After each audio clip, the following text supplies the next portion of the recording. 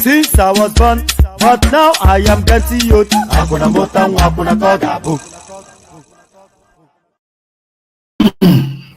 And there it is right there. Good to see you again, dear friends. So good to see you again, dear friends. So we meet again, we do it again. Of course, we do it again. We are always doing it, are we not? So good to see you again. Good to have you here. The usual protocol, click on the like button as you're coming in. If you're not already subscribed, then please correct that. And then if you want to join us on the screen, the hyperlink that says StreamYard, that's your open invitation to join us on the screens. So if you want to join us on the screens, click on this hyperlink that says StreamYard. It brings you into a studio space. So where's the hyperlink here? Let me highlight the hyperlink. Yeah, so if you want to join us on the screen, click on that hyperlink that says StreamYard. It brings you into a studio space. As soon as I finish reading out the body of the talking points, I'll let you onto the screen and engage you in a conversation. Nothing more complex than that. It's an open microphone session. It's an open microphone session, and the open microphone, the hyperlink that says StreamYard. So that's your open and permanent invitation to join us on the screen. So click on that if you want to come join us on the screen. And then if you want to buy your host cups of coffee, already you know the routine. So that's there as an invitation to buy your host cups of coffee. So if you do want to buy your host cups of coffee, click on this hyperlink that says buy your hopes for cups of coffee. Then I'll just follow the 3 easy steps and do exactly as guided. So the emphasis is on cups, of course. If you're not inclined, then don't do it. But don't go there and just make a mess. But do that if you will. So buy your host cups of coffee. So to the headlines we're going to be contending with. Ake Olu rejects Rhodes Vivour, says Sanwo Olu will win. So that's the Oba of Lagos, of course. That's the Oba of Lagos, of course. Rewanu Ake Olu, who Rhodes Vivour obviously went to pay a courtesy call, and then of course he very frontal and in just where and how he is placed politically. So we'll be having a look at that. We'll also be having a look at this because this is an accusation that people keep levying. But does it stand up to the truth? Tinubu running from pillar to post to desperately get global recognition as late Abacha did. This is Atiku Abubakar now. So a lot of people have been trying to indicate that the global community, they've not been warm in their embracing of a Tinubu victory. And they especially make hay of the fact that the American president had not yet phoned him to congratulate him. I don't know what the tradition is there, but they are trying to leverage that narrative to say that Tinubu's victory does not have global acceptance. But how true is that? Tinubu running from pillar to post to desperately get global recognition, as late Abacha did, Atiku Abubakar making the headline there. So that's Atiku Abubakar making the headline there. So from that to this, so this is now something that is going on instantaneously within the political space. Breaking Kaduna Governor El-Rufai's security escorts opened fire on protesting Shiite members during procession. 5 killed. So now this was how the Buhari administration opened. You will recall when I'm not quite sure, it would have been Tuka Burutai that was the chief of army staff then. His envoy was somewhat disrupted by his convoy. Was somewhat disrupted. We're going back 7 years ago thereabouts. His convoy was somewhat disrupted. I think it was still in this Kaduna state. His convoy was somewhat disrupted by the Shiite protesters, and he opened fire on them, killing hundreds of them. Even El-Rufai assembled a panel that indicated that the army was culpable. And that was what, by the way, led to all that El Zakzaki narrative. So that's how he was arrested and subsequently detained, all wrapped around that Shiite massacre 7 years ago. So the massacring of the Shiites carry on in Kaduna State. Kaduna Governor El-Rufai's security escorts opened fire on protesting Shiite members during procession, 5 killed. So it never changes out there in the north, never changes out there in the north. So it never changes out there in the north, but does it change in Lagos State, you will question.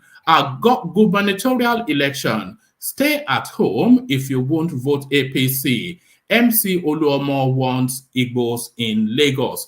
So there's a video clip on this, by the way. I may or may not play you it. I almost certainly will play you it because I did a video on it earlier on in the day. But that's the politics of it now. So by fair means or foul, this seems to be how this election will be won and lost. Gubernatorial election, stay at home if you won't vote APC. MC Oluomo wants IGBOS in Lagos. So there it is. Politics reverts to how it has always been. So politics reverts to how it has always been. Ake Olu rejects Rhodes. Okay, I think we've done that already. So there it is. And then we'll be spending a lot of time as well with DELE ALAKE, who is the mastermind behind TINUBU'S victory, as he talks us through just how that victory was achieved. So DELE ALAKE dissects TINUBU'S victory and plans to unite Nigeria. So that's a video clip that we will be spending some time with. So a rich and diverse menu, as always is the case. So lean back, kick back, take it easy, relax into it. The usual protocol, click on the like button as you're coming in, click on subscribe if you haven't done that already. If you want to come join us, the hyperlink that says StreamYard, and then of course the invitation to buy your host cups of coffee. So all of that. So as we set about that, let me have another micro musical intermission, and then when we come back, we delve straight into it. But of course, we go first to the care guys. Only water, where they see ma. Water, only water, where they see ma.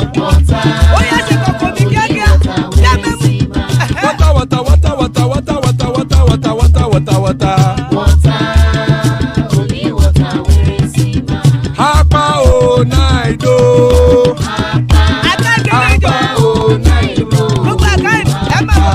Hapa you don't come o.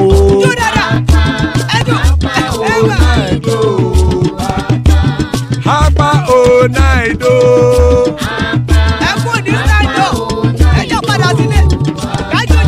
Oro kẹ̀kẹ́ ẹlẹ́mù yé o. Ibe sodi akẹ̀kẹ́ ẹlẹ́mù rẹ o. Bobby master kẹ̀kẹ́ ẹlẹ́mù rẹ o. Chief Wẹ́lá ti kẹ̀kẹ́ ẹlẹ́mù rẹ o. Eruku lẹ̀lẹ̀ ẹlẹ́mù dé. Eruku lẹ̀lẹ̀ ẹgbẹ́ ẹlẹ́mù dòde ojàre o.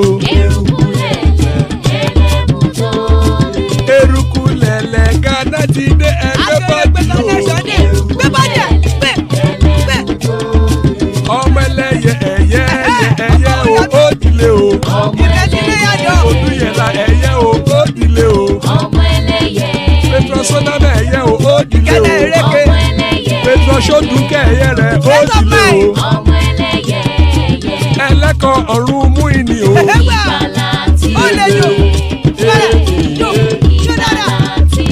Àkùkọ ọ̀run mẹ́kọ̀.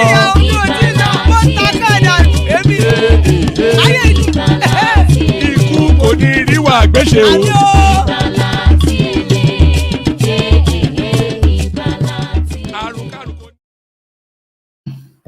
And there it is right there. Iko Kuniru Agbeshe, may death have nothing to do with us. So there it is. Iko Kuniru Agbeshe. I cannot imagine a prayer more important than that.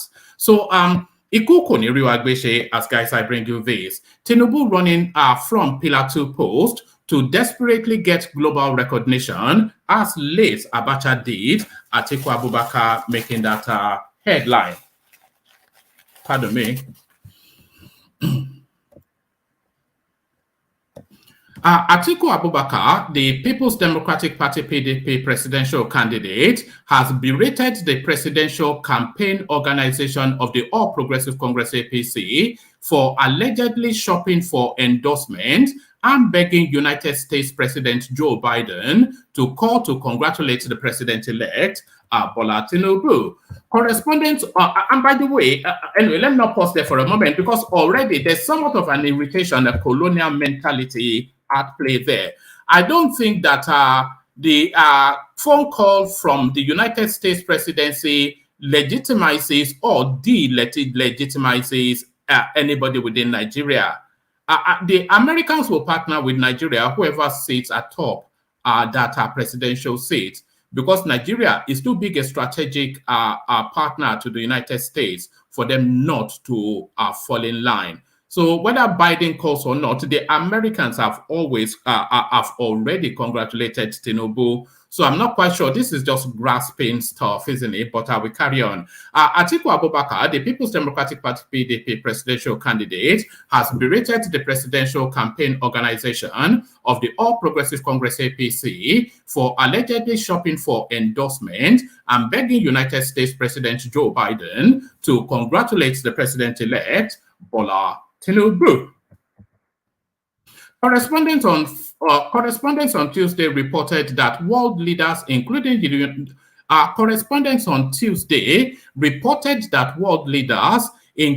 the United States president, had not yet put a call across to Tinubu, who was declared Nigeria's February 25th presidential, that should have been winner, of course, who was declared winner of Nigeria's February the 25th presidential election. This came as the election was widely acclaimed to be poorly conducted and rigged in favor of the ruling All Progressive Congress. And by the way, it is not widely acclaimed to have been poorly conducted, no.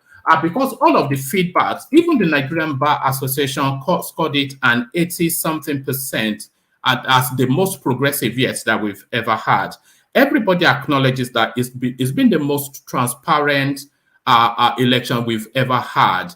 Everybody acknowledges also that it has been the most representative of the will of the people in terms of ghost voters not being able to vote and figures not being really widely written. So a lot of what was the traditional fault lines of our electoral system, they could not come into play in this particular cycle because of the technology deployed. So this is factually, so this tells you then that this is a hatchet piece. So this is an attack piece then by this journalist, whoever wrote this, because this is a factual inexactitude, they would call it, which is the code name for a lie. So it's a factual inexactitude.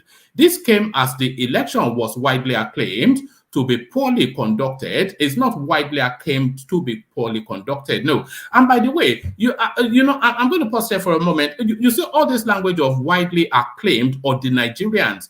The fact that a vocal minority who cannot accept the laws that has been dished out to them. So the fact that a vocal minority is pushing against the elections, as it were, as it has gone. The fact that a vocal minority is pushing against it is not representative of either what the Nigerians want, what the Nigerians are saying, or the popular opinion, or widely acclaimed or anything. A vocal minority on Arise TV and all of the losing sports, they are the ones most vocal, but that is not representative. What represents the wide will of the Nigerian person, of the Nigerian people, was what happened at the ballot. So that represents the wider will of the majority, not the overwhelming majority, but what happened at the ballot represents the will of the Nigerian people. So the noise now that the vocal minority continues to agitate the space with is not representative of the popular will. No. This came as the election was widely acclaimed to be poorly conducted and rigged in favor of the ruling All Progressive Congress. So that's also factually inexact. So were there riggings in the APC? I am sure there would have been, but I've not seen an abundance of evidence that there has been rigging within the APC. And to be fair, I have not seen an abundance of evidence that there have been rigging with the PDP either. I have not seen an abundance of evidence in that direction. What I have seen an abundance of evidence of is the rigging by the Labour Party, who went wild. I think if they did a forensic look through of that election, if less than 70%, at least a minimum of 60% of the votes cast in favor of Labour Party was not cancelled, then you'd have to tell them to rerun that test. This came as the election was widely acclaimed to be poorly conducted and rigged in favor of the ruling All Progressive Congress. In contrast to Buhari's election victory in April 2015, Tinubu is yet to receive an official congratulation from world leaders, including the United States, weeks after being declared. So let's check that. Let's check that. British Prime Minister Tinubu. Wait. Let's just check that, because I'm pretty certain. That the British Prime Minister congratulated him. The French certainly congratulated him. The Chinese president congratulated him, and then the African spaces, they've all lined up to congratulate him. So I'm not quite sure what this is. So let's go to Reuters just to quickly check that. Because sometimes you have to fact check these things. So let's fact check that quickly. Let's fact check that quickly. This nonsense that purports to be journalism. So now this is Reuters, which has no, you can say, of course, this is Reuters, which has no skin in the game. So this is from Reuters. United Kingdom Prime Minister Sunak congratulates Nigeria's Tinubu on election victory. So when was this? This was on the 1st of March.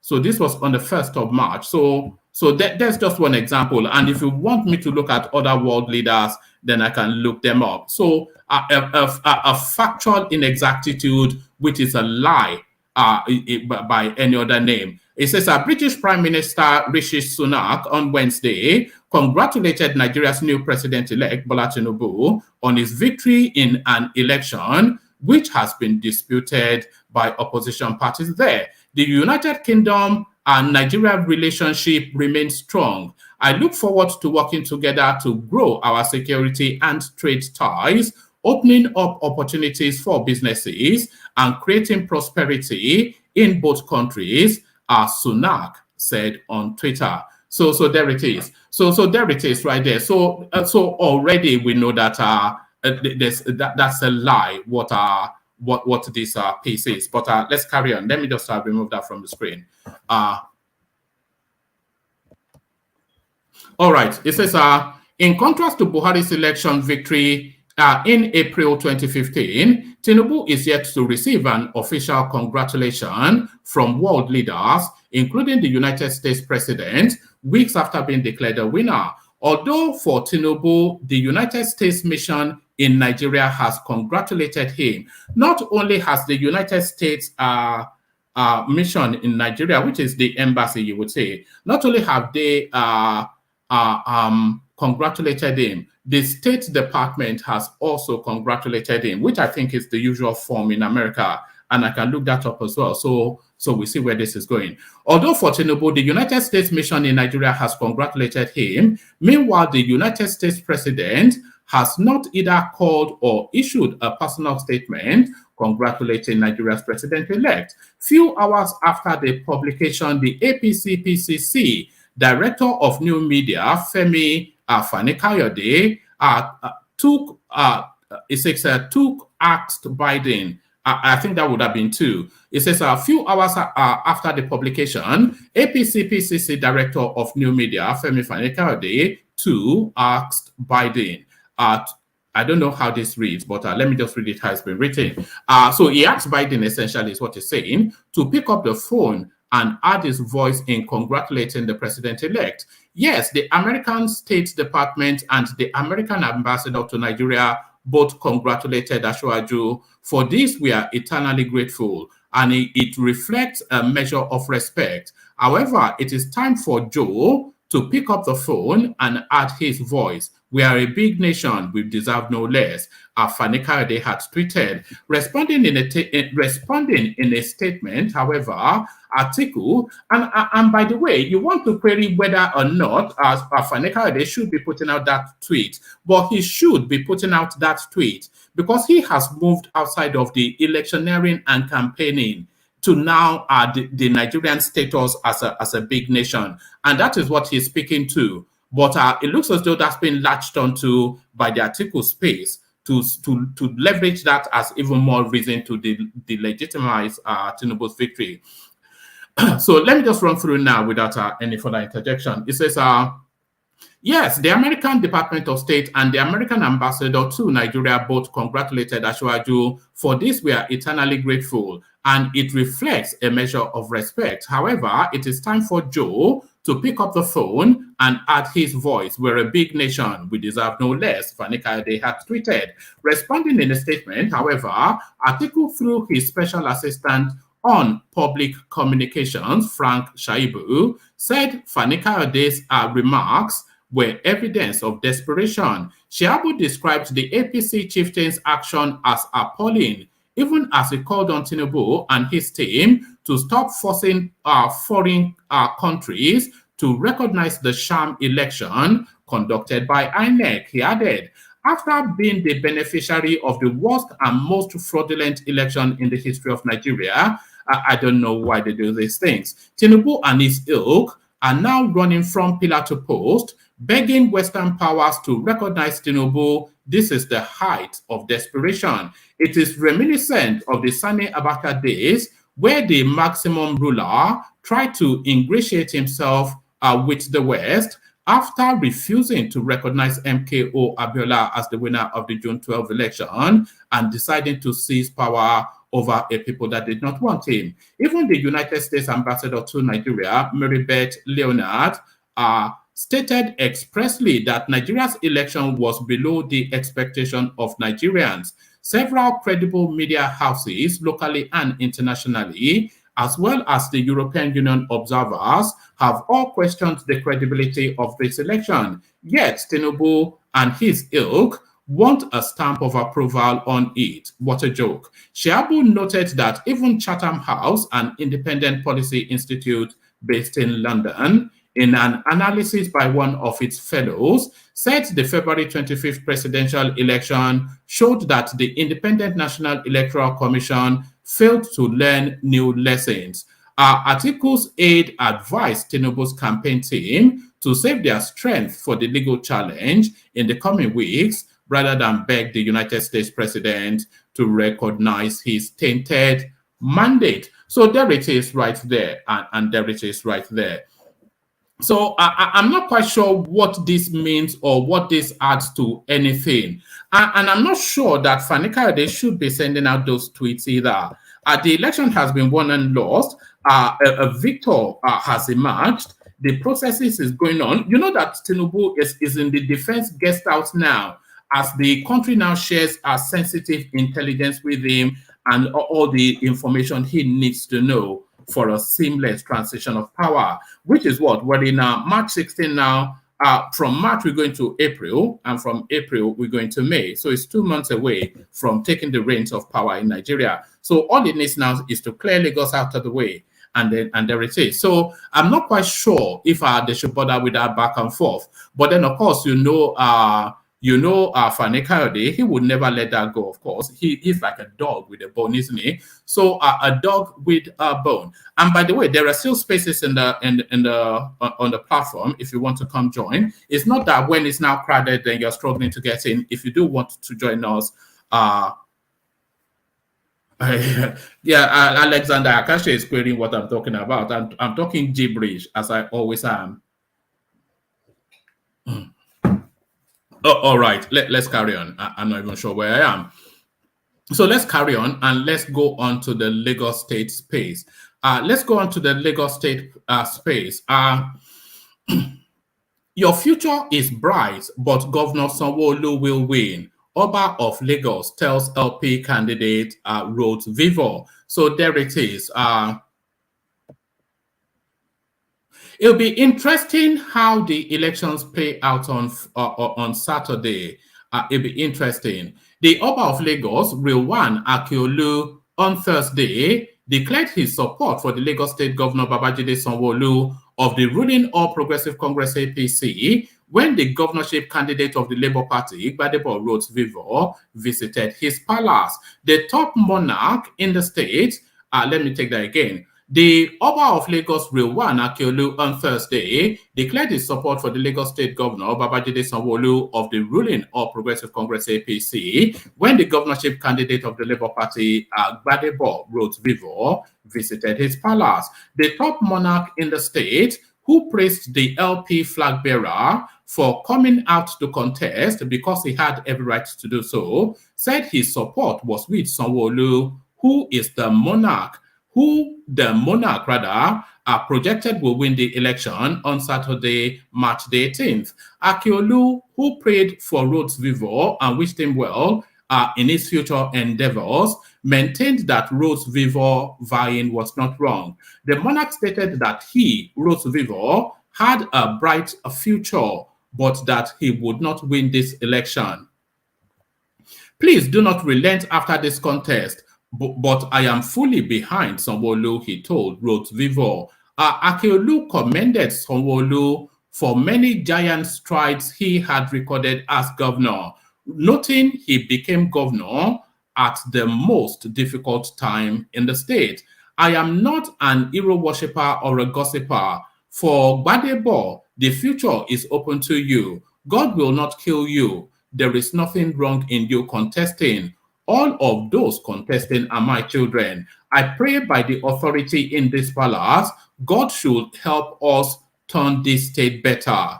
There is no way I hate the IGBOS because they are amongst my best friends. The monarch doused the fear expressed by some residents that there will be violence during the election. Well, there is already violence. There are people sending me all manners of messages. There are so many things that get sent to me that I cannot show them because they flout because of our YouTube restrictions. But the violence has started. I can tell you that. Even people we know personally, they've been put upon. He added, by the grace of God, yes, he added, by the grace of God, there would be no trouble. All the false prophets, I am just looking at them. Everything is in the hands of God. And within 6 weeks of Tinubu, there will be a glaring progress.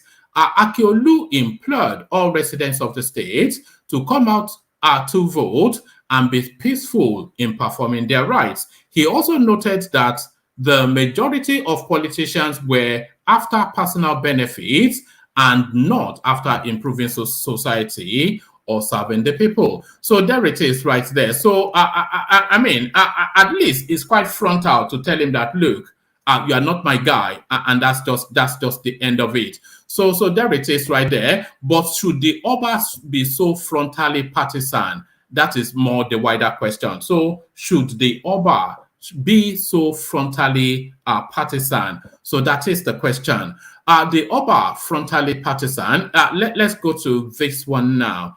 So I make this the last readout because there's a video clip that I'd like to share. I'd like to wrap the session around DELE ALAKE, who speaks on the TINUBU'S space. But let me give you this last readout, the MC Oluomo piece.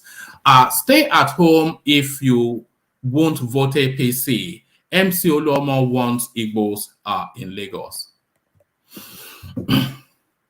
The Lagos State Park Management Committee Chairman, Musiliu Akisanya, also known as MC Oluomo, has warned IGBOS in the state ahead of this Saturday's governorship election. MC Oluomo, addressing supporters of the ruling All Progressive Congress APC in a viral video, threatened IGBOS who will not vote for the party to stay at home.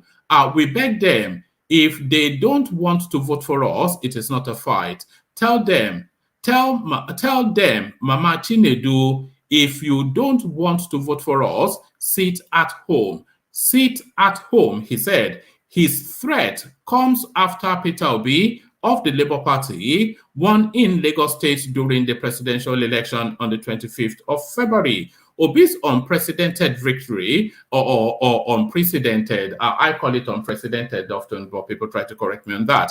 Obi's unprecedented victory has positioned LP candidate in Lagos, Rhodes Vivour, as a major challenger to incumbent Babajide Sanwo Olu of the APC. So there it is right there. So we're now at the business end of the politics. So we're now at the business end of the politics. Let me share. There's a screen I want to share with you. But first, let me just do this. Let me play you. I want to play you a clip of what's his name? MC Oluomo making those threats to the Southeasterners. So yeah, I think I have it. So watch this. Kí lábẹ́ ibi tí ṣe ìdìsí wa a lè máa dúró síbẹ̀ Yorùbá wa kò má tètè dìbẹ̀ láàárọ̀ kí òkè Yorùbá wa kọ́kọ́ ṣe kíni àkọ́kọ́ dìbò tán. Tàwọn wá dìbò tán táwọn àwòrán yìí pé a ti bẹ̀yìn sọ pé ẹ ti gbọ́ tẹ́lá ti ṣe mistake ó má ti yé yín tẹ̀sí nígbà mistake ti ń ṣẹlẹ̀ lọ́dọ̀dọ̀ ilẹ̀ nídìí lọ́wọ́.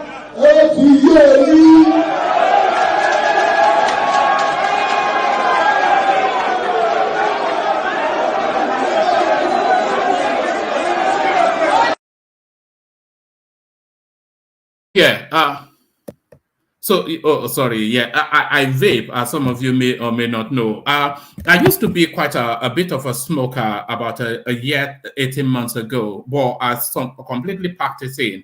But now I'm trying to get rid of this. So this is one of the bad habits I do have. But let's listen to the other half of that clip.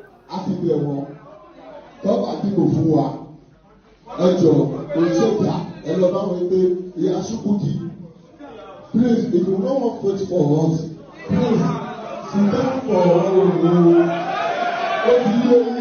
Sit down for Oluomo.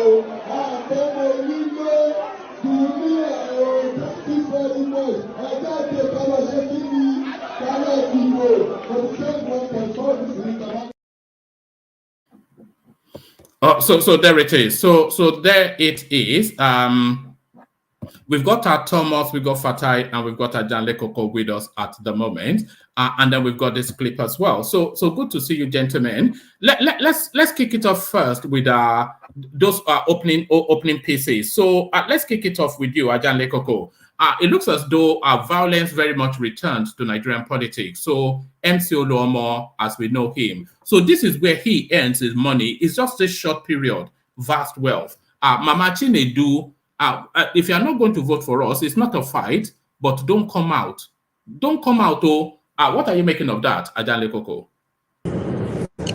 Yeah, thank you, one man. Greetings to our listeners around the world.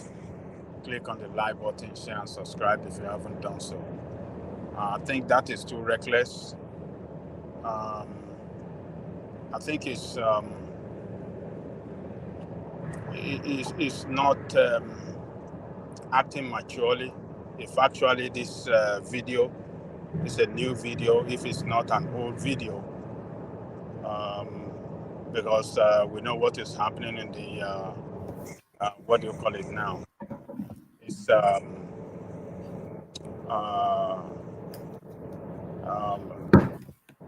what do you call this social media? You know, Ajanle Koko, I never had that thought, that it could well be an old video. So you may be right. Yeah, but carry on. I never even thought of that. The obedience and their ways. Yeah, so it could be an old video that they're trying to use just to destroy APC and him particularly. So, but I think MC Oluomo is more matured now than for him to be doing these 2 days or 3 days to the election, threatening and intimidating voters. So we don't know the truth. It might be an old video. But if it is new video, Ajanle Koko, it's also been backed up by news reports, though. That video is also being backed up by news reports. Oh, right. So that might be a current video then. So if it is current, I think it's just I think that I would describe it as stupidity of him, highest order. I mean, why must you try to threaten people if you don't want to vote for your party? Because the mood and tempo of the politics, at least politics this cycle, is moved away from that sort of hooligan, beat them up sort of thing. Yeah, because we are in the world of social media. What you say in the public, haven't recorded and is on tape, will be used against you when it's just not right. This should be condemned. This is totally so. This should be condemned, and I will. I think Sanwo Olu has his reputation at stake now. He is someone that I believe there are, at the same time, there are some people that wouldn't want to vote for him now. But what's the name of this guy? MC Oluomo doing this, who rubbed this bad image on the candidacy of the party, on the governor particularly, that is the one that is behind him to go and threaten people. So I think this is a condemnable act, and we should not tolerate it. We should condemn it in the entirety. We don't want it. People should have the right to go out on election day without being threatened by anybody and go and vote for any candidate of their right. So for me, I totally condemn this. I don't want this. What are you making of the timing of it, though? The timing of it, this just come out, whether it's an old video or a new space, this is now being circulated. And of course, it will strike fear in the heart of the persons that it needs to strike fear in the heart of. So whatever the condemnations are, some people will proceed with caution, especially the people that don't have the bravery to back their votes with their lives. So, sort of thing. The timing definitely is targeted at the opponent, particularly the obedient. So, for him to continue to, for him to carry out this nonsensical act, I think the timing is not good as far as I'm concerned. 2 days to the election, and you're trying to threaten people. These people are social media savvy. They will make a very loud noise about it, as we are making a very loud noise of the obedience that are saying they want to take over Lagos, that Lagos is nobody's land.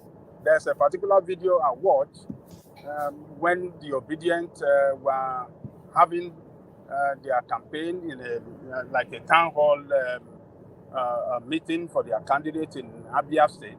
And right there in Abia State, this is not in Lagos, in Abia, they are saying that Lagos is very important. We have to take that Lagos. If we don't take that Lagos, that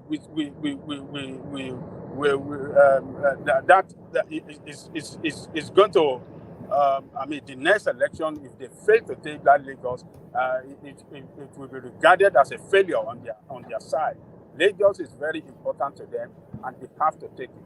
So when we can talk about that kind of nonsensical statement, we should be able to talk about this as a nonsensical as well. So the timing is not good. We shouldn't threaten anybody. People that are going to vote for Sanwo Olu, based on the good job they have done for Lagos and what people have seen, people will vote for him. And people that want to vote for Gbadebo or Jendo will definitely vote for Gbadebo. Enough of this kind of rascality. We should condemn it entirely. And I'm not for this. I hate this kind of thing. No, I also, that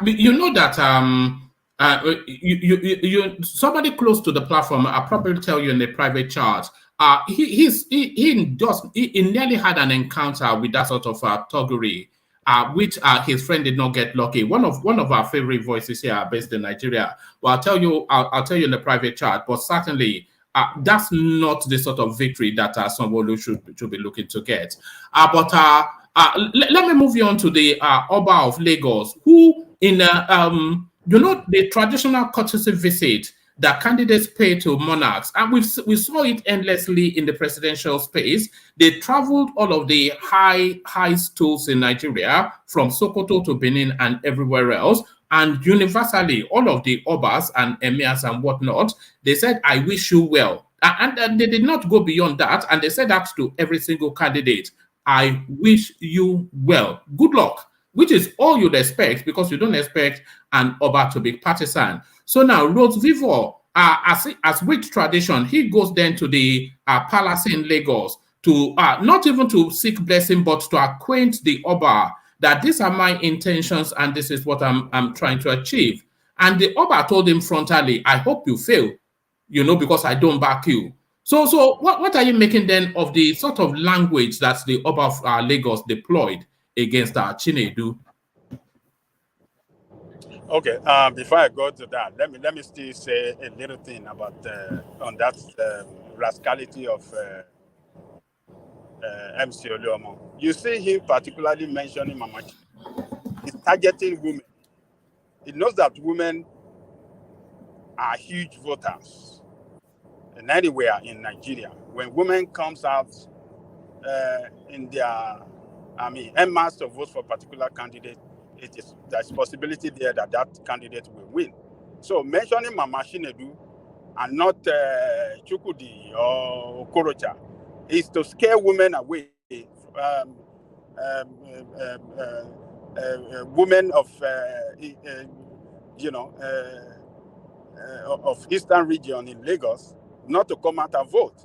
So it measures, it's a calculative statement to scare away women, because when women are always very conscious of their security. They don't want anything. They don't want to go to anywhere that where their security will be threatened or their life will be threatened. So if Mama Chinedu or Mama Chinedu hear that, we say, well, this want to be a problem, and we sit down at home. I don't care. Whoever wins should win. After all, the first one that we voted, Obi couldn't win presidency. So this one is their own son. Let them go and do whatever they like. So Mama Chinedu, Mama Shinyere, we just sit down at home. So it's a calculative statement to scare women away from coming out to vote on that day. So that's about that. So the Oba of Lagos, this is not the first time for Oba to say categorically to other candidates to the candidate of other parties that is not supporting them.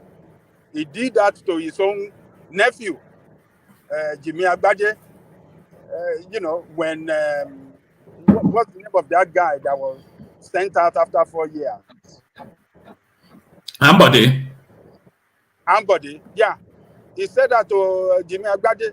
Jimmy Agbaje is his nephew. He said that to me. He said, look, you're my nephew, but I have to be frank with you. Ambody is the person that we believe, according to his statement, we believe that can do the job now. That go and wait for the future. Come back next time. You might be considered. That's what he said to his own nephew. So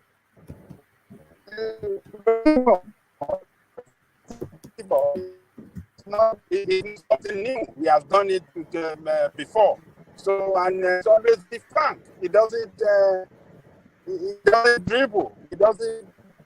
We pray, but at the same time, we will tell other candidates that, look, the person I am fully backing is this person. So I'm not surprised that he did it again. So this is not the first time. So, but the question that we should all ask is that why Oba, who is expected to be neutral, why is he backing one against the other? That is something that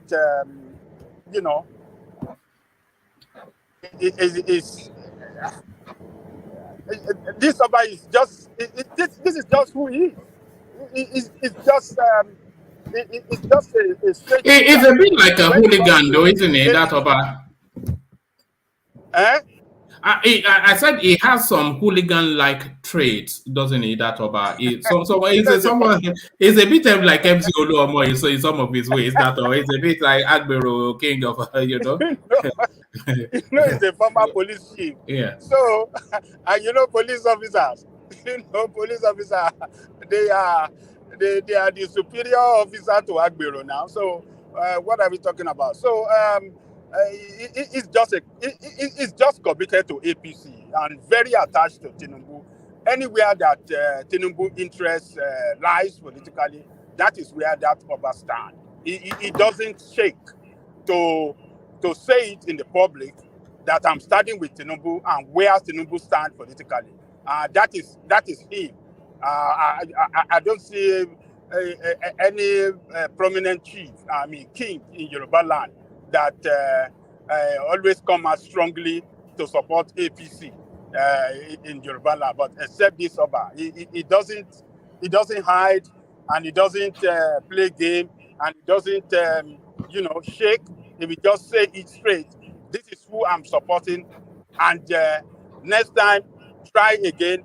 It might be your turn, but this time around, and he has been doing it for since Tinubu been there. Since after Tinubu doing the fashola, he did the same. Ambode and Sanwo Olu is doing it again. So I'm not surprised. This is not his first time.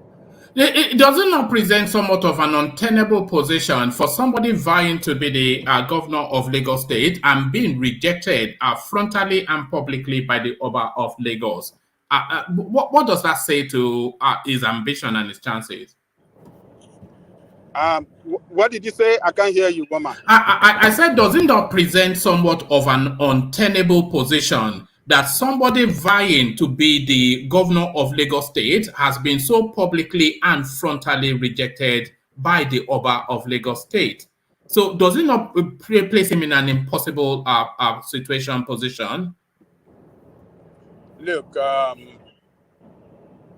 for Gbadebo, I think Gbadebo just have to accept it like that, and he has carried out his campaign around the state, and he's. I believe his visit to Oba is just to honor the Oba. It's not necessarily to get his support. I believe he knows where the Oba stand politically, and it's just for symbolism. Let's visit him, let's show respect, let's follow the tradition, and I commend him for, in spite of the fact that Oba is an APC strong member, he still visited him, and he just showed to Lagosians that, look, I respect our king, he's our king, I will respect him, and whatever he says, that's okay. I stand for a change, and I'm seeking your vote. So Oba's vote is just one vote, though we have a lot of people that around him in the palace, and some other people that align with him and the politics in play as well. So, but Gbadebo, I don't think he expected anything. Adalekoko, can I comment? Can I ask you a question? Yes. Woman, thank you. Thank you, Adalekoko. You sound tired. A long day. Yeah, it has been a long day for me. Yeah. All right, well. Yeah. So, and I saw your call, woman, but I don't know. The second call. Yeah. No. That was a misdial. No, Adalekoko, you've spoken so extensively. I would say on this. What should I say? Extensively, you've still spoken a little bit much on this Oba of Lagos. Now, my question to you is this: that we know where this guy leans. He's the most useless Oba of Lagos in recent history. There's no. No. Allow me speak. Rational mind. Allow me speak. Rational mind. Go on. I will not tolerate you to. I will say that. Listen. No. Adalekoko. No. That is just apologize. Just take care of it. No. You guys, please. I will not. You can say it, but I'm not useless. No, I don't. I will not accept that statement from anybody against Oba. Oba is Oba. No, that is the problem we're having. Hold on. Adalekoko, I hear you. Yeah, you can say it better, but not to make a derogatory statement of opinion. Guys, wait.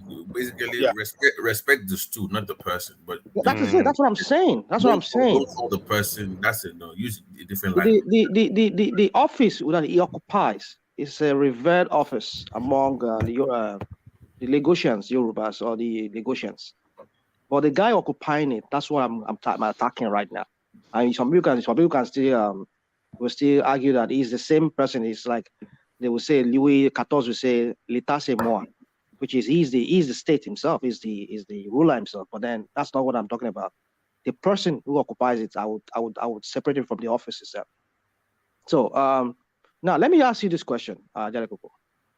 When you have an Oba, say for example, you are from Egba, because like I know if you say you are from Egba, somebody who is a non-Egba person is vying for an office in the same place that you, as a son of the soil, you are vying for the office.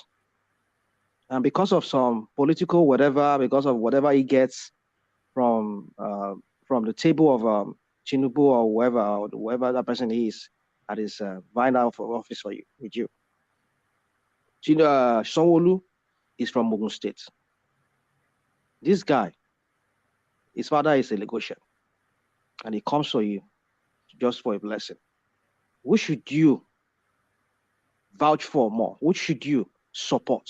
But we know where he has been playing his politics all these years. All the crap he has said about certain tribe. That's why I say he's the most useless Oba in the Oba of Lagos in recent history. Now, my question is...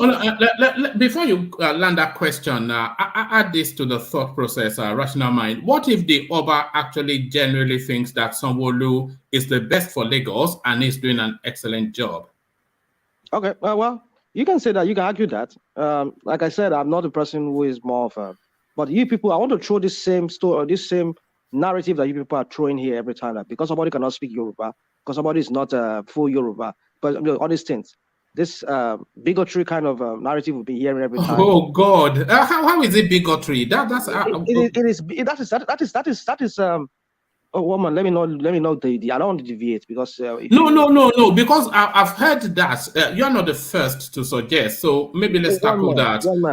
How is it bigotry to say that you would prefer somebody that wants to govern the Yoruba land to speak the language? It's opening that Pandora of that hatred for certain tribe.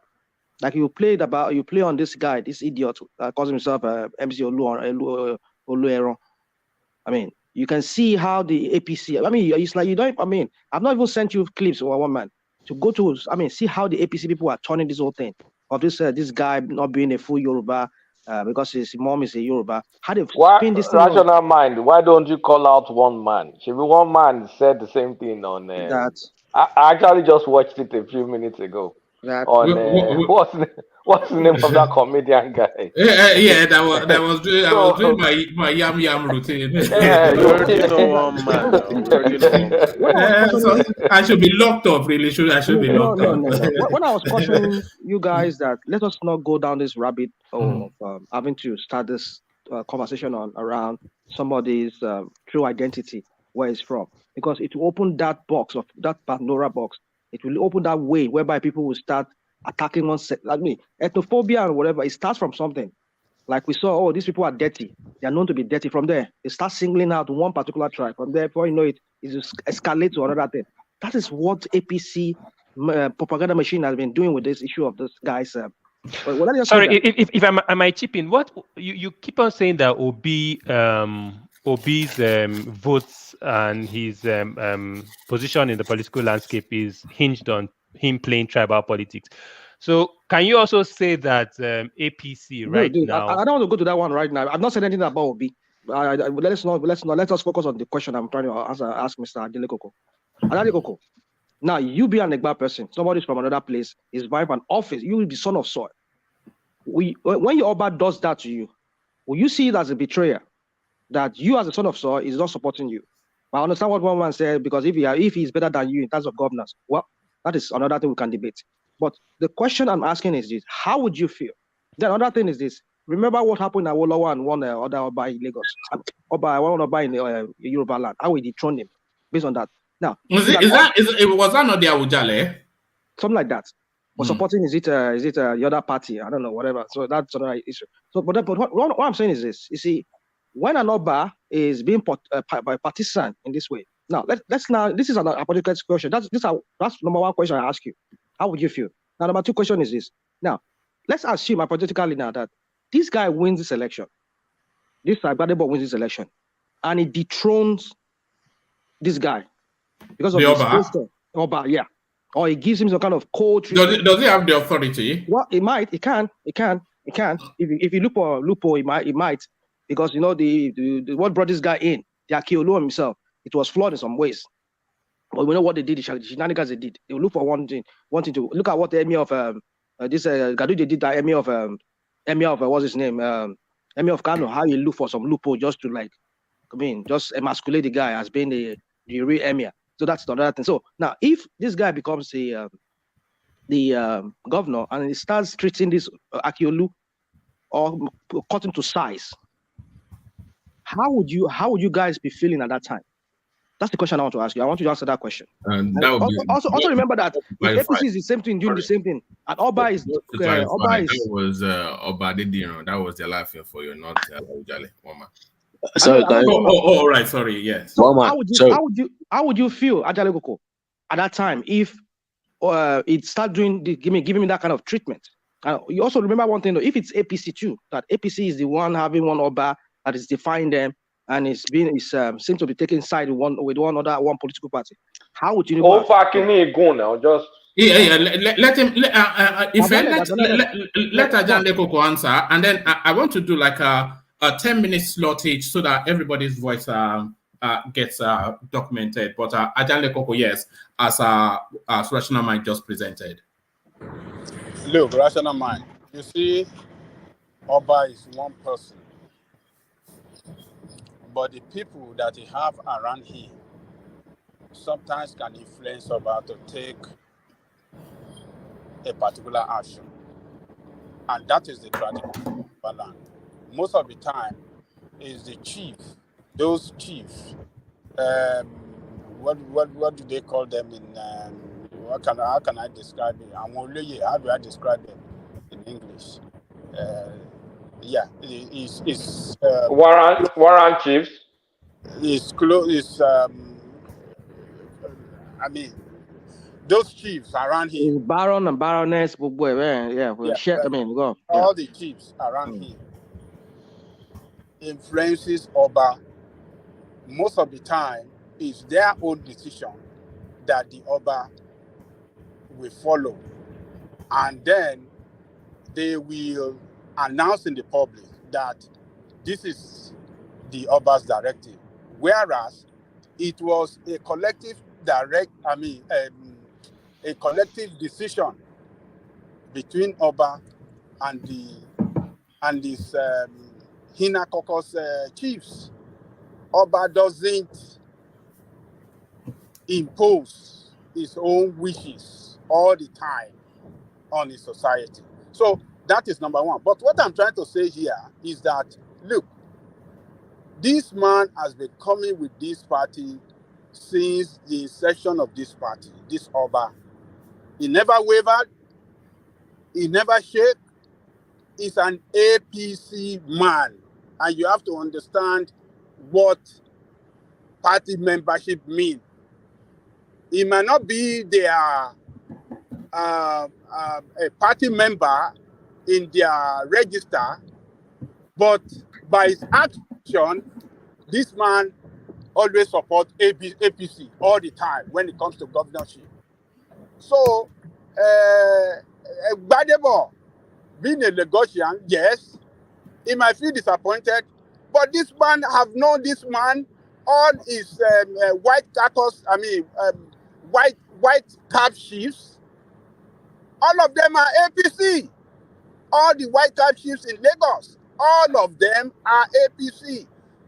I'm not saying that they are registered APC, but they always stand with Tinubu, and wherever Tinubu is going, they support him.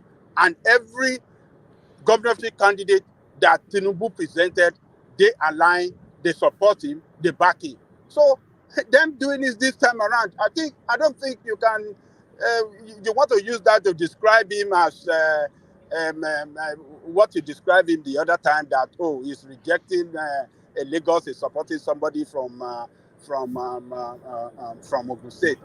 Look, interest is political interest is what this Oba is standing by.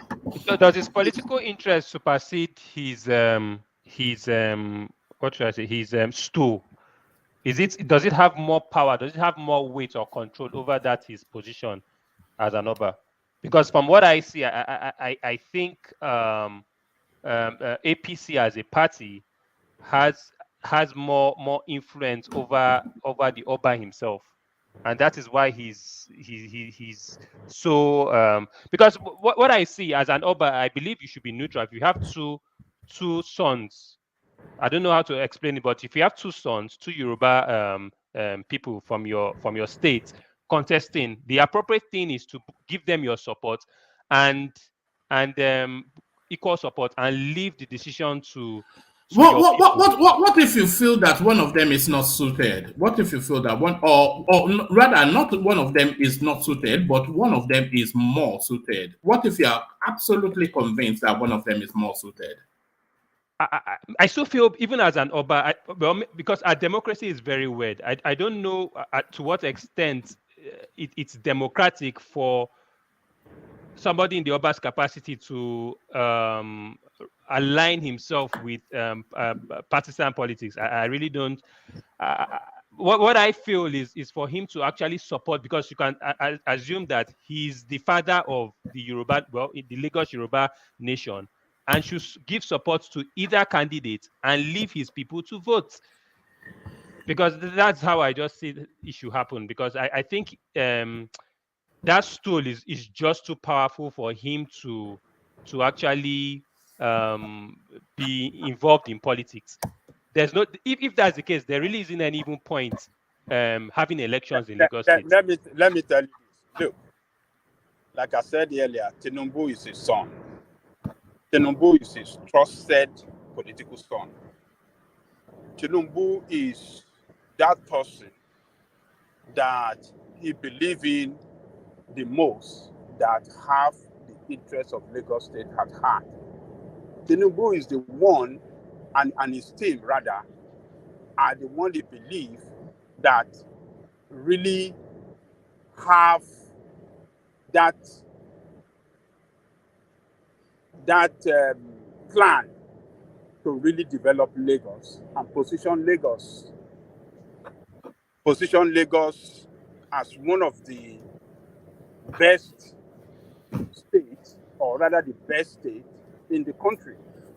So what they have done so far, his son and his team, what they have done so far, I believe are so impressive to him, and he feels as a father whose son is doing great for his own state, he will not abandon them. He will, instead of that, he will rather stand with them and let them and encourage them to do better. That is what that king is doing. But did you understand what this guy was saying? That it needs to be neutral. No, hold on. I'm saying yes, it's supposed, but this man is just not like that. So the issue why we say he's a useless person? No, God, that's a bit much. Can you stop, guys? Wait, can you stop saying that, please? On a more serious note, you can't call a king useless. That's a very disrespectful. Rational mind, can you please stop that? Hold on. Guys.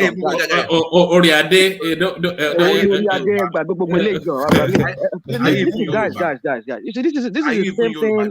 I'm asking you. Hold on. Yoruba person at this point. Am I? Just imagine what you're saying. Yoruba for him. Just simply because I had to attack. I mean, it doesn't need to be Yoruba. Not Yoruba to attack his king. I have to. That's why I don't get about our people. Are you really Yoruba right now? But here you go. Don't give me this Yoruba BS, please. It is not BS. Sometimes I'm surprised. It is BS. Simply because I have to challenge an Oba for being what we is. Hold on. You don't know the British, their people challenge the Queen. I don't even know what these people are. I mean, these people you say you're all I don't know why. here and then pandering to one Oba. We cannot challenge him. We are traditional people. Well, yeah, because you're traditional people. That's why our politics is traditional now. We don't think now. Disrespectful is the point. You can we are raise up traditional people. people. Disrespectful. That's the whole point. Public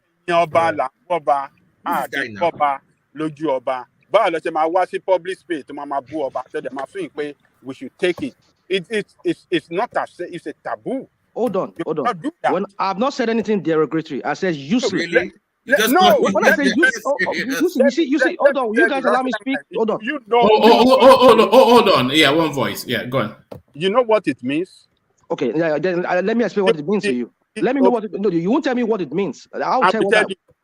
Can I say what it means when somebody is useless? Is sitting on the throne. Okay. Of his great ancestors. So you have to respect that throne. No. No, he didn't. Ajale Koko, let me understand. Let me get this. No. One voice. Yeah. You cannot come into this when it comes to Oba issue. No, you can't come into it. Just leave it. No. It's not about. I have. You know. No, you can't because Ajale Koko, no. Listen. You don't know what Oba tradition means. You don't know it. Is it the Oba that they that is carry the staff and ran away? Even the Yoruba people say one man. Oba. One man. Yes. One man. More understand what you are talking about. More understand that you feel Oluomo. But this room. One man, we will not use this platform to. Okay. Well, you see. Hold on, everybody. And Ajande Koko as well. Hold on, Ajande Koko. Hold on. You see, this is where the difficulty always is, because I've often said that the Yoruba people, they are very indigenous and traditional people, and even to mock an Oba is something that people struggle with. But yeah, so I don't know. But two more. You're mocking Oba. Now, hold on. Now, let me tell you the two more useless. And it's your dafun koko. You don't say that to Oba. That's what I'm saying. Say it in the public.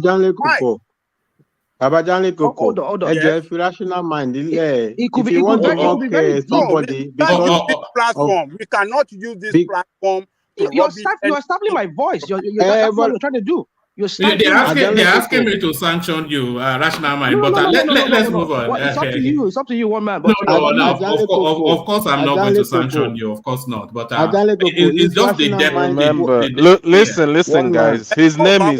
Listen. Ajale Koko. The problem, you guys are not understanding. One voice. His name is the rational mind. He thinks rationally. So all these things you guys are in trying our culture, that's not rational. It's not. Our culture is not rational. But let's leave a rational mind. If you want, because the Oba exercises freedom of speech, if that is enough to be calling him names, let's leave him now. What does it matter? I'm only describing. It doesn't matter. All right, let's move on from that space. But a rational mind there. Put your position to Ajande Koko. Ajande Koko respond to it, and let's move the conversation. My dobale fun ade. Ade to ba respect are. To ba bow for me. English, please. Thomas, I will speak English. I will respect the crown. If the crown respects itself and respect the people. But when the crown overstep its boundary, then I would call him out, or I will call whoever occupies that crown. Not the crown itself, but the person who occupies it. So when I use the word rational mind, how has it crossed his mind? Because it's freedom of speach. He's a king. You are not a king. What is it? That's why he's a king. That's why you are not a king. Sorry, guys. I want us to move on from that place. But let us even define it well. Rational mind in Yoruba land. Toba Lashe. Whatever the king says. Toba Lashe is the final authority. So can I interject? Okay. It is all this useless democracy that we want to, because of democracy, now disrespect Oba. What kind of useless democracy are you practicing in the first place? Toba Lashe, whatever the king says is the final.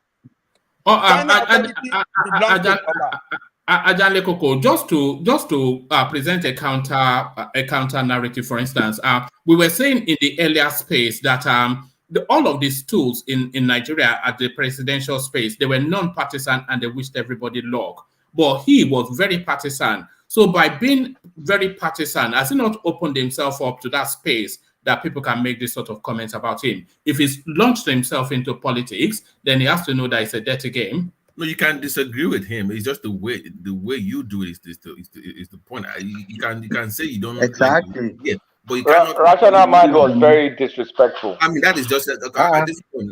You can say, okay, the guy is wrong. I'm disrespectful. I'm not rational mind.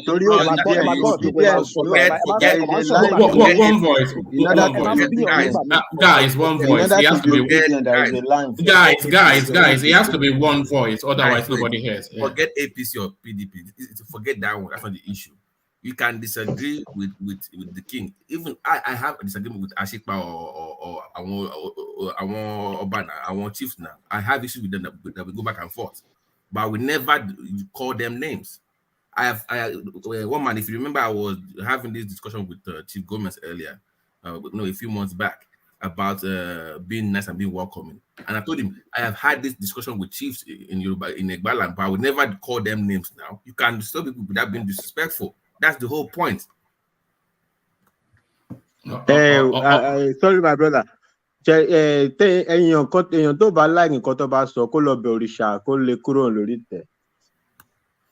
All right, there it is. Back to Ajale Koko. Ajale Koko, let me move you from that controversial space to a space probably equally as controversial.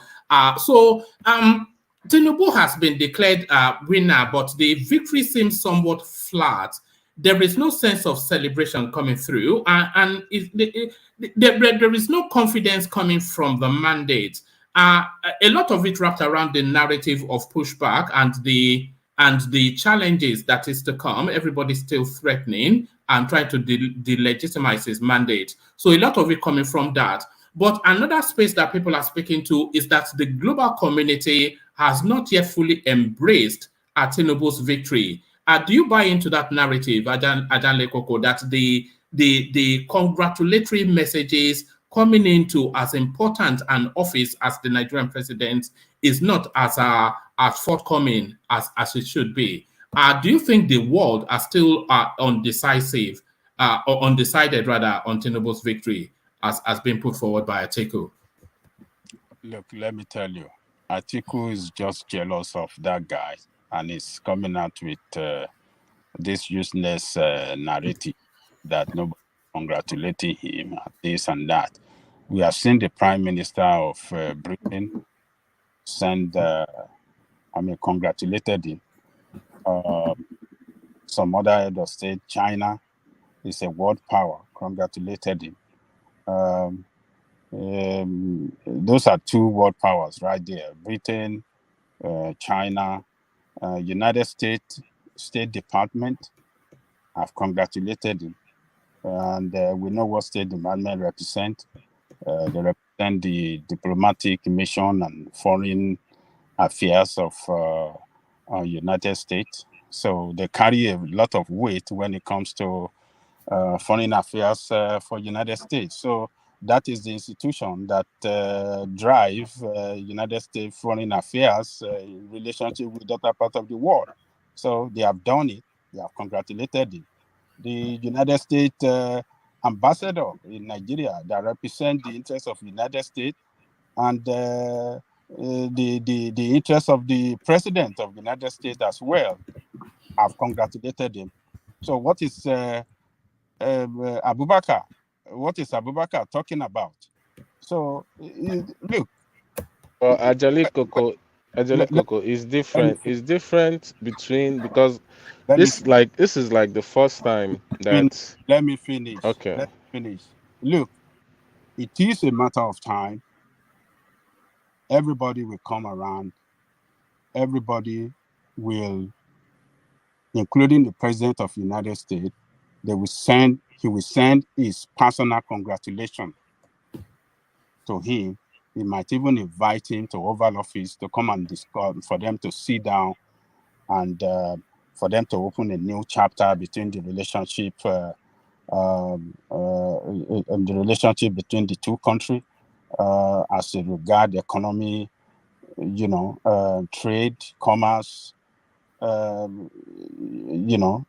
diplomatic affairs, and science, technology, and everything that we have relationship between us and other world leaders. We congratulate. Nigeria is the biggest black nation in the world, so it's just a matter of time. So people that are crying, this is a man that lost election. Obviously, he's not happy and is jealous with the other guy that was talking gibberish. Is not Obi was talking gibberish on the television. I'm not after the outcome of the election, but the process. So all these people that are jealous of TINUBU'S victory are just crying foul. So let's take a look of it. Let's take a look at it in the real sense of it. One man. Congratulations, they sent in the past. What did he give us? Buhari was congratulated by them in 2000. But that global endorsement is necessary. It adds to the legitimacy of the mandate. Hold on, one man. We don't need their legitimacy. We need the legitimacy of Nigerian people. Nigerian people have voted him. What he needs to do is to assume office, put his plan, set his plan rolling, and transform the country. That is what we need. We don't need their legitimacy for our president to function. We don't need that. This is Ajali Koko. Let me say something. Yeah. Where you're not understanding is these places, these foreign people that you're seeing are supposed to be the one you have to do business with, both international businesses and whatever, what have you. It's very, very important. It's very, very important that the international space sees Nigeria in a good way, because you're going to lose a lot of, even if it's, let's even go to diaspora remittances, which I don't think that is even going to happen, if Tinubu, it's not going to happen that much if Tinubu resumes. But what do you mean it's not going to happen that much? What are you even talking about? Sometimes you shouldn't just open your mouth and just say nonsense. If you don't want to listen to me, fine. No, hold on. But before you carry on, back up that statement because it's a curious thing to say. Okay, yeah. We already know that a lot of people in the diaspora wanted P2B to win, right? Right. And I can tell you for a fact that how many billion that was it last year? Diaspora yes. It was a lot, right?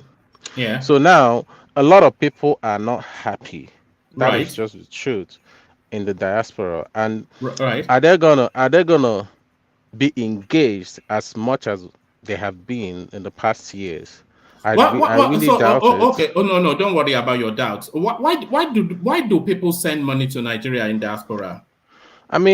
Sometimes for their families and all that stuff. Right. And what else? And what else? For businesses, a lot of stuff. It's just a lot.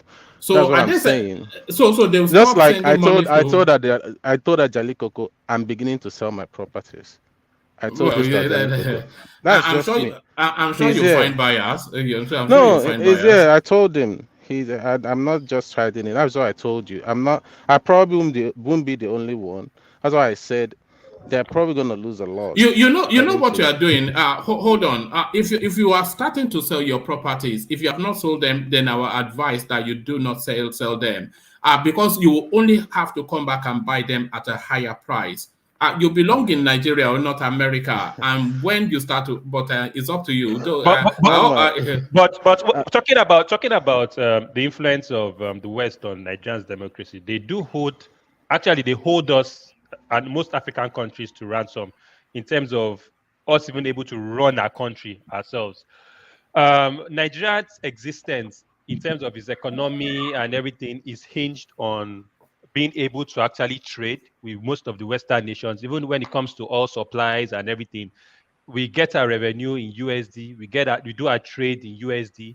So when it comes to the legitimacy, if we take, for example, a country like Russia, what's happening in Russia, you do know that because of certain things, a lot of European nations stopped trading with Russia. That foreign reserves were frozen, all because a powerful global nation like the United States does not give their government any form of legitimacy. So, no. I don't think an election that they do not approve of will be any reason for any nation to stop trading with Nigeria. Certainly not. So when State Department say congratulated, wait. So when the United States, what's the function of United States Department? No, I'm not disputing. I'm not disputing that they didn't send a congratulation. You're obedient, honestly speaking. No. What I'm disputing Colata. They are ready to play an important. I'm shocked at what you guys say at times. Honestly. No, Colata. The last time, I'm pretty sure. Why do you even bother with these guys sometimes? Just give up. It's ridiculous. Just like Canada has come out and basically disengaged themselves with Nigeria. That's Jesus bad. Christ. Canada has come out to this. Not like. Listen now. Do you want me to give you? Do you want to bring you the article?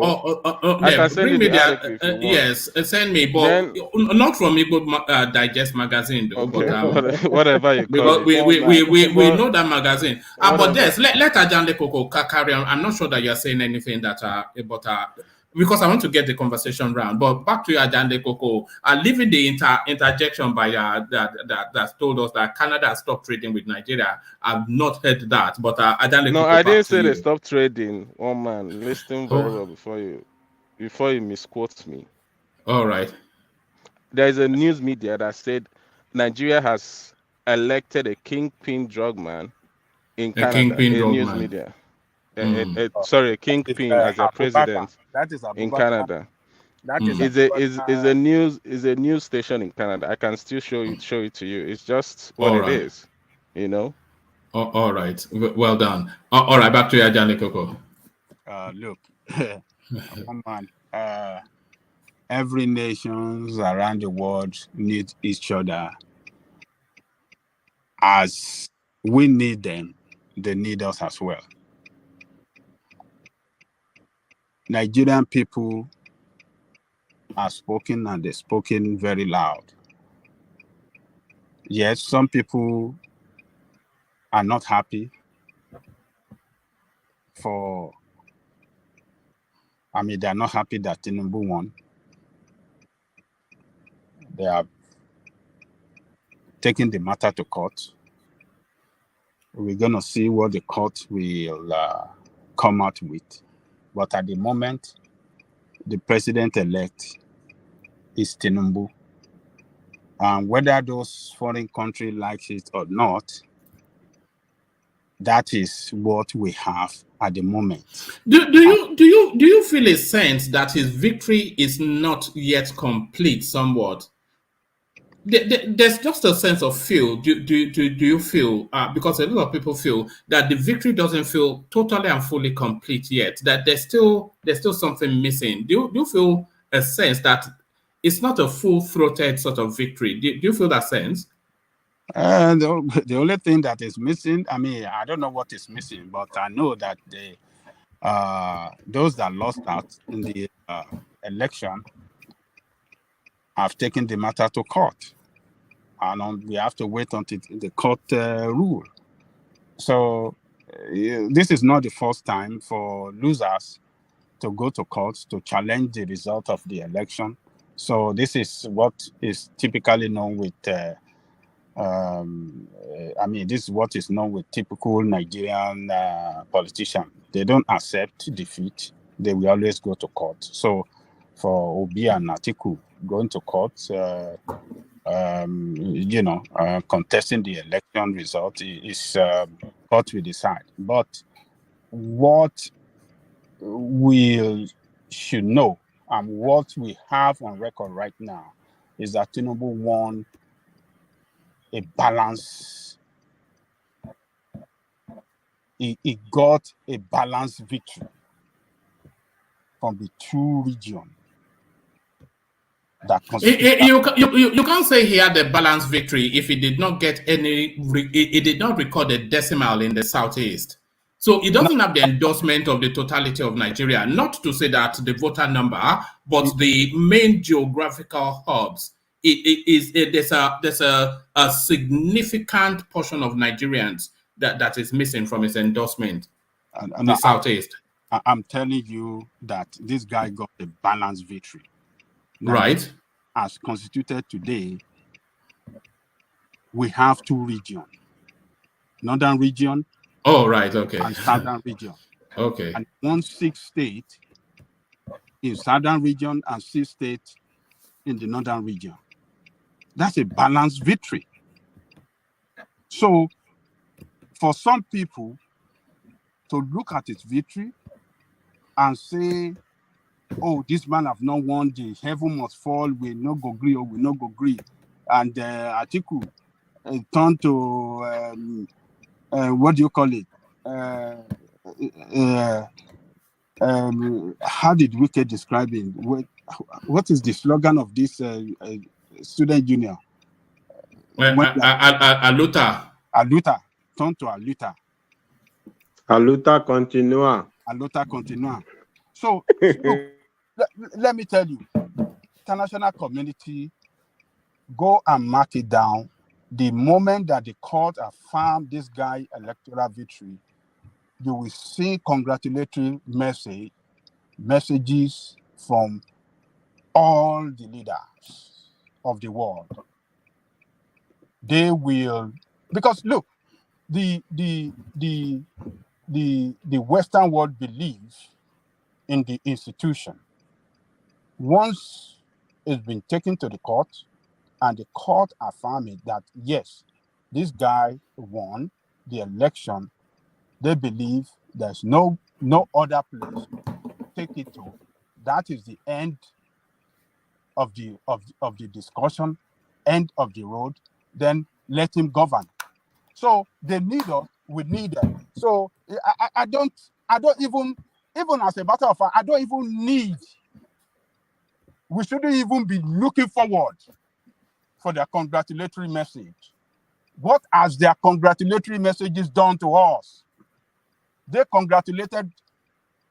been congratulating every successive elected president in Nigeria. What have they given to Nigerian people?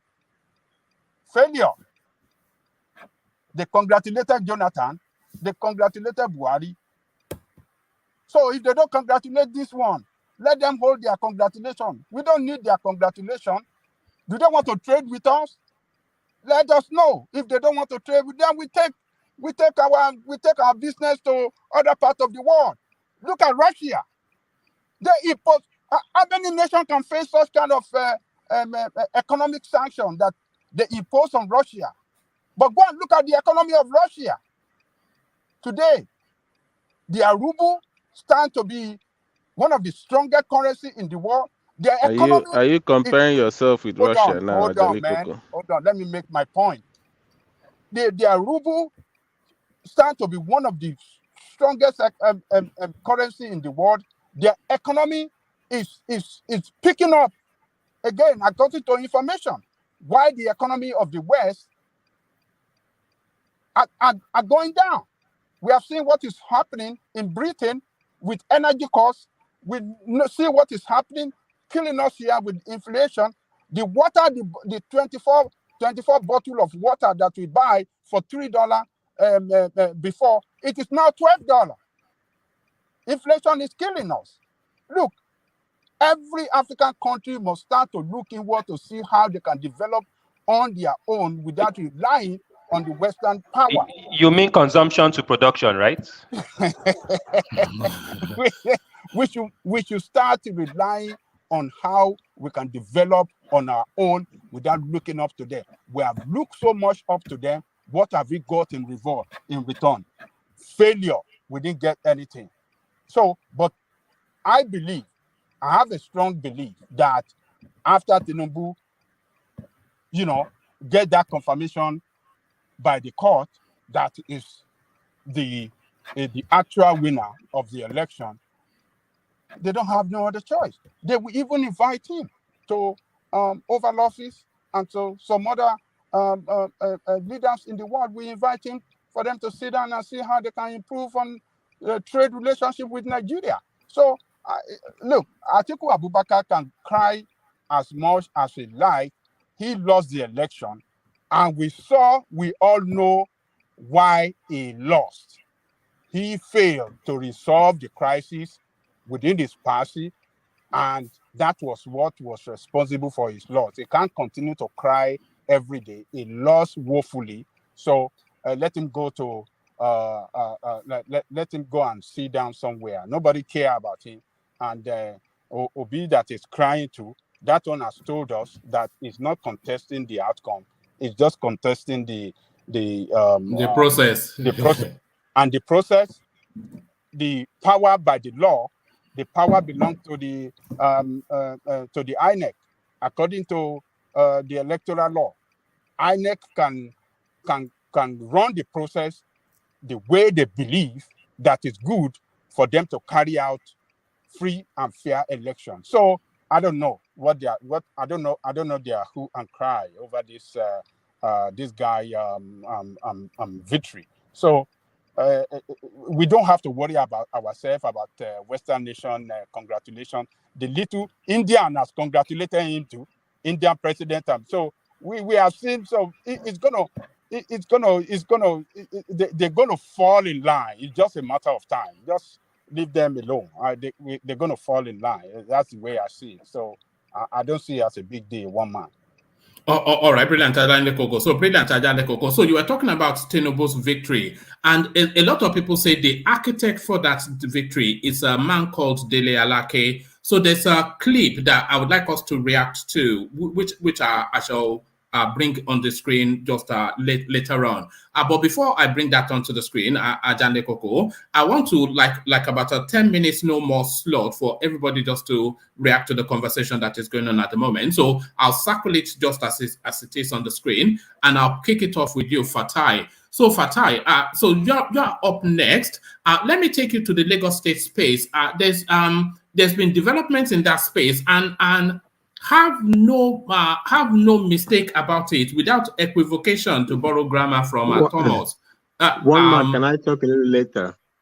All right. Okay, then let me come to your rational mind. So let me come to rational mind. So without equivocation, borrowing Thomas's words, Lagos is at risk. Because all of the traditional spaces that have always held against Tinubu, they see this window of opportunity, and they are going to climb through it. They'll push their hardest to climb through it. So just as early as yesterday, somebody was saying that this election, March the 18th in Lagos State, is a battle between Bode George and Tinubu. So Bode George, of course, a chieftain and a stalwart of the PDP, but he has come out today. So let me share this with you, Rational Mind. Bode George others endorse Lagos LP governorship candidate Rhodes Vivour. The Omo Eko Pataki group, led by the Omo Eko Pataki group, led by former Deputy National Chairman of the People's Democratic Party, Olabode George, on Thursday, endorsed the candidate of the Labour Party in Saturday's governorship election in Lagos State, Rhodes Vivour. The group announced this at a press conference in Ikoyi, attended by the Labour Party candidate and PDP stalwarts. Addressing newsmen, George said the Omo Eko Pataki group, consisting of former Deputy Governor of Lagos State under Bola Tinubu, Senator Kofoworola Akerele Abokno, and Mrs. Oni Kekwo Oshodi, was born to ensure a free electoral process in Lagos. Speaking on Saturday's governorship election in Lagos, the group insists on the use of electronic transfer of results rather than the unreliable, archaic manual system. George used the opportunity to reiterate his claim that an appointee and surrogate of a presidential candidate was presently the man in charge of information technology at the Independent National Electoral Commission. He said, yesterday, the annex spokesperson said there was no such person in their organization. My question is that fellow not a consultant / contractor for the ICT department in the INEC office? Mr. INEC spokesperson, be bold enough to tell the public what Mr. Femi Odubiyi is doing in the INEC office. The witch cried yesterday and the child died today. Who does not know that the witch that cried yesterday is responsible for the death of the child? How can we trust the outcome of a process when an examiner is associated with one of the contestants / participants? Where is the transparency and fairness? The PDP chieftain appealed to INEC chairman Mahmoud Yakubu to do the right thing and save Nigeria from being the butt of jokes in the Committee of Nations. So the latter half, yes, but to the first half of that, rational mind.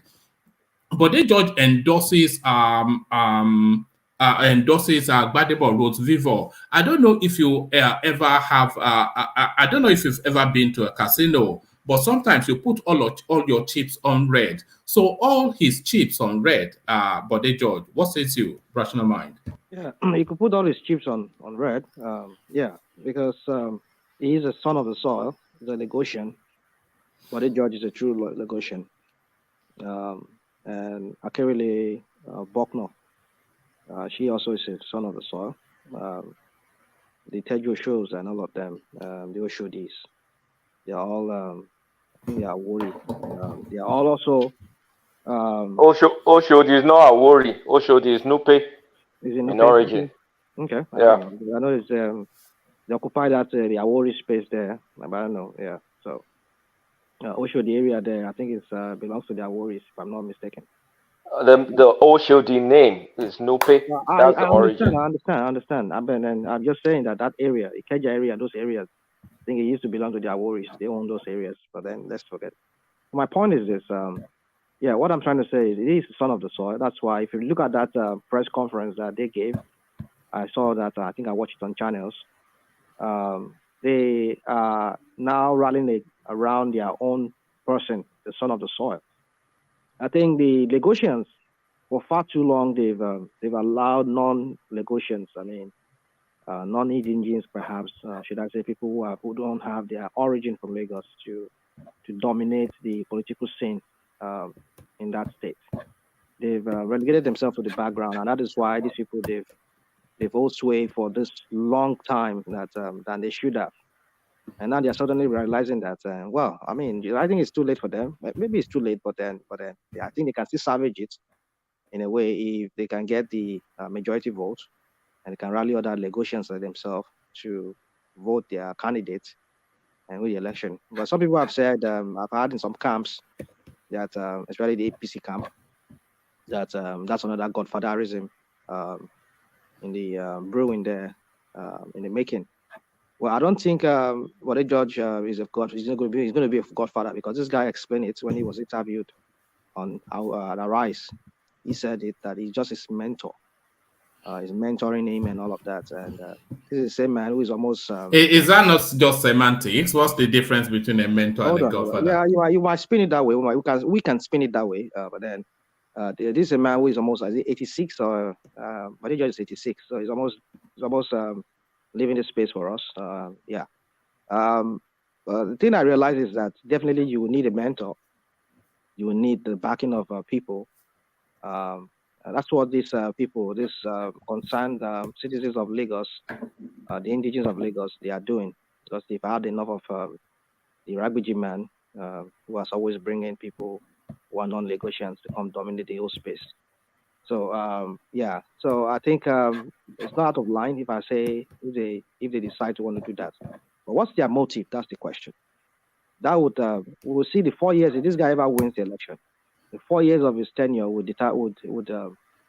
tell if this whole thing that the APC has been saying that that's another godfatherism brewing in the making, because some people have labeled Akerele Bokno as another godmother or whatever, and this guy's godfather. But I don't see it that way. I see that there's an alliance here.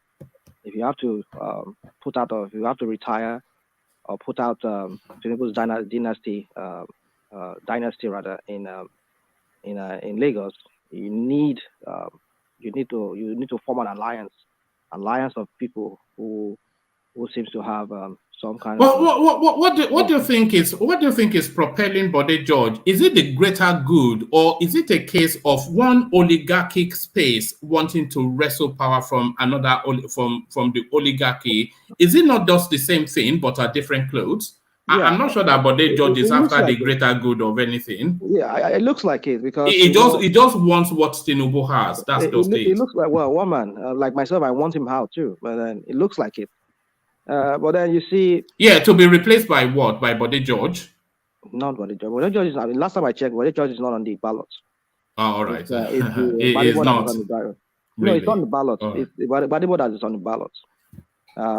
I don't know. That's what I'm saying. If Bode ever allows somebody to see the likes of Tinubu, like we see Tinubu calling the shots, if Bode allows this guy to start calling the shots, and it's so glaring to everybody. I mean, but if Gbadebo becomes governor, he is not going to call the shots, is he? He will have oversight by whoever put him there. He is well, the Lagosians. Well, that's the unique thing about this obedient movement. Or the labor movement. But I mean, to a large extent, it's not money driven. When I mean money driven, it's not from one godfather that is sponsoring the whole thing.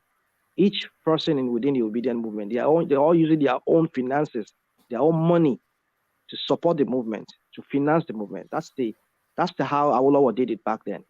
You know, so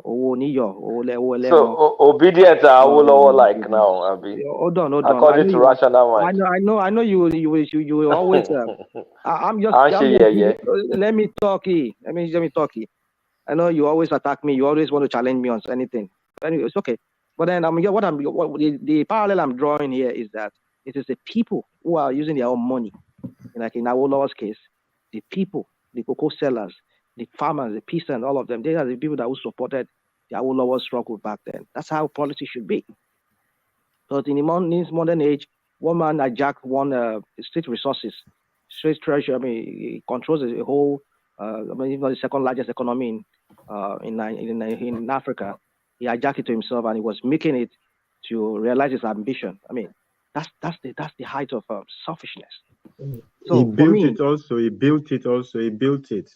Built it. I beg you. Let me build it. What did he build? He built an empire that would make money machine for himself, so that he could realize what he has eventually realized, being the so-called president-elect of the other people should have built it before him now.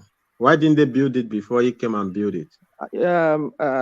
Fatah, you and I have had this discussion, and I think to agree with you on when we had this discussion the last time. I kind of see your reason why you talk about the way you talk about it, which I understand. Awolowo's failure probably was what Tinubu must have looked at, and he found out that maybe there's no other way he could do this thing. And well, I don't want to go into that. I see that. Has there been anyone apart from Tinubu that had a solid control of Lagos State? Has there been anyone before Tinubu? None in recent that I know of. No. Not even Awolowo. Awolowo never had. What does it mean? It means that nobody was governor before. Is that the question? Somebody was governor. Babakekere did not rule Lagos like this guy. Did not hold Lagos by the jugular. That's what we're saying. So only Tinubu that has done that, and we know why he did that. He used Lagos as a springboard for himself to launch himself into limelight, and eventually realized this presidential ambition that he said. Anyway, there's no to interject. Yes, let me just say this, just to the dawning of reality. I'm teeing you up for 4 months' time. In about 4 months' time, the likelihood is that Tinubu will have everything he wants. He will have the Nigerian presidency, which he already has, and he will have Lagos State as well. So at the end of it all, with all of this, everything, when it settles, it will be a case of winner takes all, a literal winner takes all, everything. And you don't see problem with that, woman? No, I don't see a problem with that. If Tinubu is the president, then I want APC to hold on to Lagos State because it will be a travesty. Can you imagine the development? Can you imagine? Okay, we shall see. We can only imagine like you're talking about now, but I can't even imagine what you're even talking about. But maybe imagine it in a more delusional way. I want to imagine it like you said, by being delusional. And so, yeah, because he's going to be the president. But do you know the consequence of that? You know what are the consequences? What was the consequence? Please educate us. Now, a man who has Lagos in his pocket, in the person of Tinubu, kiss free and fair election goodbye during his reign. Kiss it goodbye. Because he has the means to violence. He controls the means of violence. That is, if Chima does not take it over from him, like he said, he was going to be the commander-in-chief, and then he will be the one, city boy will be the one, shitty boy will be the one controlling the economy. He will direct the army. Well, we shall see how that plays out. That is if he does not, Chima does not hijack it from him. But if he controls, he's the chief, really the chief, not just a name, but he's the chief, commander-in-chief of the armed forces, then you know what that means. Kiss free and fair election goodbye in that country. Rational, I confess, this thing is paining you. Imagine, Tinubu is controlling the army, he's controlling the politics, he's controlling every single thing. Way of, but is that something to be celebrated in a democracy? Because I really don't understand. As a commander-in-chief, why not? That's his job. He is the head of the country, so of course he's the head of the country, right? What is the problem? So, that's what I'm saying. I mean, the means. I mean, you know, the Nigerian context. Actually, my Yagbesara ni last. Má worry. Emi, kí ló kàn mí? I mean, mo ń gbádùn ayé mi báyìí.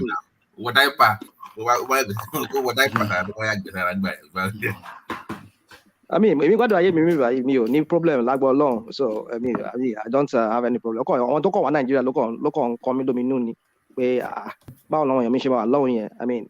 I mean, I don't even have to say it. I mean, anyway, so yeah, everybody deserves to be happy in life. Our people back home, they've suffered too much. Then at least the rest of their life that they have to live, let them enjoy it before they leave this Mother Earth. But one man, just one person now, because of his own selfish ambition, I mean, it just, I don't even not go there. So one man, yeah, but the judge, yeah, we shall see how that plays out. But I'll be the first person to come on that is your platform, stay here. I just hope you stay here.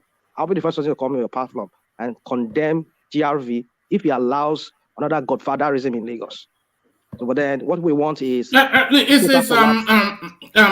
on, rational mind.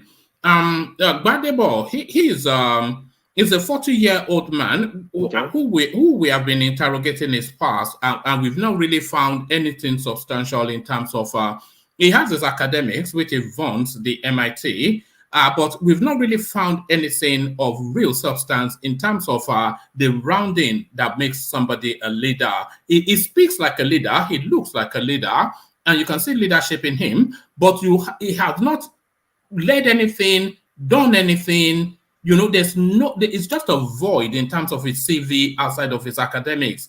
So if somebody like that becomes the governor of Lagos State, it's almost impossible not to imagine that he will be oversighted.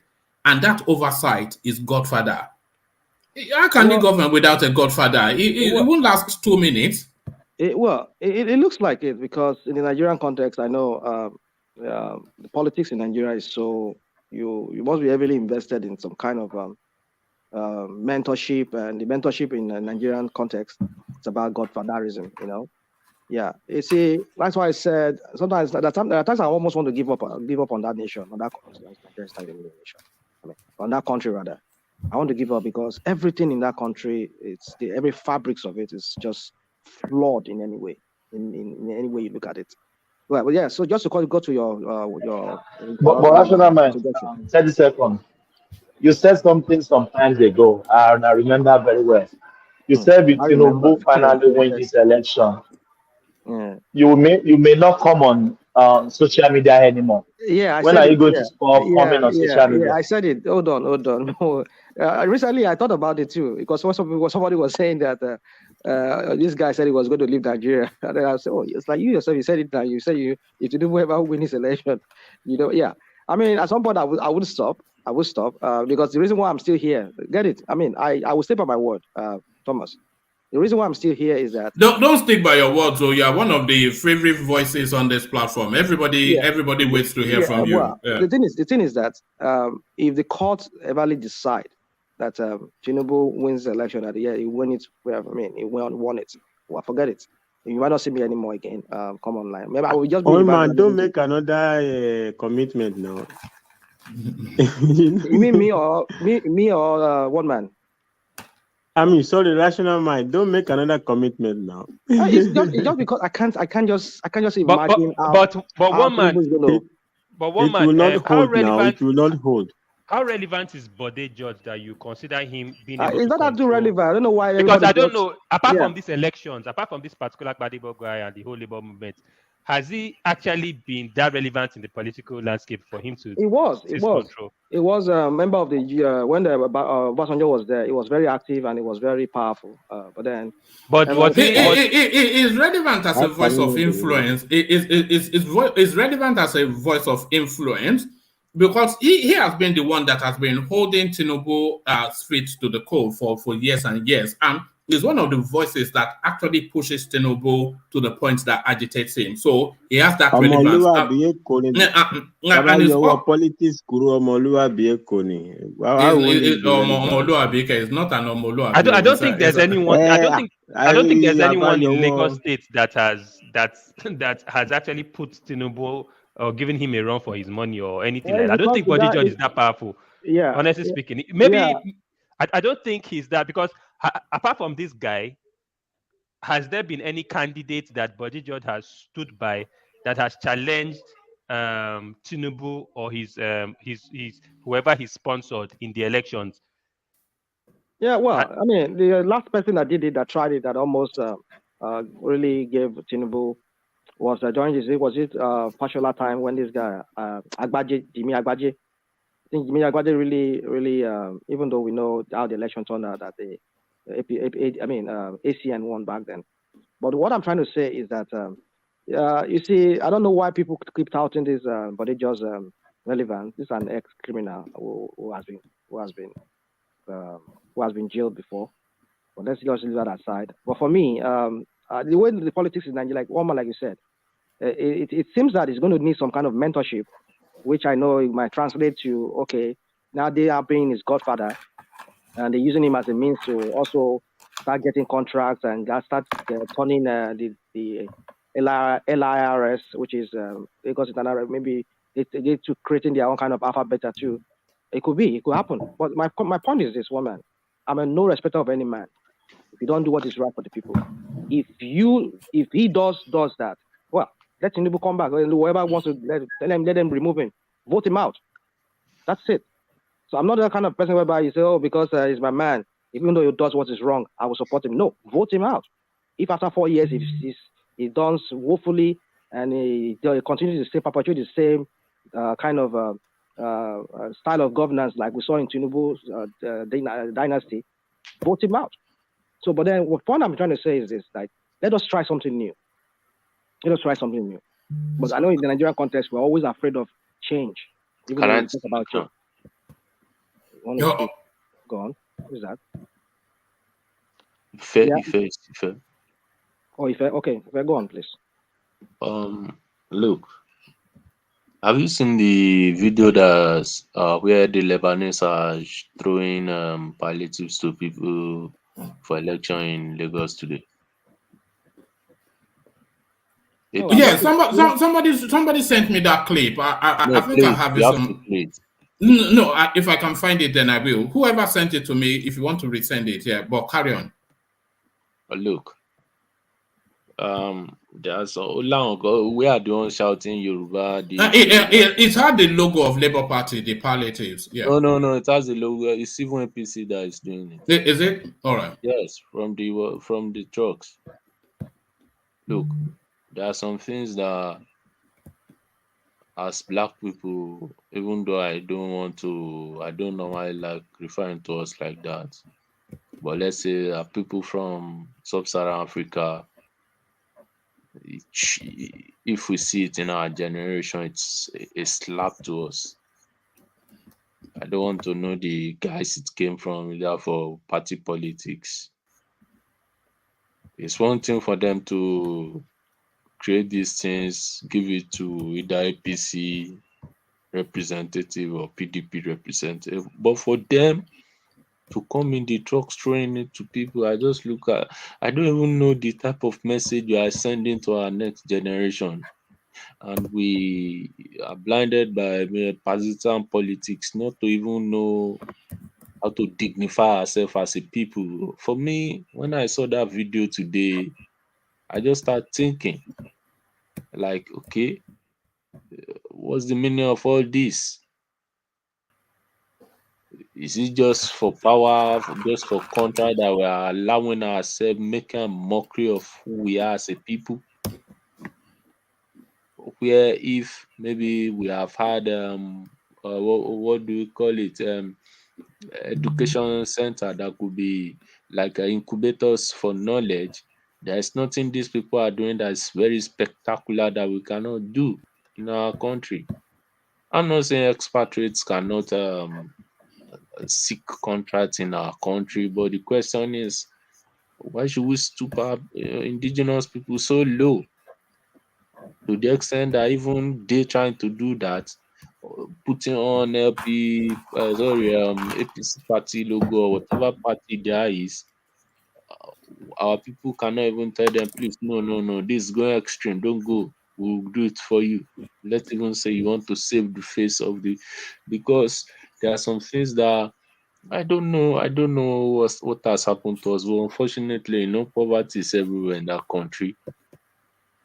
It's only when you are not, when you are a little bit better that you see things from the paradigm we are seeing it from the Western world, and I believe that's what we want for our people.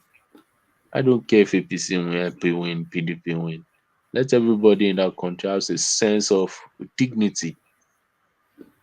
So that's the way I see it. And this issue of somebody is half Yoruba, somebody is full Yoruba. Look, we have started the politics in the Southwest that will last generations to come. It started in Lagos now. It will enter the other states too. That's what will happen. Part of the reason, what's it called? They're attacking this guy in Oyo State today, Oyo laughing is because they are saying that the mom is a Benin woman, the wife is a from Port Harcourt, he's a Christian. So we've started this politics and it's not going to lead us anywhere. Unfortunately, Southwest that we claim that we are the most educated, the most enlightened, is where all this madness is coming from. A known tout, either he's refined or not, is now the political spokesman in the most economically viable state in Nigeria. So what message are we sending to our younger ones who are even schooling in the states? Already they are telling us that education is a scam. All right. If I round it off, I'm going to take it round to give everybody a 10-minute slot. You can still interject, but let our rational mind. Yeah. So education is a scam. So now they are the one dictating politics, where we have professors, where we have school start holders, graduates who have no work, and they are. I don't know the type of society we are building here based on partisan politics. I don't know how Southwest will be in the next 10 years or in the next 20 years. So whoever wants to interject, just interject. So based on what you just said, you see the South in itself, we've created a very, very, very serious problem for ourselves. Like you mentioned, normally the way we see ourselves, it has always been the South, the North at one part, the South at one part. But now the South in itself has never been even more divided. At least before, we had Southerners who are still, you have the Muslims speaking Southerners, the Christian, but we still had that differences.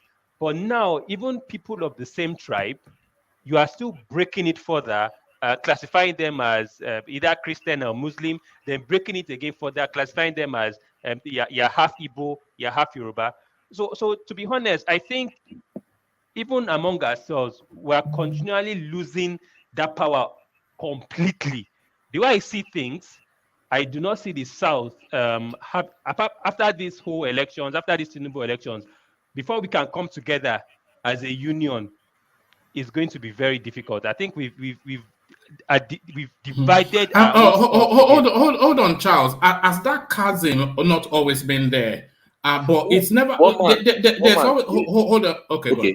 The fear is the social media. It has always been there, but the social media has amplified it. That's my fear. Yeah. So now we have to address it. We cannot. You know when you say jocularly Omo Igbo, and then you jocularly say those Yoruba people. There's always been an undertone, and that's now just been amplified by politics. So it's always been there. We are even denying ourselves that somebody is half Yoruba, half Igbo. No, that's different now. That's different. That one is a suspect. That guy is a suspect. One man, you can look at it from, maybe you are from or you are laughing. For somebody like me in Badagry, I'll look at it in another way. Because if the majority ethnic group can be divided, what happens to me, who is a minority ethnic group, who is even an indigenous person to that space? The last time Badebo went to Takwabi, he saw the Ogu community there with their Zangbeto masquerade. Most of all those islands that you found in Lagos. Hold on Ife. I want to do a piece on that Zangbeto or something, so I'll speak to you about it later. So okay. I want to do something on voodoo, but okay. So all those islands, scattered islands in Lagos State, are majorly occupied by our people and Badagry local government and some part of Ogun State. So what happens to us if the major ethnic group is even dividing itself, saying that somebody is half, somebody is full, the other is seen as being partisan to somebody or not? And mind you, even in Lagos, the Oba is the Oba of Lagos Island, because we have 5 divisions. We have Epe division, Ikorodu division, Badagry division, Ikeja division, which have their prominent Obas. So I think we are. All right. No, hold on. I want to try and somewhat strictly adhere to that 10-minute slot for each person each. So okay. So rational now. Oh, was that you, rational mind? Yeah, that's me. Yeah. All right. So back to you then. But let me play you the clip that Ife was just highlighting the Lebanese throwing palliatives at Lagosians like monkeys.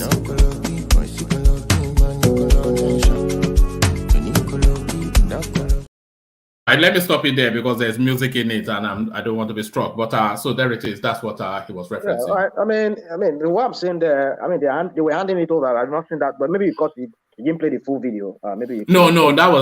They went throwing it at them. That's me just using my usual.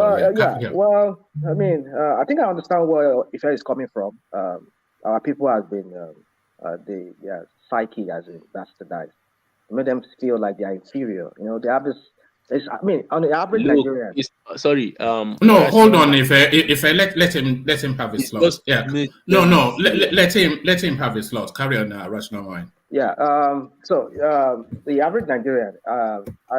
If you go to Nigeria, Nigerians, they have this complex, which is an inferiority complex, and this stems from the way that country has destroyed the psyche of an average Nigerian. There's this lack of confidence, lack of dignity, that they don't even see that they deserve to be dignified, like I was trying to say. Well, for me, and that's what the Nigerian politicians have done over the years. They successfully be able to. That's why when I speak the way I speak, I was calling an Oba a useless Oba and whatever. Doesn't mean that I want to disrespect that office or whatever. It's because of the agony, the pain in my heart that I see my people, our people back home, how they've been reduced, what they've been reduced to. So my point is that you see, going back to your question you were asking me earlier about if GRV starts another godfatherism, then that would be foolish on his part, and then vote him out. But the thing is that we need a new paradigm shift from that Lagos. I'd say what Tinubu is achieving with his different people that he's bringing in there, starting from Fashola and other stuff, he has been able to transform Lagos to some extent. Yeah, I'll give that to him and whoever he has been. But then the point is that how has that translated to, how has that helped the ordinary man? I believe there are other routes that he could have taken to bring about a governance that works for the people and not for just for some few people and himself. That's just my bone of contention with Tinubu. The issue of legitimacy that is hanging on his neck. I don't know what we're talking about here. When Jonathan, when he was there, he could not prosecute a war, an insurgency in Nigeria, and now that really almost collapsed that country, all because he lacked some form of legitimacy in the eyes of the United States, and they denied him some weaponry that he would have needed to fight that war, to prosecute that war. And so now, you people are talking about suddenly Ajale could now realize because it's Tinubu now, they should go and sit down and keep their validation or whatever. I mean, you need the validation of these people. I mean, I don't subscribe to it. Don't get me wrong. I'm not a person who subscribes to this Western validation and whatever. But we need their validation because the way we are right now, we need their assistance in terms of economics, military, and whatever. But then, if you lack that legitimacy coming to office, the way this election has spanned out for Tinubu and INEC and the rest of the Nigerians, then that would be a problem. And if really it's not a problem, so why is Tinubu lobbying then? Why are we hearing about this lobbyist group? I know you people have heard about the Nadeco issue in America, how they, I mean, that's another topic. Maybe later I'll have to come to that. No, you can go on to it because that came out yesterday, didn't it? And they had this long-winded press conference. I thought the Nadeco space was Tinubu space. So, yeah. So, you see, the Nadeco issue, I mean, like, if you listen to what they said, you see, that's why I said, you see, when you brought out this issue of Bode George taking over or mentoring or godfatherism this guy when he gets there. I mean, I don't rule that possibility out. Don't get me wrong. It's almost a certainty, isn't it? Because you cannot imagine that a 40-year-old guy with no work experience has total charge of Lagos State. He can't, can he? So it will be oversighted by the people who put him there. Yeah, well, it's possible. Which will be godfathers. You see, why I'm bringing that, I'm drawing that parallel here with what Tinubu and Nadeco. If you listen to what the Nadeco people said about Tinubu, this Tinubu was once a member of Nadeco. This was a group. Tinubu belonged to that group that fought against the dictator in Nigeria, that annulled an election, that refused to give the mandate to somebody. And now, after many years, himself now has become part of that criminal organization that's now depriving Nigerians of a true and fair election by being a tool or by being a mastermind of a rigging.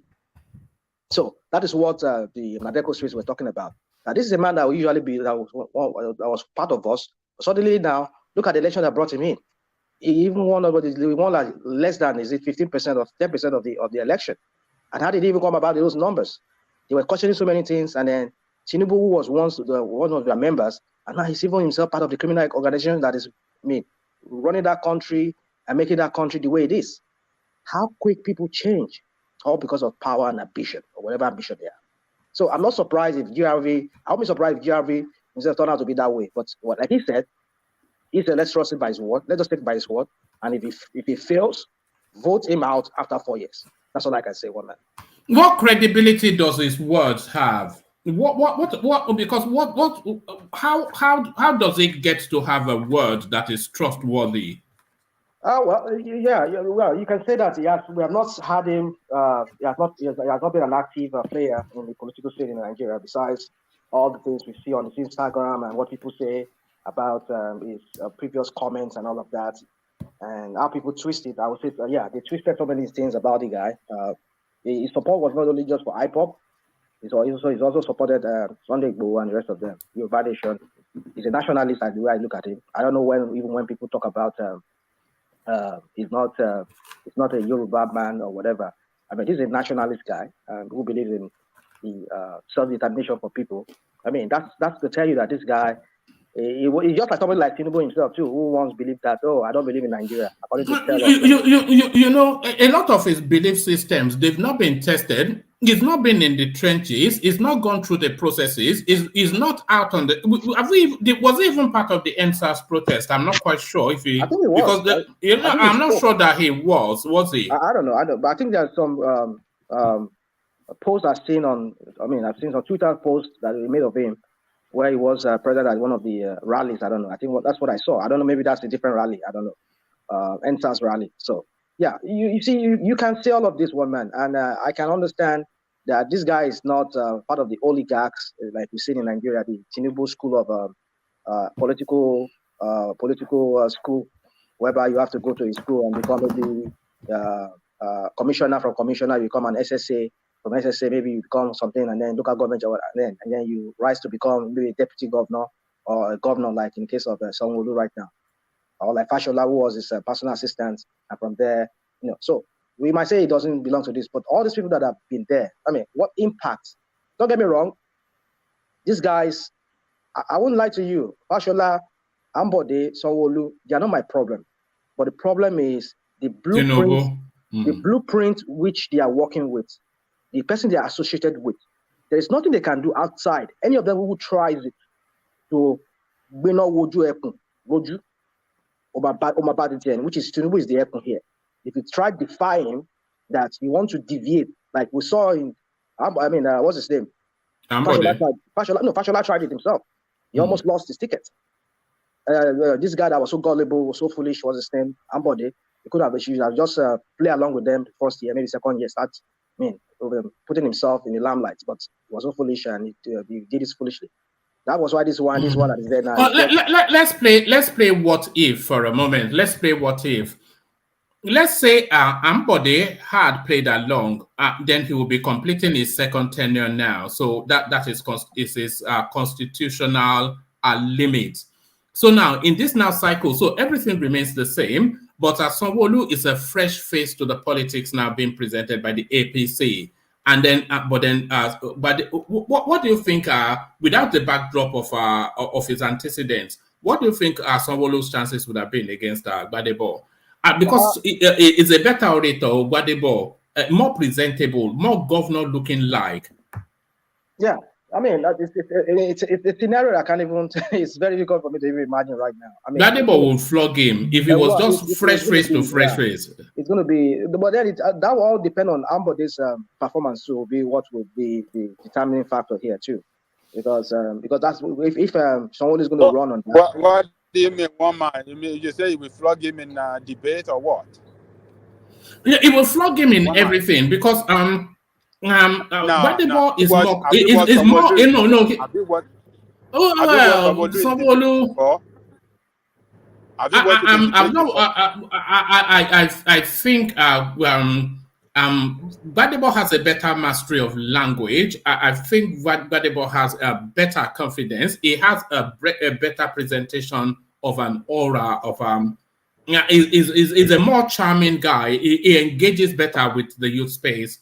I think it will float Tinubu if they were fresh. Not Tinubu, Sanwo Olu. If they were fresh face to fresh face. If Sanwo Olu did not have the backdrop of 4 years, I think Gbadebo would floor him.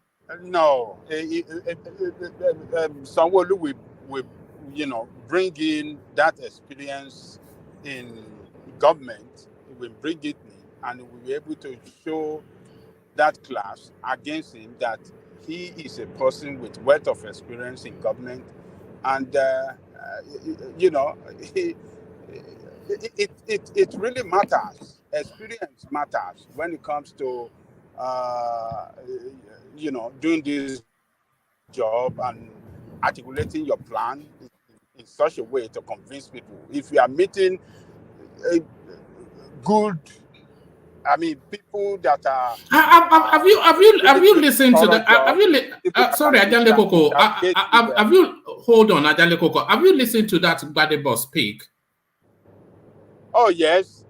Because I was even watching a clip. I've seen him on so many platforms. He never fails to impress.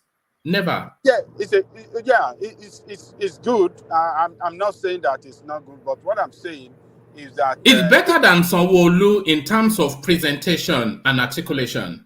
I don't think so. Sanwo Olu is very, very good as well. Maybe you just impressed of Badego because of your criticism about him, and haven't watched him, you feel impressed. Sanwo Olu is very, very good, very articulate in his presentation, and the way he analyzed, his plan and everything he has done too. I think it's very, very good. I mean, Sanwo Olu is a smart guy, and it's very, very smart. He's very smart, So I wish you can go and look at, watch his debate and in the last election, and maybe you can use that to. You see, Badebo, for being that he has no experience on how government is run, if he's facing a thorough interviewer, they can easily floor him. They can easily identify his weakness and they throw it at him, and it will look foolish that somebody that doesn't know how government is run and he wants to come. Just like all this, it's like the point he always make on Alati Jakonde and Awolowo, that they don't have experience in civil service or government, running of government before they are elected and they perform election. It just, we don't know who gave him that idea. It's not a good, but so some people, he can catch up on some people, but so people like us that knows better, it's not a very good point for him to use that, Alhaji Jakonde doesn't have, I've never run anything. No. No. You need to understand the context. You see, when we say something, let us consider the context of when something is said. Whenever he uses something about Alhaji Jakonde, it's not being derogatory. It's not trying to belittle them. No. I'm not saying it's derogatory. What he's saying is because when people put it to him, hold on, when people put it to him that, what are you coming with? What do you have? What experience? That's for him to make people understand that, look, this experience you people always talk about. Baba Jakonde, this person, what do they have when they came in and then they have experience? Better? They have experience in the management of human resources and various other resources. This guy has his own company. He has his architectural firm.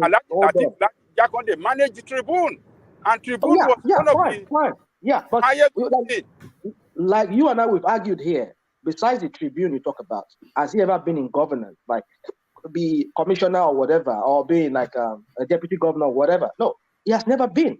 He came from private sector, or more like private public sector, into the governance. That's what we're saying. This guy has his own architectural firm. Right. That guy is carrying a dry CV, and that is what that was. But let me just say this real quick. It's a red flag if you still have your internship on your resume. That's a red flag. It gets to a point where you get enough experience in your field that you no longer list your internship. If you're still listing your internship as part of experience, that's a problem for me. So that's just and let's not forget that we have 26 million people in Lagos. You cannot entrust the life of 26 million people to someone that doesn't have enough experience. To an intern. This is not Ekiti or Oshun. I'm sorry, it might be New York, but this is not Oshun or Ekiti that you can experiment. You can't experiment with Lagos. It's a very critical state in Nigeria, very important. You cannot afford to make that mistake, because if you get the wrong person in, it will be very, very, very bad for everybody else in the country. Babati. Yes. What we should be looking at is the policy, the agenda this guy is coming in with. Bro. Hold on. I understand experience is important. Don't get me wrong. Let's go there. No, please. Let's go there. Okay, good. I read the guy's 10-point agenda. 7 of it is all BS. Okay, tell us what are the ones that So is it about increasing the salary by 100%, which is total BS. one man, if he had that list, he can put it up. He has this 10-point agenda that he has. We can go through them if you have time. 7 of, because it was proposing like withdraw taxation from Alpha Beta, whatever. These are contracts that are signed by the state. These are lawsuit pen. These are lawsuit loading. I don't believe he's knowledgeable enough. My own issue with him is this: if you don't know something, find people that know those things to surround you that can help you with it. The same thing TINUBU does. It's not like he's all that he's smart, but he can find people that will help him out based on the way the guy has been talking. I mean, Badebo. That tells me that the people around him are not knowledgeable enough about governance. Forget him. But the people that he has around him doing the campaign, managing him, don't know enough about Lagos. So go to that 10-point agenda.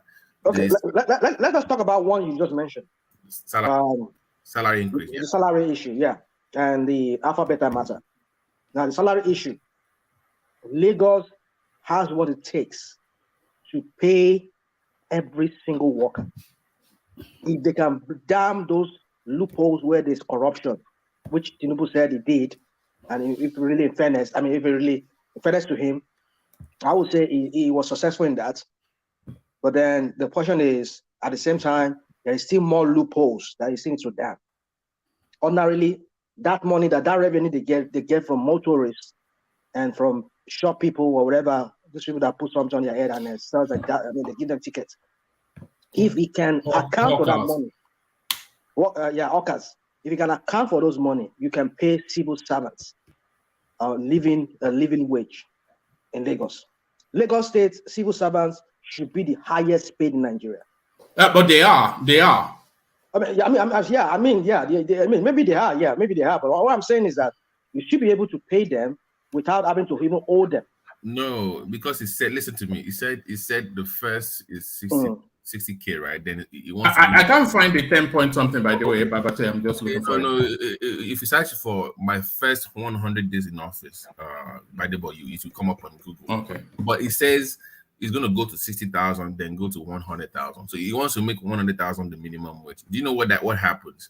If you make 100K minimum wage, that means you must bump up everybody above the minimum wage. So if I level 7, level 8, level 9, you must bump them up only. So don't focus on people that are below, that are moving from 30 to 60 or 60 to 100.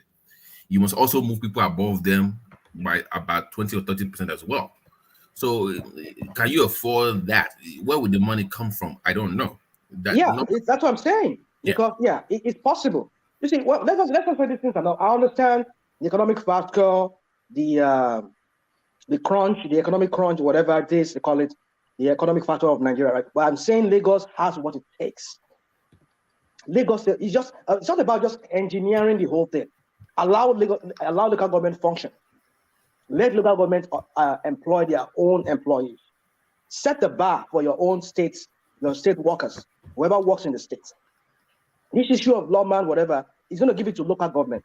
Let local government handle it themselves, generate their money from there. Okay. Let's move on to one that he said as well. He said he's going to work with Labour Party to set up a caretaker committee chairman for each local government. I thought he was going to set up elections, not appoint people. The same issue. You see, I'm not a spokesperson on that. But you see, the point is this. Let me not say that I know what he was talking about, but that would be folly on his part if he does not conduct local government election. But if you say caretaker, maybe the first few months that he gets in there, he has to go by caretaker. But I would encourage him to eventually, because if he says really that he's going to allow local government function, and then you're going to go by caretakers, then that's not democracy. Then he will be repeating the same mistake that. He should allow, but I don't know if he said that. No. I'm going off of his bullet point. But see, I've got the bullet points on my screen. But when Rational Mind rounds off and I go on to Kulata, we will go through that list with Kulata. Yeah. Babati, you cannot just expect him to just get in there and conduct election. He will not do that. If I were him, I wouldn't do that.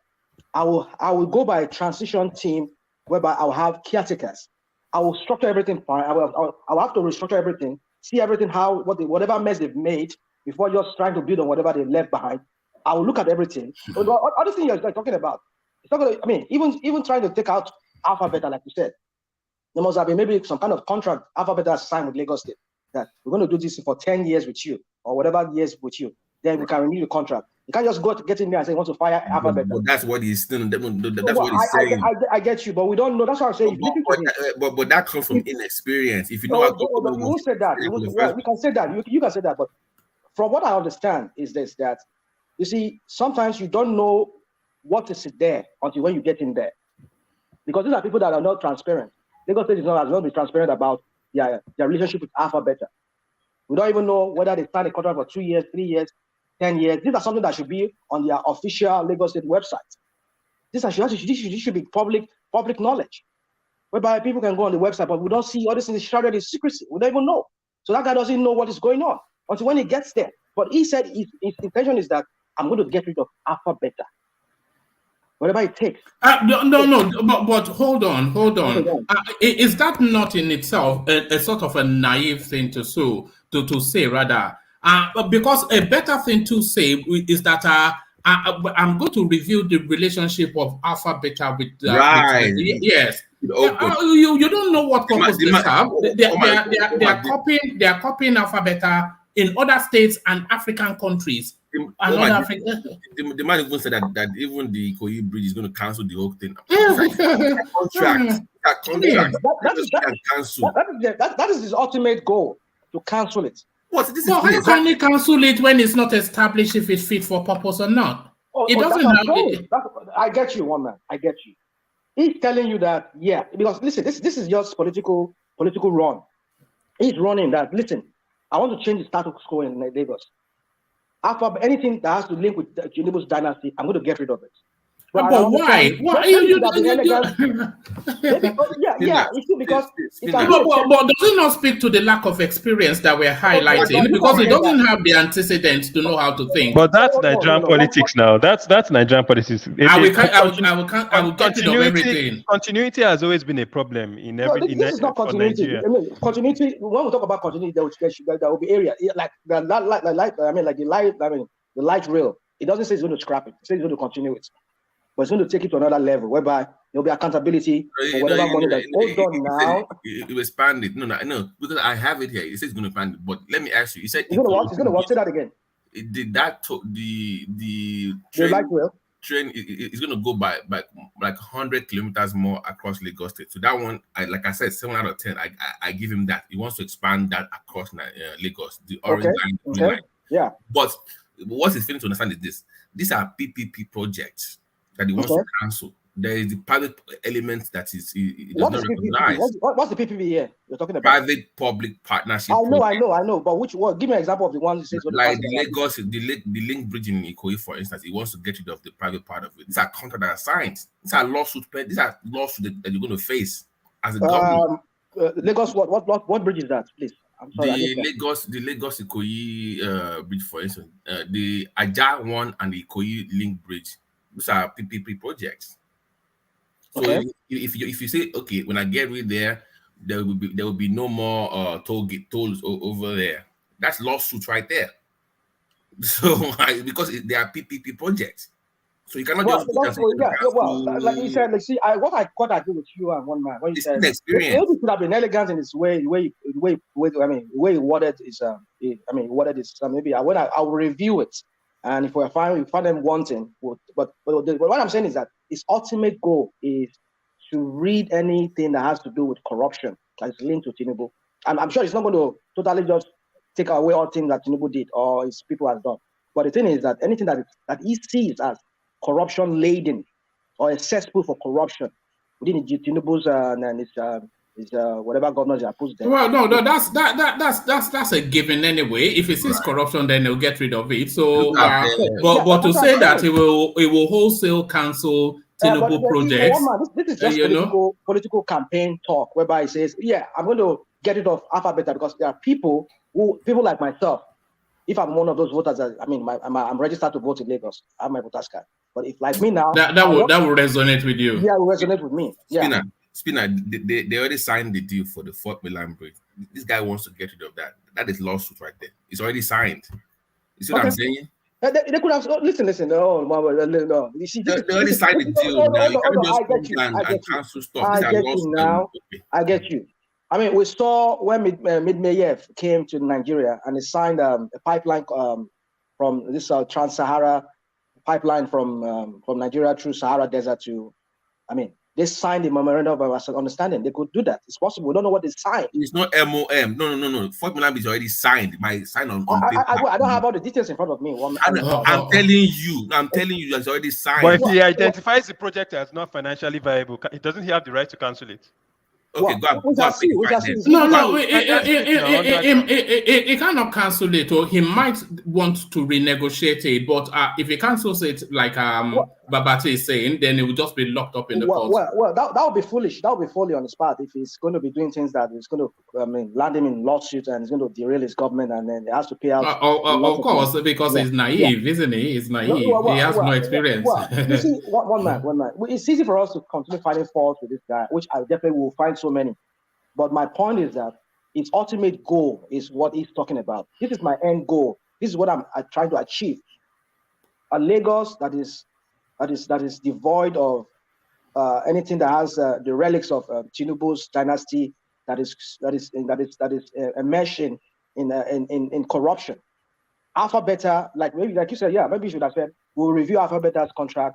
If there's famine, but that's not the brief, though. That's not the brief to get rid of TINUBU'S legacy. His brief is to fast track Lagos to the best it can possibly be. Exactly. Don't mind me. I'm the one just saying it because but you are saying it, but that seems to be the theme of his campaigning as well. It's more anti-Tinubu than pro-progressive Lagos. Well, I would say it's more anti-Tinubu. In some ways, it is, but then. Don't mind me. I'm sorry, guys. I'm the one maybe trying to spin it. But that's the body language of his campaign as well. So far, the only thing the few things he has said is that Alpha Beta has to go. But like you said, I agree with you that maybe we did it better because we don't know what contract. Maybe it's a 10 years contract that they sign every year with Lagos State.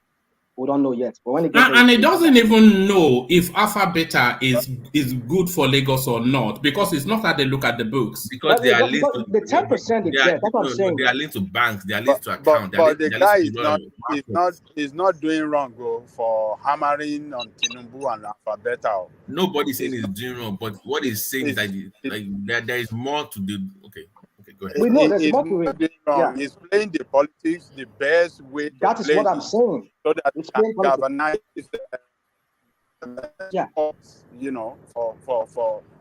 for him. So that is, you have to destroy everything that Tinubu represents. I would support that. Destroy everything that Tinubu does.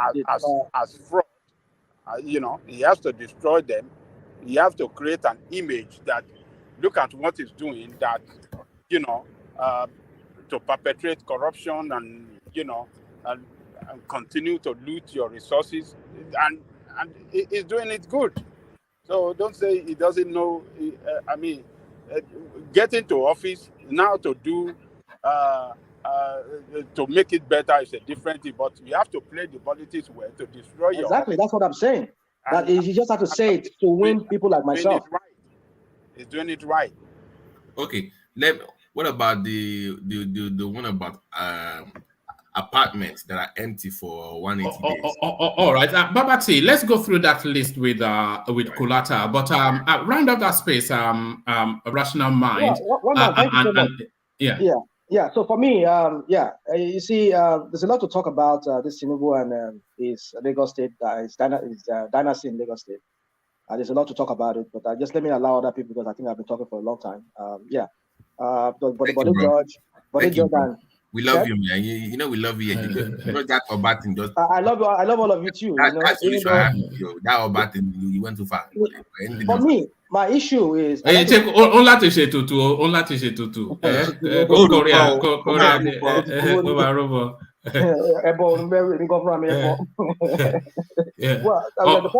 point I'm trying to make is that you see, I don't have any animosity towards Tinubu, but his governance style. That's what I know. If he had done better, he had work for the people. The people. If he had done that, like Oluomo did, I know some people will argue that he cannot do like Oluomo. He has learned from Oluomo's mistake. Oluomo was so naive in some way. That was why he could not realize presidential ambition. But Tinubu found a way around it. He had to hijack a state and take the state treasury to him. I mean, he put it in his pocket.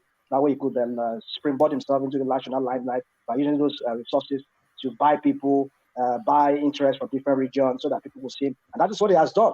Use the money he has made from Lagos State, however he made it, either through whatever, by putting his stooges there and then making it dry. I mean, well, he has realized it, right? But the thing is, how has that panned well for the ordinary man in the street? You know how many people have died over the years from this, like this selfishness of his? That is what bothers me about Tinubu. If I see him here sitting in front of me, I'll everything bothers you about Tinubu. All right, let's go on to because if we set him off on Tinubu, he will never stop. Thank you. All right, stay with us. We'll come back to you in a moment. But I want to try and get every voice in. But let me acknowledge how these super chat first, which is to the conversation we're just having. But they just oligarchical influence on GRV will be the undoing of modern Lagos expansion. So that is where the concern is for a lot of people, that this guy, he will just for reasons of wanting to live up to, I'm going to destroy Tinubu's legacy, he will end up destroying the state itself. That's where some people's concerns are. But let's come to you, Kulata, and let's go to this space now that Babati has brought forward. My first 100 days as governor, Goega Rhodes Vivour. So I'll run you through the list and then see how achievable or pie in the sky they are. Increase minimum wage to 60,000 on day one in office. The salary pie of the civil, sky. Yeah, pie in the sky. One by one, I'll be naming them. Pie in the sky. Pie in the sky. Number two. I'm not quite sure what this means. Moral suasion, SUASION is not a word I'm familiar with. Moral suasion to persuade the organized private sector to follow government's lead by stopping casualization and also increase their minimum wage to a living wage. Banks, teleco, oil companies, multinationals, large national corporates, etc., will be incentivized with payee tax credits. Yes, to stop casualization and index their. I think casualization is essentially casual workers, isn't it? And then put them on a contract to stop casualization and index their minimum wage to their capacity to pay rather than current market wage rates, which are suppressed by high unemployment. So some convoluted something that you got that's nonsensical pie in the sky. So force the private sector to pay. You can't force private sector to determine minimum wage. And at what point in time do you let the market forces determine the minimum wage? Like, how much is someone willing to pay for a job? That is the market that's going to determine that now, not some governor with some magical wand and payee nonsense. That's fine in the sky. What's the next one? All right. So the big one. Council Kulata, what do you mean? Don't you have minimum wage? Fidel Castro. Don't you have minimum wage? What did market? Which market? Which market? Ni abi Jankara market. Oyinbo market ni sir. Abi Onisha market ni. Anambra market. I mean, we have minimum wage here that's approved by federal government in the United States. I mean, that is state now. That is by state. Not at the state level now. You can't determine what minimum wage will be at the state. Call it work. No, you can do it. Here in Canada, the provinces, each province has the stipulated minimum wages, irrespective of that provinces. Canada doesn't have 133 million people living in poverty. Just on that space, I've always queried that Nigeria should have a global minimum wage, because the minimum wage if they say 10,000 naira is the minimum wage, in Lagos is poverty at the extreme, and maybe in somewhere in Yobe State you live like a king. Minimum wage in the UK, they have something called London weighting. That is weighting as in the weight of something. So which they add on top of that minimum wage, because they know that London it's especially expensive. But you see, if you run a business, someone is very, very poor, and he'll tell you that, okay, one man, this job, I'm willing to take 30,000 from you. Are you going to say, no, don't take 30,000, let me give you 60,000? Because 30,000 is how much that person is willing to work for it. So you pay that person 30,000. Hello, Kulata, if you work in what is it called? This Nigerian oil regulatory this thing, what's the name? NNPC. No, the second one, that regulatory, the one that regulates the filling station. There is a Lagos. Sorry, DPR, but the name has changed. Anyway. Yeah, DPR gives you a Lagos bonus for Lagos staff, so they know what's happening in Lagos. It's not easy to stay in that state. But you can't go 100. No, the guy said, listen, no, he said from 30,000 to 60,000, then to 100,000. No, I'm not. For that, you can't compel people to pay when people are willing to take less from you. You cannot compel that. No. But Kulata, he wasn't saying to one man's space. I don't know. I'm not talking about what Jerry said. Oh, sorry. No, Kulata, he was saying he was going to incentivize with tax breaks. As an entrepreneur in Nigeria, you collect the tax break, pocket it, and you pay the people the cheap money they want to earn from you. But that's there'll be a regulatory body for that. You can't just do that. That's for who's going to enforce it? No. Forget that one. Who's going to enforce it? Our retail businesses, what about them? What do they get from government as incentives? So you don't have enough money to go around to do what you were talking about. Is the point? You can do that for corporate organization. That's fine. They can afford it or they can expand. But what about if I hire 10 or 15 people? You can't force me to pay them double their wage now. You can't force me to. I think it will be really applicable with unionized workspaces. Right. If you have union, but not in private sector, that everybody. I mean, a lot of people are desperate, so they'll take whatever you're willing to pay them. What he said is there's going to be tax break for tax break. Yeah.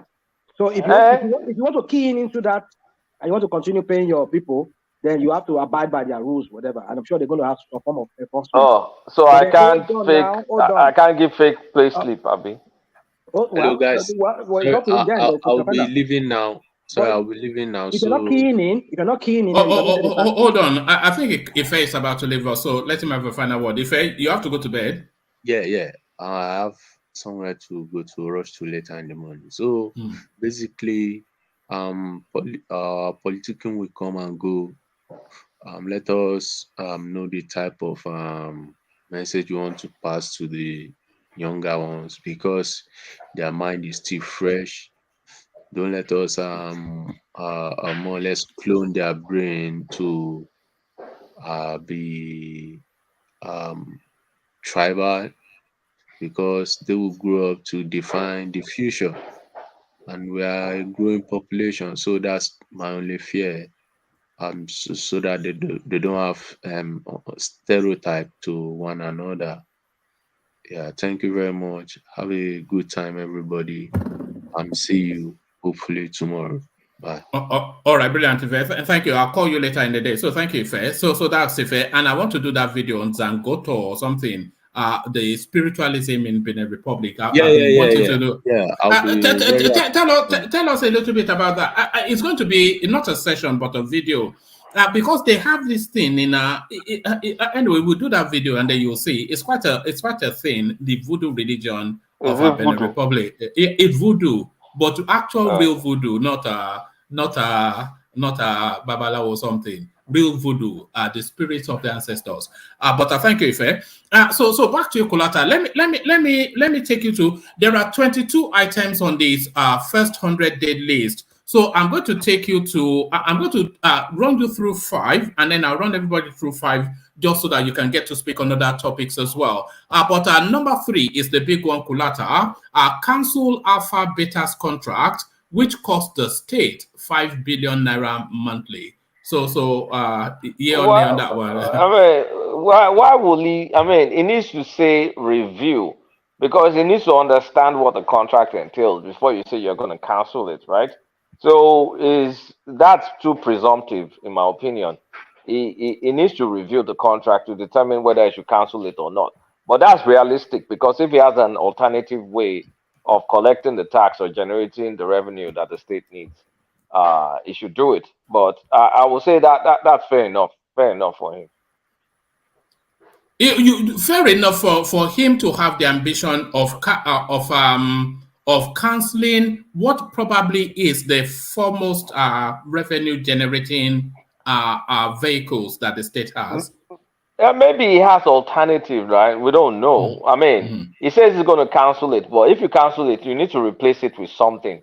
So what exactly is he going to replace it with? That's why I fear this boy, because he has all these pie in the sky ideas. So if he cancels Alpha Beta now and the state can no longer generate money, then what is going to happen? All right. It goes on to tell us. Yeah, I think it's using a political language in order to demarket Tinubu. So it's lying. So it's lying. Just say it now. Don't parody now. Yes, it's trying I won't say it's lying. I won't say it's lying. Market him in order to attract more votes. Can I say something? That is what he's doing. Is a political language for, to attract voters, particularly voters that are tired of Tinubu reign. You understand what I'm saying? Right? So that is what he's doing. If he said he cancel, just like Yolanda said, he said he wants to cancel and to replace with what? It goes on. It goes on to tell us in number 4 what his plan is. Okay. So it says a cancel Alpha Beta contract which cost the state 5 billion naira monthly. So that's number 3. So now Kulata, what is now intending to do is to use the savings from the cancellation of Alpha Beta contract to set up a grand loan scheme for the micro, small, and medium scale enterprises, ensuring at least 10,000 beneficiaries in the first 100 days. We expect the scheme to benefit up to 1 million beneficiaries in 4 years. Really? So, so that's what it is. The first 100 days that you're reviewing the contract, you're going to start doing that money. The first 100 days. First of all, it's a contract. If you cancel, what are the penalties of cancellation? Does he know? Lawsuit. Lawsuit is the penalty. That's lawsuit. Now, does he know? This boy is dangerous. Honestly, it's dangerous. Let me give me a second. I think what people are getting wrong, except people who actually are so consumed about their hatred for Tinubu, and you can see in this guy now. What you are reading now, one man, you can tell for a fact that this is a construct from Bode George, Bucknor, and Oshodi, the 3 of them. They come up with this idea because Alpha Beta has been the language of the opposition in Lagos State. And everything you are seeing now, they are not looking at Lagos as Lagos.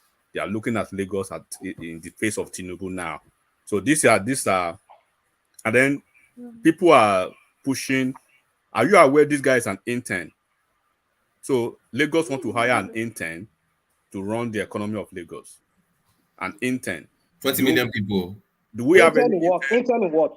Do we have any intern on this platform? One man, any intern on this platform? I think we have a rational mind. Solomon. Yes, Solomon. Peter. So this is how because most of the time my points can be very different, right? But I like to go to the basics of the issue, and that's why you see most Lagosians. When I say most Lagosians, the apparatchiks of Lagosians, except the opposition, who just want the downfall of a single man, just like Emefiele and his team, right?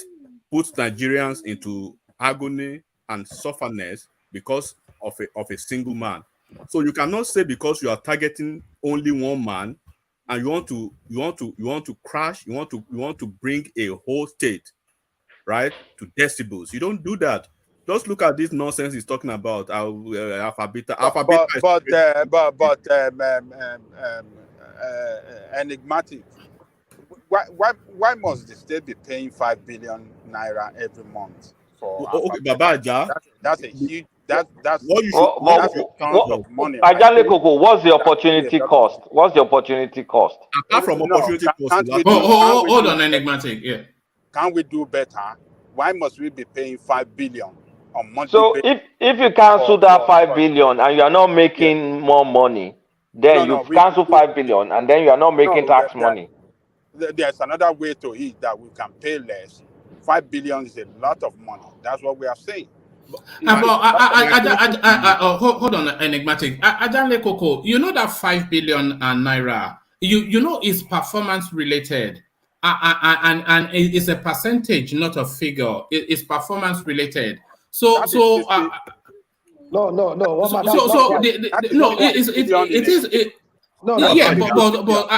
Ajale Koko, the contract is that if you achieve XYZ, then you get ABC, or if you achieve ABC, then you get XY. I've not seen the contract, but that's the understanding of the contract. It's performance related.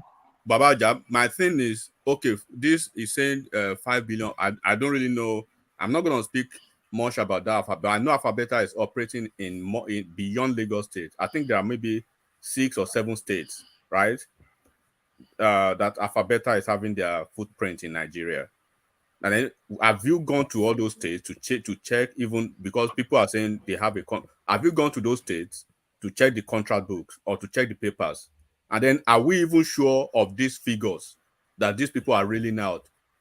We are sure of it because are you sure? Okay, you are sure of that. It's not rational mind. You can't be sure of it. It's not fake. I'll tell you why I'm sure. Hold on. I'm not going to talk to you. Generates 50 billion. Hold on, enigmatic. Let him come back at you. Yeah, go on and Lagos generates 50 billion every month, and Alphabeta has 10% of it. What's 10% of it? How do you know that is 10%? That's my question. How do you know? Okay. Well, I'm not saying the contract. Like I asked one man. But that's the standard. But that guy cannot be lying now. He can't be lying. No, but he has not seen the he's going off the headlines. Why can't they have it on their website, on the official website of Lagos State? Why did you say he cannot lie? I'm staying on the fact that look, I will not take anybody's. Okay, if you are saying he's lying, on what basis? On why do you say he's lying? That means it's a politician. He's a politician. Okay, hold on. So you are saying that nobody knows how much Alphabeta is paid in a month. I mean, monthly I'm in telling Lagos you. State. That means that okay, hold on right there. Okay. That means the government you have in Lagos State is not practicing transparency. Okay, is the government accountability? Is the government in Oyo State? Do you know the books of the government in Oyo State? We should be able to know. We should be able to know. We are not in democracy. What is different in Lagos? Transparency and accountability. Okay, that is a Nigerian problem. How they're managing the resources of the state. Oh, it means that's a Nigerian problem, and it shouldn't be an exclusive preserve of Lagos alone. So no. The issue now is because we are talking about Lagos. We are talking about Lagos. Let's forget about other states. What we are talking about is you are talking about. I'm telling you, Alphabeta is not operating only in Lagos. No, forget about other states. Let us focus on Lagos. We are talking about Kaduna. We have to juxtapose all these things. We have to juxtapose all these things first. Because enigmatic. Hold on. All these guys saying, I'm not going to take it for granted. Enigmatic. Hold on. Let us forget about other states. Let us focus on Lagos alone, because we are talking about Diaspora. This guy is being propped up by an ex-convict. Secondly, how does a company of 71 personnel earn 5 billion a month? Hold on. That's the question. Hold on. It doesn't matter if they are paying 5 billion or not. How is it justified is more the question. Because I think that amount seems so big. People are actually. I just checked online. It's actually it was 800 million before Sanwo Olu. Sanwo Olu now, and that is what happened. There was a dispute between Fashola and TINUBU on that. Immediately Fashola left. Sanwo Olu increased the payments to 2.5 in 2020. Is it 2020 or 2022? That must be Ambode. Can't be Sanwo Olu. I'm just reading it on Punch newspaper now. That you said immediately Fashola left. It was Ambode that took over from. Sorry, if you remember. Yeah, no, we treated it. Yes, it was actually a couple of months ago. They padded it up to fund these elections. It's Sanwo Olu that reviewed that thing upward, the payment to that company, and But one thing that we should know is that everything should be transparent. We should be able to know how much is paid to Alphabeta, how much Lagos State is making, and this is democracy. We should not. Yeah, but didn't you guys just pull it off a newspaper article just now? Isn't that transparency? Yeah, that's what I'm saying. That if so they're transparent now. If Garebo is saying 5 billion, I don't know why some people want to question it. I believe he has done his own work. One voice. Yeah. I believe he has done his own work very well. He wants to be governor, and he got his facts right, and that is why he's pushing it out to the media space. So people should not rubbish that amount that he's lying. He's not lying. It's the truth. Okay, let me just tell you this. As for me, because he was telling me why am I not believing in, right? Like I said on this platform, I will not take any politician's word, on the surface of it. When Obi was here lying on a daily basis, he was on channel maybe 2 days ago, yesterday, still lying about beavers and the IREV being embarrassing his life. I don't know if he's starting another campaign that is going to. Okay, why is Sanwo Olu not debunk? Why did Sanwo Olu not deny it or debunk that thing? Sorry, hold on. Where's this conversation going? Debunk what? I want to move back to Akulata. So what I'm saying for us is we have to know where this guy is coming from. He's being propped up by an ex-convict, right? This is not a rumor. This is not a speculation. An ex-convict under Nigerian law, and then some people are here who are hating on somebody, and they want to rationalize the fact. Debunk what now? They ask you a question. Debunk what? No. It was Ajande Koko that was saying that why did Sanwo Olu not come out to debunk it? But it was actually made known that the Alpha Beta contract had been revealed. Right. But he said something about beavers. This guy being an ex-convict. You are pushing a candidate of an ex-convict because you hate somebody. Your hatred for Tinubu is hitting you up, and you need to calm down, dude. All right. Let's move away from that space. Let that slide. Rational mind. Let me get this straight. So day one, you cancel the contract. What 5 billion a year for a company? You can't cancel the contract. You don't even know the terms of the contract. Hey, wait though. You will now start giving money from the money you cancelled. The day one for the first 100 days, even though you have no idea what the contract is, where the money is coming from, or how you even get the money for that without having lawsuits. So could make sense. It doesn't make any sense. It's very juvenile. It's very juvenile. Doesn't make any sense. So that's go ahead, Kay. Sorry. Go ahead. But it's too early for us to be talking about it's juvenile, whatever. That's what he said. It is juvenile, rational mind. It's a contract. You guys just said you don't know what is in the contract, so we don't know. You don't cancel contracts willy-nilly. Come on.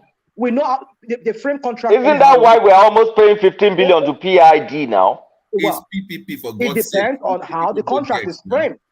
It depends on how the contract is framed. So we don't know. So if you don't know, why would you say you're going to cancel it? Well, that is his ultimate goal, to cancel it. Jesus Christ. No, but rational mind. Let me just say this, and then I want to move Kulata on to point 5. It cannot be his ultimate goal to cancel it if he doesn't know if the contract is favorable to the state or not. So he cannot say that. What if the contract is favorable to the state? Will he cancel it? Well, favorable in the one side, because he just said to you that 5 billion naira every month. That's a lot of money paid to one person. No. Yeah, go on. Let me quickly say this one man. Yeah. If you listen to his interview when he was asked about when he talked about canceling this Alphabeta, he said he will put NIRS to work.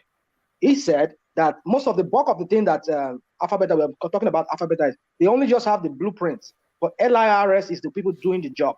I'll give you a case in point. Like all this revenue that they generate from advertisement and whatever tenement rate that goes to Lagos State, LIRS handles some of this aspect. So what is Alphabet doing? They're only acting consultant, giving them areas how to generate this fund, what means, and I mean whatever how they do it. So that is what Alphabet does. They don't have the staff. You just said somebody just read us the number of staff they have. That number of staff cannot work, cannot function during the whole of the tax revenue collection in Lagos State. They need a bigger staff than that. But because they're acting in a more consultancy, advisory kind of role, that is why LIRS they do the whole thing. So he said he's going to put them to work. He will bring the expertise that will help them to improve that LIRS, whereby they will have the capacity and the know-how and everything. You'll go and listen to that interview, I think on our Rise, he did, where he said, so that's what he said. He didn't just say he's going to... It's Yanni dust. That's dust. All right.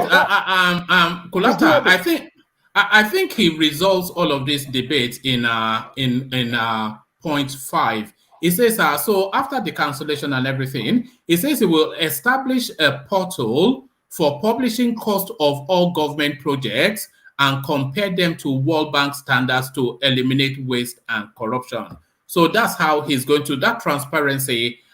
Is that a yay or nay? First, that's a yay. That's a yay for me. That's a good one. That's a good one because that one is doable. That's not a pie in the sky. You can actually do that. So that is actually laudable. If you can do that, that would be great for transparency. That makes sense. I'm not going to argue with this one because that is very laudable. So hold on, Kulata, should that not be adopted as a national policy anyway? It should be. We should have transparency, contract bidding, everything should be open to the public. Everything like that should be open to the public. Contract bidding, international rates, benchmarks, everything should be there. But there should be some that you can't publish, like anything related to military or security. You can't, or all those ones you can't publish it. And yeah, that is laudable, but it's not practical for every single type of expenditure or contract. But the more we push to that goal, even if we're 70% in compliance with it, that would be phenomenal for Nigeria. That will help us. All right. Yeah. Sorry, Charles, you wanted to come in. No, don't worry. I've lost my thoughts. Oh, sorry, I broke you up. All right. Thank you. So there are 22 points, as I said. I'll take the next 5 to BT when we get to him. But Kulata, the controversial space then that Rational Mind was lampooning a senior person as the Oba of Lagos. So the Rhodes, he turns up at the palace, as you would expect, of course, as somebody wanting to be the governor of Lagos State, of course, he has to pay that courtesy call. And then, of course, the expectation is that the Oba, even though everybody knows how he's politically aligned, if he's as his position suggests the father of all, he will just say good luck. He doesn't have to mean it, but the guy turns up. And by the way, there are a lot of criticisms that when the guy did turn up, he didn't even take off his cap for the Oba. So, of course, that speaks to the Yoruba-ness again. You saw me on the way. I'm sure you want to mock me on that. You messed up on the way. What did I do? I was fumbling at the mouth. You went there like a traditional traditional Yoruba. What will I call it, Chef? I don't know the English. So supremacist. Supremacist. Fighting a war or something. Like this guy is a threat to Yoruba civilization. Like, if you elect this guy, we don't finish. All of us will start speaking Igbo. All right. I was flustered because it was saying that they were going to shut it down, and then suddenly I was there on the screen. I was trying to push him a question, so I just blotted out. But I had it rehearsed in my head, but it didn't come out quite the way I intended. But to that space, the Oba of Lagos telling him that you are a good boy, but Sanwo Olu will continue. I think we should respect the Oba for his candor. Like, why will the Oba be wasting time? The Oba is an aged man now. If an aged man that is full of wisdom can't tell you the truth, who do we expect to be telling the truth? The Oba spoke the truth. He can't support the guy. Why will he support the guy? Like I said, it will be irresponsible to elect this guy. The guy that barely done, what do we call internship in Nigeria? Industrial attachment. That's the kind of work experience the guy has now. Did 2 masters, I mean, is it 1 masters? Worked for, I mean, dodgy work experience. Then joined COA party, joined PDP. Now join Labour Party, join PDP, now join Labour Party, wanted to be governor. What the freak does he, where has he worked? He should go and run for local government chairman first, or he should go and get a regular job. The man does not deserve to be running for Lagos State president. Any Lagos State person that votes for him is very irresponsible. You don't want the best for Lagos State. I mean, why would you even vote for this kind of guy? What is he going to do? Kulata, are we sleepwalking into a disaster with this guy? Because it's a disaster now. Look at all these nonsense promises he's making. Of course, and he's also a puppet. I mean, he's a puppet of Kofo Bokno and that ex-con, Bode George. I mean, is their pet project now. Why are we kidding ourselves? It's their pet project. So if the Oba can see through all that stuff now, and I know the Oba of Lagos doesn't have the patience or the pretense that other Obas have. So he gave it to him raw, like it cannot support him. And I don't blame him for being candid. If an Oba is not candid, who is going to be candid? The guy should go and, like they tell Showore to go and find a job somewhere. Gbadebo needs to go and find a job somewhere and learn. He doesn't deserve to be Lagos State governor. He can't govern Lagos State. How will he govern Lagos State with no work experience?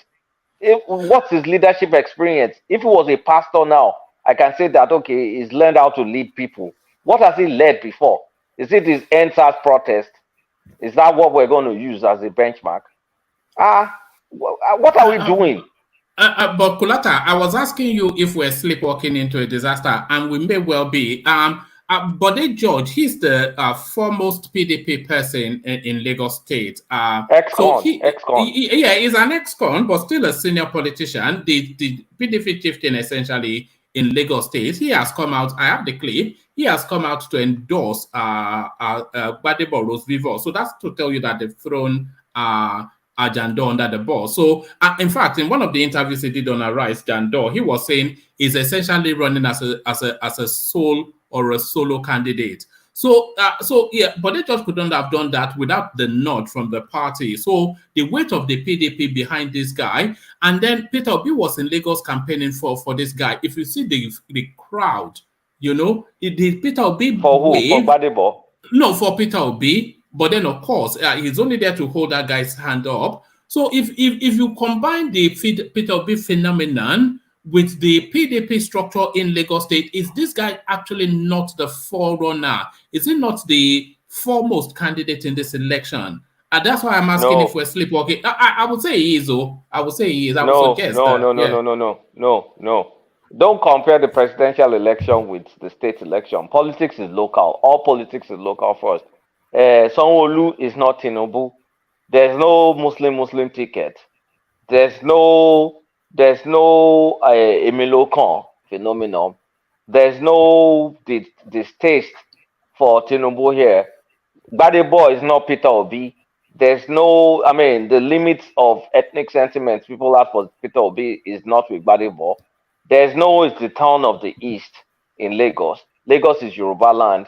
So it's Yoruba to Yoruba election.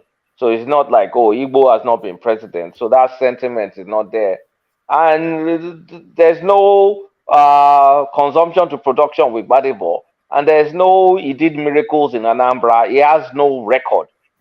Like Peter Obi at least can say that in education, he did this, he did that. He can lie about, I mean, he can make up statistics that doesn't exist. We don't have that with Gbadebo. So Peter Obi miracle is not just automatically transferred to Gbadebo.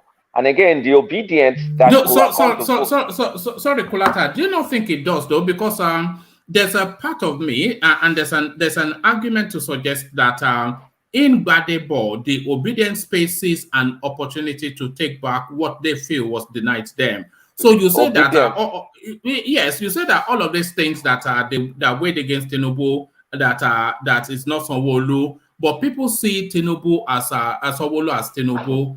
I don't think they see them differently. I have an obedient barometer, and it's Niger Watch.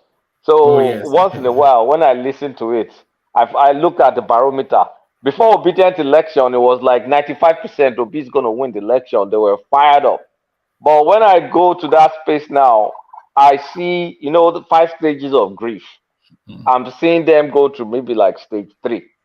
What's stage 3 again? I think I can't even remember stage 3. The stage 2 is when you're mad. Stage 3, I think, is when you start to calm down. And I think I'm seeing them calming down. So, no, they are not calming down. And they are still as well. You know that guy. He will never calm it down, no, because that guy will milk. He will milk it for everything. Kulata, what do you think? What do you think? What do you think is the purpose of? Only Atiko why no man shake with you.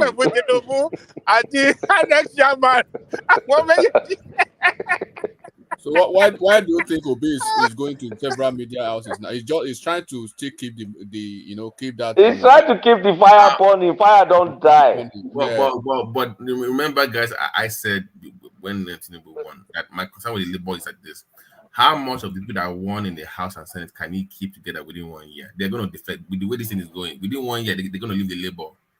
I don't see all the people in Labour that won. Okupe has already moved on. Aisha Yesufu is in Washington already. Aisha don't just. She's not going to Washington. She's come back in August. That's my point with the Labour movement. The only people you will say will be Jewel, Des, and all of those Niger world. No. Forget us. I'm saying people that actually want seats in the House and the Senate. Those ones, I don't see them staying in Labour within a year or two. They will leave to bigger parties of PDP or APC. So within a few months, this will once Tinubu wins, Obi will fizzle out. I think within a few months. That's just the way I see it. It will fizzle out. It's indeed Andrew's liver salt. It's really Andrew's liver salt. Kwakwanso is right. It will fizzle out because, like I said, the North Central coalition is gone. That one's already gone. That one is because of Muslim tickets. Everybody will get used to Muslim presidency. So that part is gone. The youth, they will get distracted. They're already distracted. So the bulk of the youths are already distracted. A lot of them are not coming out to vote because Peter Obi is not on the ticket. The Easterners, it's a matter of time when Kanu and Simon Ekpa takes over that space. So let's look. Gbadebo and Obi are not the same. The conditions are not the same. These guys are deflated and they're defeated. So it's only the super determined that are coming out to vote. The super determined. And Gbadebo is not Igbo, it's Yoruba. So there's no zeal to come out like, okay, it's Igbo's turn. This guy is a Yoruba guy. And assuming that people hate someone like they do Tinubu is a great mistake. They don't hate Sanwo-Olu like they do Tinubu. Yeah, so those Yoruba vote that voted for Obi, they will vote for Sanwo-Olu more than they would do Gbadebo. They don't have any Sanwo-Olu, but that's what people are not seeing. And again, if you look at the you thought one man a platform to your echo chamber now, Abi. Yeah, they like Tinubu, they like that's why we have you. That's why we have you here. So you can push back. I can see you're happy now because you like to make yourself happy here, right? Yeah. My God.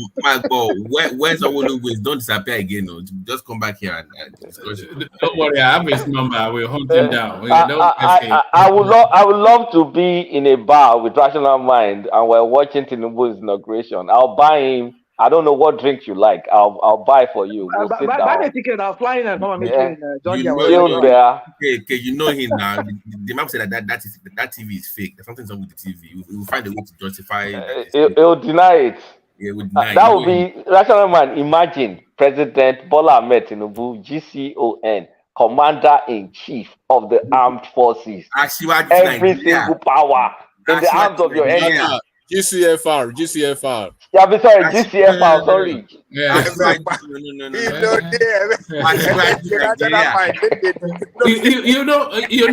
Kulata, you were saying you like to. You were saying you would like to imagine a rational mind in a bar. Do you have this history in America?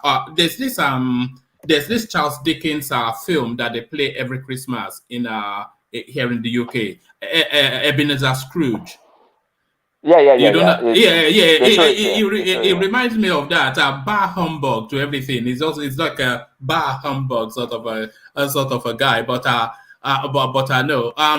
Still on that space though. What about the MC Oluomo space? He's come into the equation, inviting Mama Chinedu that I'm not saying you must vote for APC, but if you're not voting for APC, please don't let me see you on the street on election day. So electoral violence back in play.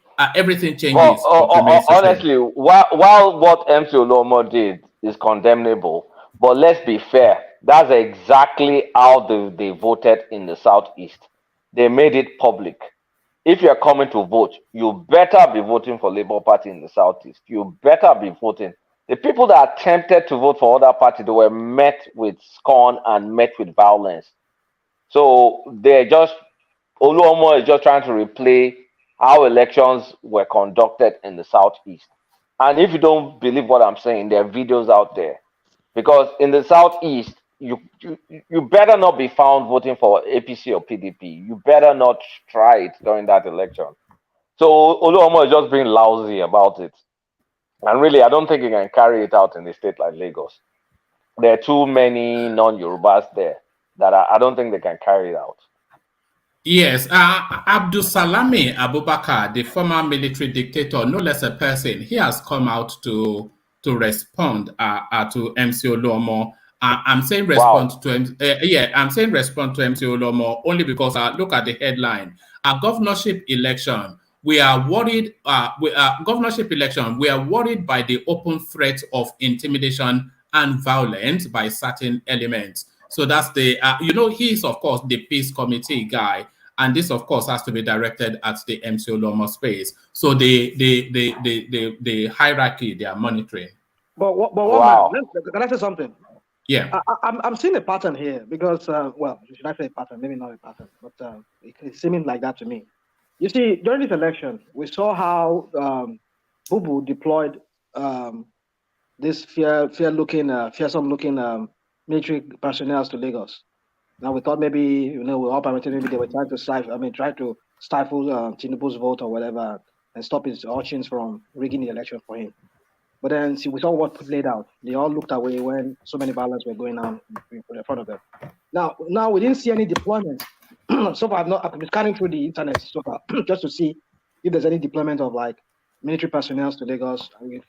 But they're still in situation now. We've not seen them withdrawn. Were they still in situation? We've not seen them withdrawn, have we? People from Lagos, they don't say it. They say they've not seen them on the street like they used to see them.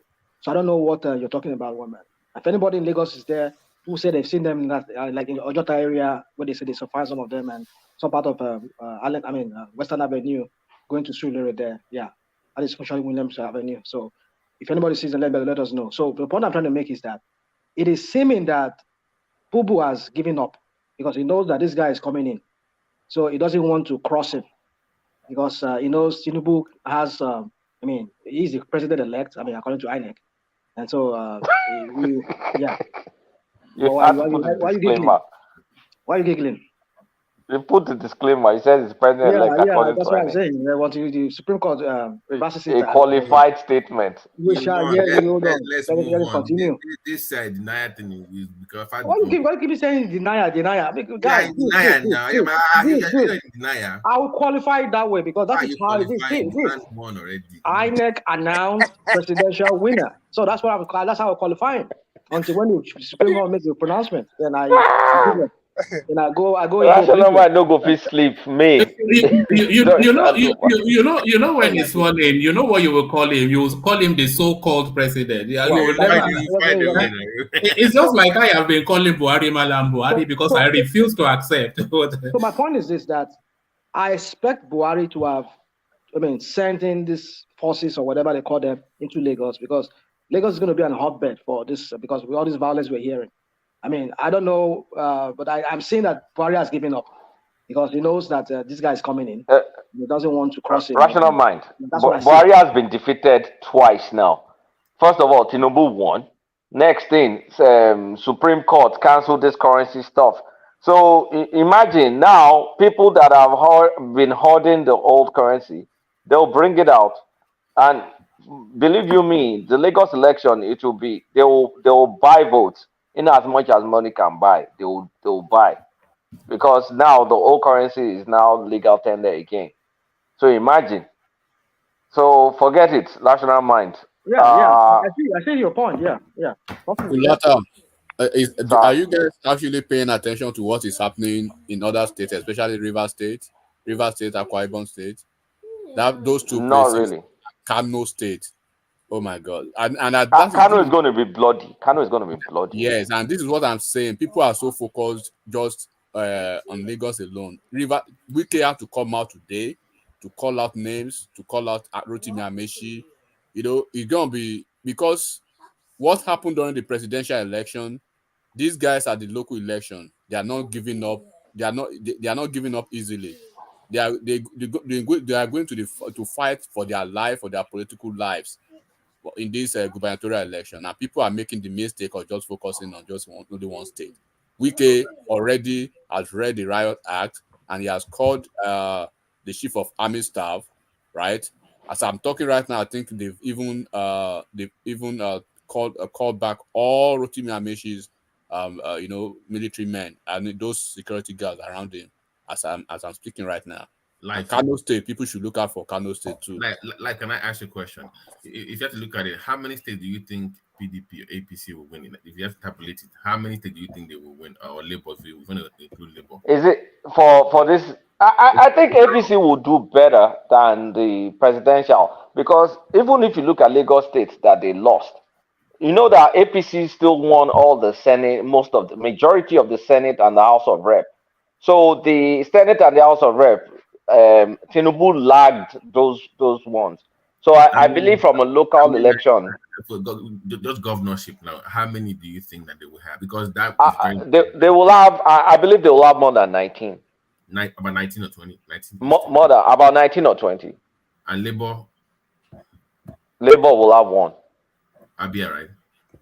Abia, yeah. I've got something for you on Abia State. The guy contending for re-election. So I'll play you that in a moment.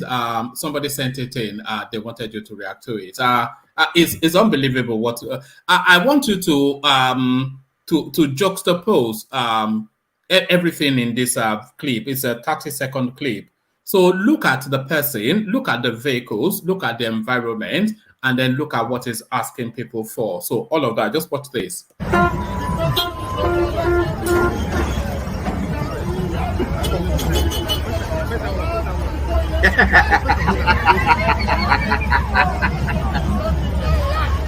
Oh my God.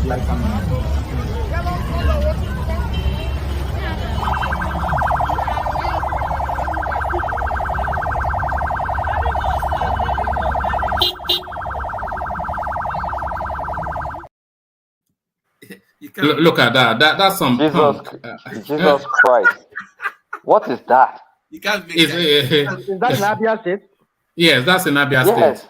One more, can you give me a second to say something about that, if you don't mind? Enigmatic Marshall, I beg you. Carry on. That's Alex Oti, right? The Labour Party candidate in Abia State, and I believe he's one of the strong contenders for the government house.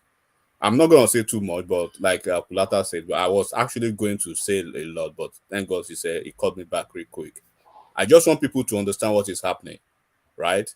Because when we are focused on a certain place and then we are looking over other places, and then we want to keep asking some moral questions. Then people can go back to their recesses, to the recesses of their mind, and ask, what is the fixation and obsession about certain places while they are looking over their own places? I'm not going to say more than that. Look at that. Man, look at that, man. Look at the debt. Somebody needs to be locked. Look at the road. But then look at that vehicle will be what, a $250,000. But you know what? I'm not surprised though, because you see, when they're showing Peter Obi's old pictures, a lot of situations you see him wading in like a pond or modeling in mud. And because I've seen like a few pictures where it was wading in dirty water with dirt all over. And forget the roads. Forget the road. Look at the refuse. Yeah, and the refuse. And look, a lot of records, pollution. I mean, outside of the refuse, pollution. I think back in 2012 or 2014, that area, 3 of their cities was one of, highest pollution, top 10 pollution in the world. I can Google it and send it. So there's refuse, there's pollution, there's everything. And come on, man, human beings, shit. I'm sorry, woman, but that's horrible. You say you are probably, you know much. Do you know where is? Do you know Okpoko in Anambra State? Okpoko. Oh, I was going to say I have a house there because I have a house in Okoko, Michael, but I carry on. Yeah. Not Okoko, Michael. Okoko, you said in Anambra State, not in your. No. When he said Okoko, I was going. Oh, sorry, carry on. No, I don't know it. No, I don't. OKPOKO. OKPO. Oh, Okpoko, right? Okay. So one man, and that's why I keep asking people: have you guys even been to this region before? That's why I keep asking people on this platform. And when they are selling, there's some places in Onitsha that are quite nice, right? They have their GRAs, right? They have the GRA. Even when you go to Oka right there, that's why I was asking even Oka. This guy there, he said he was governor for 8 years. He couldn't build Oka is a disaster. I can tell you that for a fact. When I come here to say certain things, right? When I say it's the one thing that I've seen in this election, and I was so surprised that played out in Nigeria, was the effective use of propaganda, package fraud. Influencers and bloggers, they did a good job to package the biggest fraud of the century for Nigerians in Peter Obi. And I'm saying it, that's why I keep challenging everybody. You guys should visit Anambra. No, Okpoko is a slum. I just looked at it. But how long ago has Peter Obi been in office that those roads are not degraded? You say it's his fault. I don't understand your point. Because I knew when he was governor. That's what I'm talking about. I knew when he was governor. Are things better off then or worse off now when he was governor? I think you are from that region now. You should take a. Is that Charles? Charles, yeah. I think what's it called? Obiano did better work than Obi, because I've seen a lot of Peter Obi in, like, what Yorubas call it Egbin. I don't know the English translation of Egbin. Wading in the slums in like muddy water with dirt all over. There are many pictures of Peter Obi in those kind of situations. That's why I give you the example of Kulata, and that's just one, right? But the point I'm really making now is, let me go back to the basic. When they are talking about certain things in Lagos State, we've seen since '99, right? As we are speaking now, there are incremental developments in Lagos State. You like it or not, but look at what has been in the same Abia State when TINUBU was governor, Ojuzo Kalu was governor, and they've had governors, successive administrations in all the states. The only flagship state you'll be seeing in recent time in the whole of the Southeast now is Ebonyi State.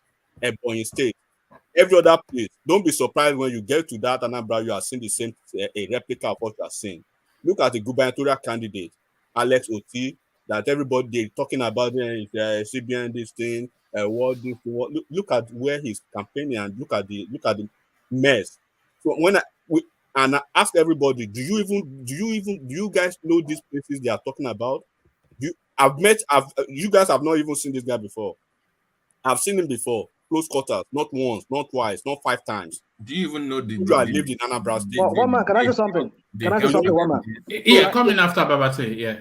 So I just want people to understand the fact that, you know, this is the election that they've sold the best propaganda to Nigerians, the package fraud, the highest level of package fraud in political history of Nigeria. And I believe they will do a good job after the whole dust is settled to unravel and peel this guy out. Soludo will do that. And a couple of politicians in Southeast, they would, especially in Anambra State, they will do that. They will unravel him. One man, can I say something? Can I say something real quick? Yeah, come in. But just to add, Peter Obi, by his own admission during the electioneering, he told us that in his tenure, the 8 years, he handled in excess of ₹500 billion.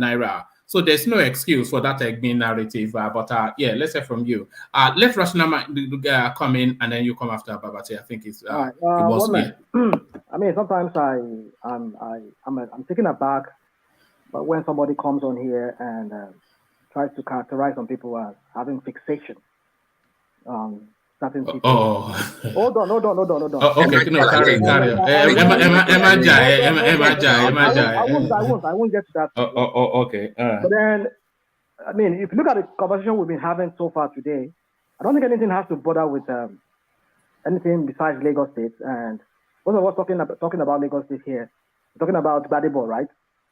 And whatever transpired in Lagos and Tinubu. And then somebody will come here and then change your narrative and say, so yeah, because of certain people, they have a candidate in this election, and then we have to turn it around. And I call the name now. My name is No, enigmatic. Just settle down. All right. And then the same people you're accusing of having fixation, this person also is having fixation on them, because all the things we've been saying here so far, we've not even said anything that has to do with these people from this side. I mean, and then you have to turn the whole thing around and make it look like you are the spokesperson.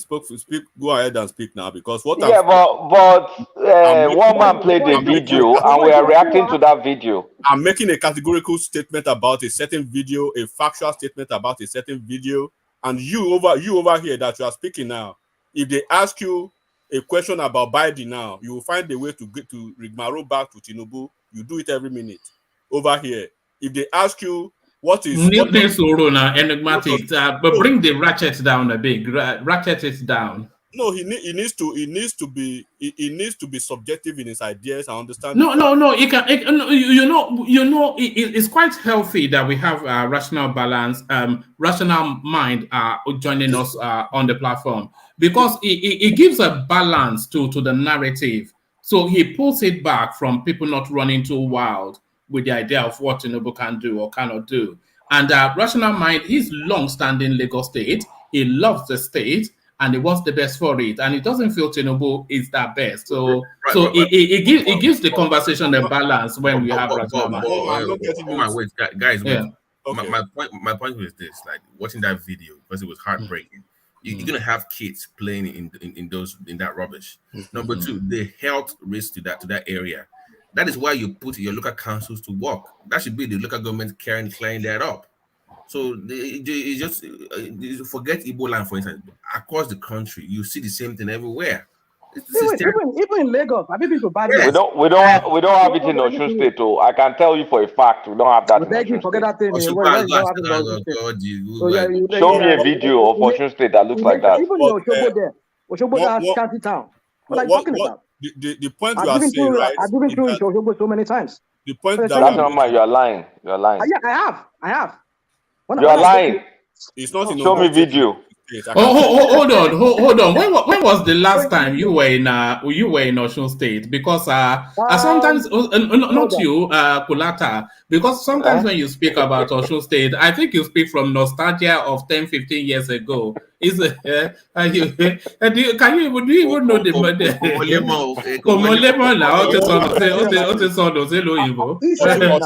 Osun State, the last 10 years, there's been a significant improvement, at least on Aragbe developed us now. Aragbe did a good job in Osun State. So, and then when we're speaking to this, I'm not actually trying to say, okay, this is it. But when you are not government is continuum, right? And you are not expecting only one person to develop a certain environment. But when you have 5 or 4 administrations and you are still seeing, it's like you are still seeing, reputable underdevelopment, and then you cannot speak to that, but you want to speak to others. Look at what is happening in Kaduna State. I know how I have an experience of how Kaduna was. They are proud to El-Rufai, but since El-Rufai got to Kaduna State, you can see significant improvement. Can you say that in other states?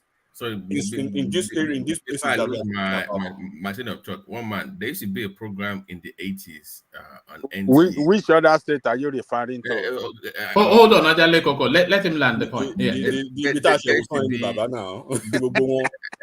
All of them. The Southeast is an hold on, leave the Southeast. Yeah, go on, Babati. There used to be a show in the 80s on NTA and OGTV in Abeokuta back in the 80s, late 80s. And they called the program Egbeyewo. So the job of Egbeyewo was that every week they would go around the city and they will expose the dirtiest area of town, and we will make fun of you. So on Monday when we get to school, we will mock you. So guess what happens? Everybody is forced to clean up. That was accountability. They will say Egbeyewo fair. They know you will lay. It was Saturday morning. It was Saturday morning. Yeah, they should do very that early Saturday morning. Yeah, they will expose. Yes, they will expose the dirtiest area. So guess what? We're all clean our area. We don't want to work for TV for Monday. We don't want that one. So it forces you to do that. So once again, let's try to use local government councils to do all these things.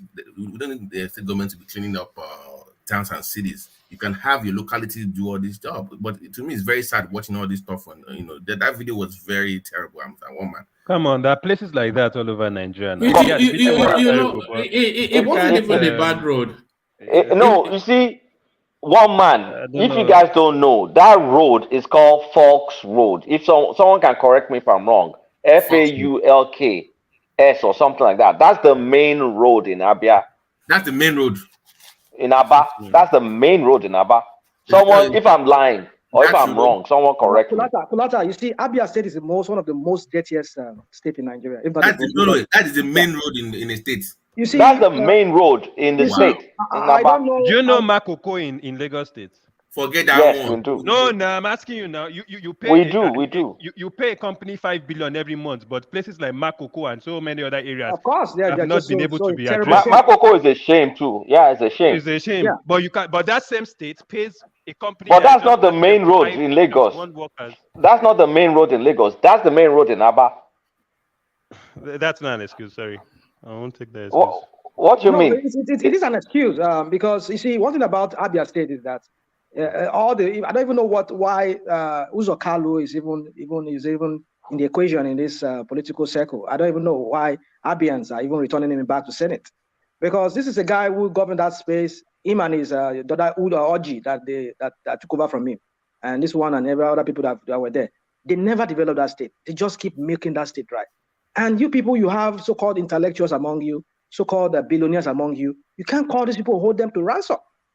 And that's why I don't even understand why the Abians will allow their state to degenerate to that extent, whereby everything is just a total mess. All of them are corrupt. Don't raise. I know. I'm not trying to say, but I'm saying Abia State is even worse when it comes to that.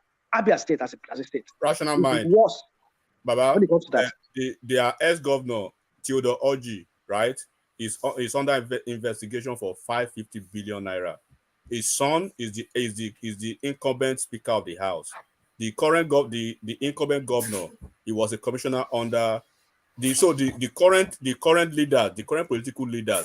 They've been there since 1999, either as commissioner of something, and they are still in the sector. They are still all together. So nobody is saying, and this is why we are saying, if all these states are able to develop at a certain pace, there wouldn't be the issue of, okay, look at Obaseki. Look at the mess Obaseki is causing at the moment in Edo State. And then we could say, okay, Oshomole, right, he did his best. If Obaseki is able to even lift a finger to consolidate on what's his name, Oshomole did, it could have been something. But this guy is busy, is basically just sitting idle, doing absolutely nothing. Look at Bayelsa State with 8 local governments with over $160 billion in naira, right? From FAC allocation and everything. Go and look at Bayelsa State. Go and look at Delta State. Delta State, I don't think I do not think I stand to be corrected. I don't think there is a skyscraper, only one in Delta State. It's until Wiki and Amechi, started trying to turn around the face of River State with all the humongous allocation and allowances. You can't really see anything for that. We need to hold these people accountable, not just focusing on only one, and that's why the mistake. But to be fair, is that holding people accountable space? Is that not what is being opened up by this Peter Obi movement? Because they're now putting pressure on traditional politics. So now, from what Peter Obi has introduced to the space, our performance now will be. Do you know why? Like we said earlier, once Obi fizzles away, I want to see that so-called cry for accountability stay for after Obi fizzles away. It's going to fizzle away. We'll be back to our old usual politicking as usual. So I'm not buying that he's exposing anything. It's just for the moment in time, it will be there. And once TINUBU is sworn in, when Obi fizzles away, we will all be back to our corners again, lamenting as usual. So nobody's exposed to any new way of thinking. I disagree. We are seeing Nigerians at the same. Well, I'm hopeful. I want to be optimistic that there's been a change. Yeah. Let me bust your bubble real quick. Don't even waste your time. There's no hope. Didn't you see? But actions of Desmond Elliott has spoken to that now. Him donating transformers and running around helter skelter. Before he will have been comfortable. He will have been comfortable under TINUBU now that he gets his re-election. Elliott, I'm telling you, once TINUBU is sworn into government, and you have Obi freeze away, like I said, once you have a Labour Party members campaign into PDP or APC because they want to be in the main party, this call for new governance or new way of thinking will fizzle away as well. So I'm not buying that. That revolution is not here yet. We're yet to taste real revolution. When it gets here, you will know. And this is not it. I'm sorry. Obi is not it. I'm sorry. It's not what we're looking for in somebody that will change us. When it gets here, you will know. He's not it. I'm sorry. He's not it. But has the Obi phenomenon not highlighted that we are actually now in search of a different way? We are in search. I agree with you, but I mean, okay, that one I can give to you. But somebody has to sustain the momentum for you to get to that level, and that's my worry with the labor movement, like the so-called opinion. I hate that word opinion anyway. But the labor movement, that they cannot sustain that for a period of time to transition into what we're looking for. And sadly, I don't see that lasting for a year or two before we go back to our old way. So it's a concern for me. Babati, do you think labor movement is going to be a footnote in Nigerian history? I mean, of course, when you write the Nigerian history, they have to be mentioned at least. I mean, they won significant at the federal level, but I think it will be if they wait. What do you mean they won significantly? What do you mean by that? For the way they were perceived from the start, like nobody saw this coming. I mean, 20 plus in the House, 7 senators, that is significant for a so-called no party restructuring, like the way we labeled them, the perception of them at the beginning of the campaign. So that is a significant jump from the way they were perceived.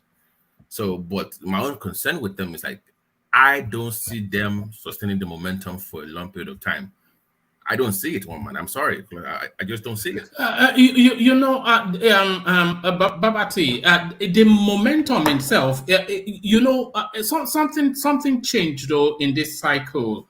And a lot of things that changed is all wrapped around Peter Obi, the Peter Obi phenomenon. The Peter Obi phenomenon, it has shaken the political space. See how Sanwo Olu is running helter-skelter. Look how TINUBU could not even structure 2 sentences together. It is that pressure that Obi phenomenon are largely brought to the space that's led us to where we are now. So if Obi fizzles out and if politics reverts to type as we know it, then they will be very dumb. Because the lessons of the Obi space is that people don't want to continue in this way. Obi made one mistake that I had issues with, and his friends or whatever can testify. I've said that for years. Obi is too centralized. It's based on just one man. He has not built a movement strong enough to last beyond. No. I'm talking about the narrative of the space rather than the structure or the personality. The narrative, what the people are saying. Right. Okay. But they've said that for years. We've been lamenting for years. Yeah, but they are acting on it now. That is the reason why I said it needs something to sustain it for a period of time. That is the problem. I'm not denying that is not there. The narrative is you know, if Obi fizzles out and politics reverts to type and this agitation space, you know, when it reconvenes, it will push these people out of power. If they don't respond to it, Obi or not, they'll be gone. And what would that look like? You know, we could have an Arab Spring like they had in the Arab. We could have it in Nigeria because the temperature is there. Stay with me here. I said revolution, right?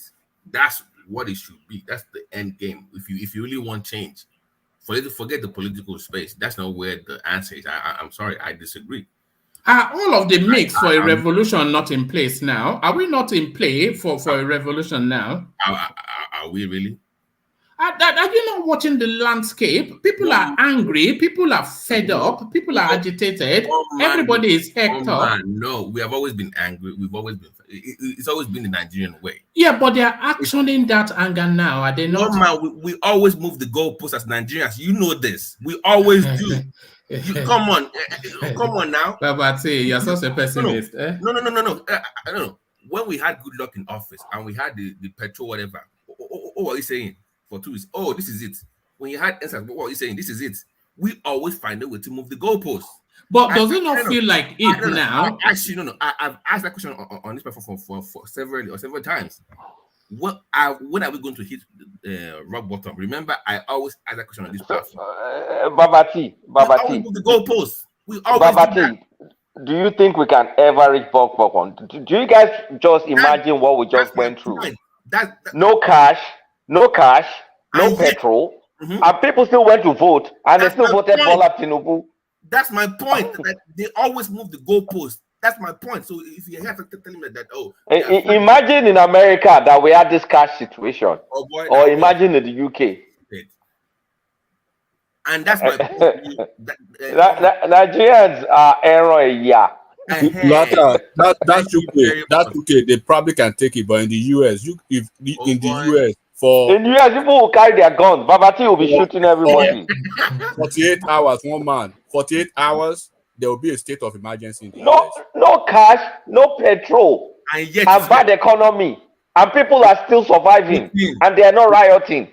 The US, and they voted for APC. The US, can you imagine? They will activate all the US military they will activate all the reservists with immediate effect. One man, and that's my point to you. And this Obi cannot happen again. One man, if you don't know, it can't know. So apologies, Babati, but Obi is a follow-on from NSAS. And they are perfecting the space. Anybody that doesn't acknowledge that is not reading the tea leaves.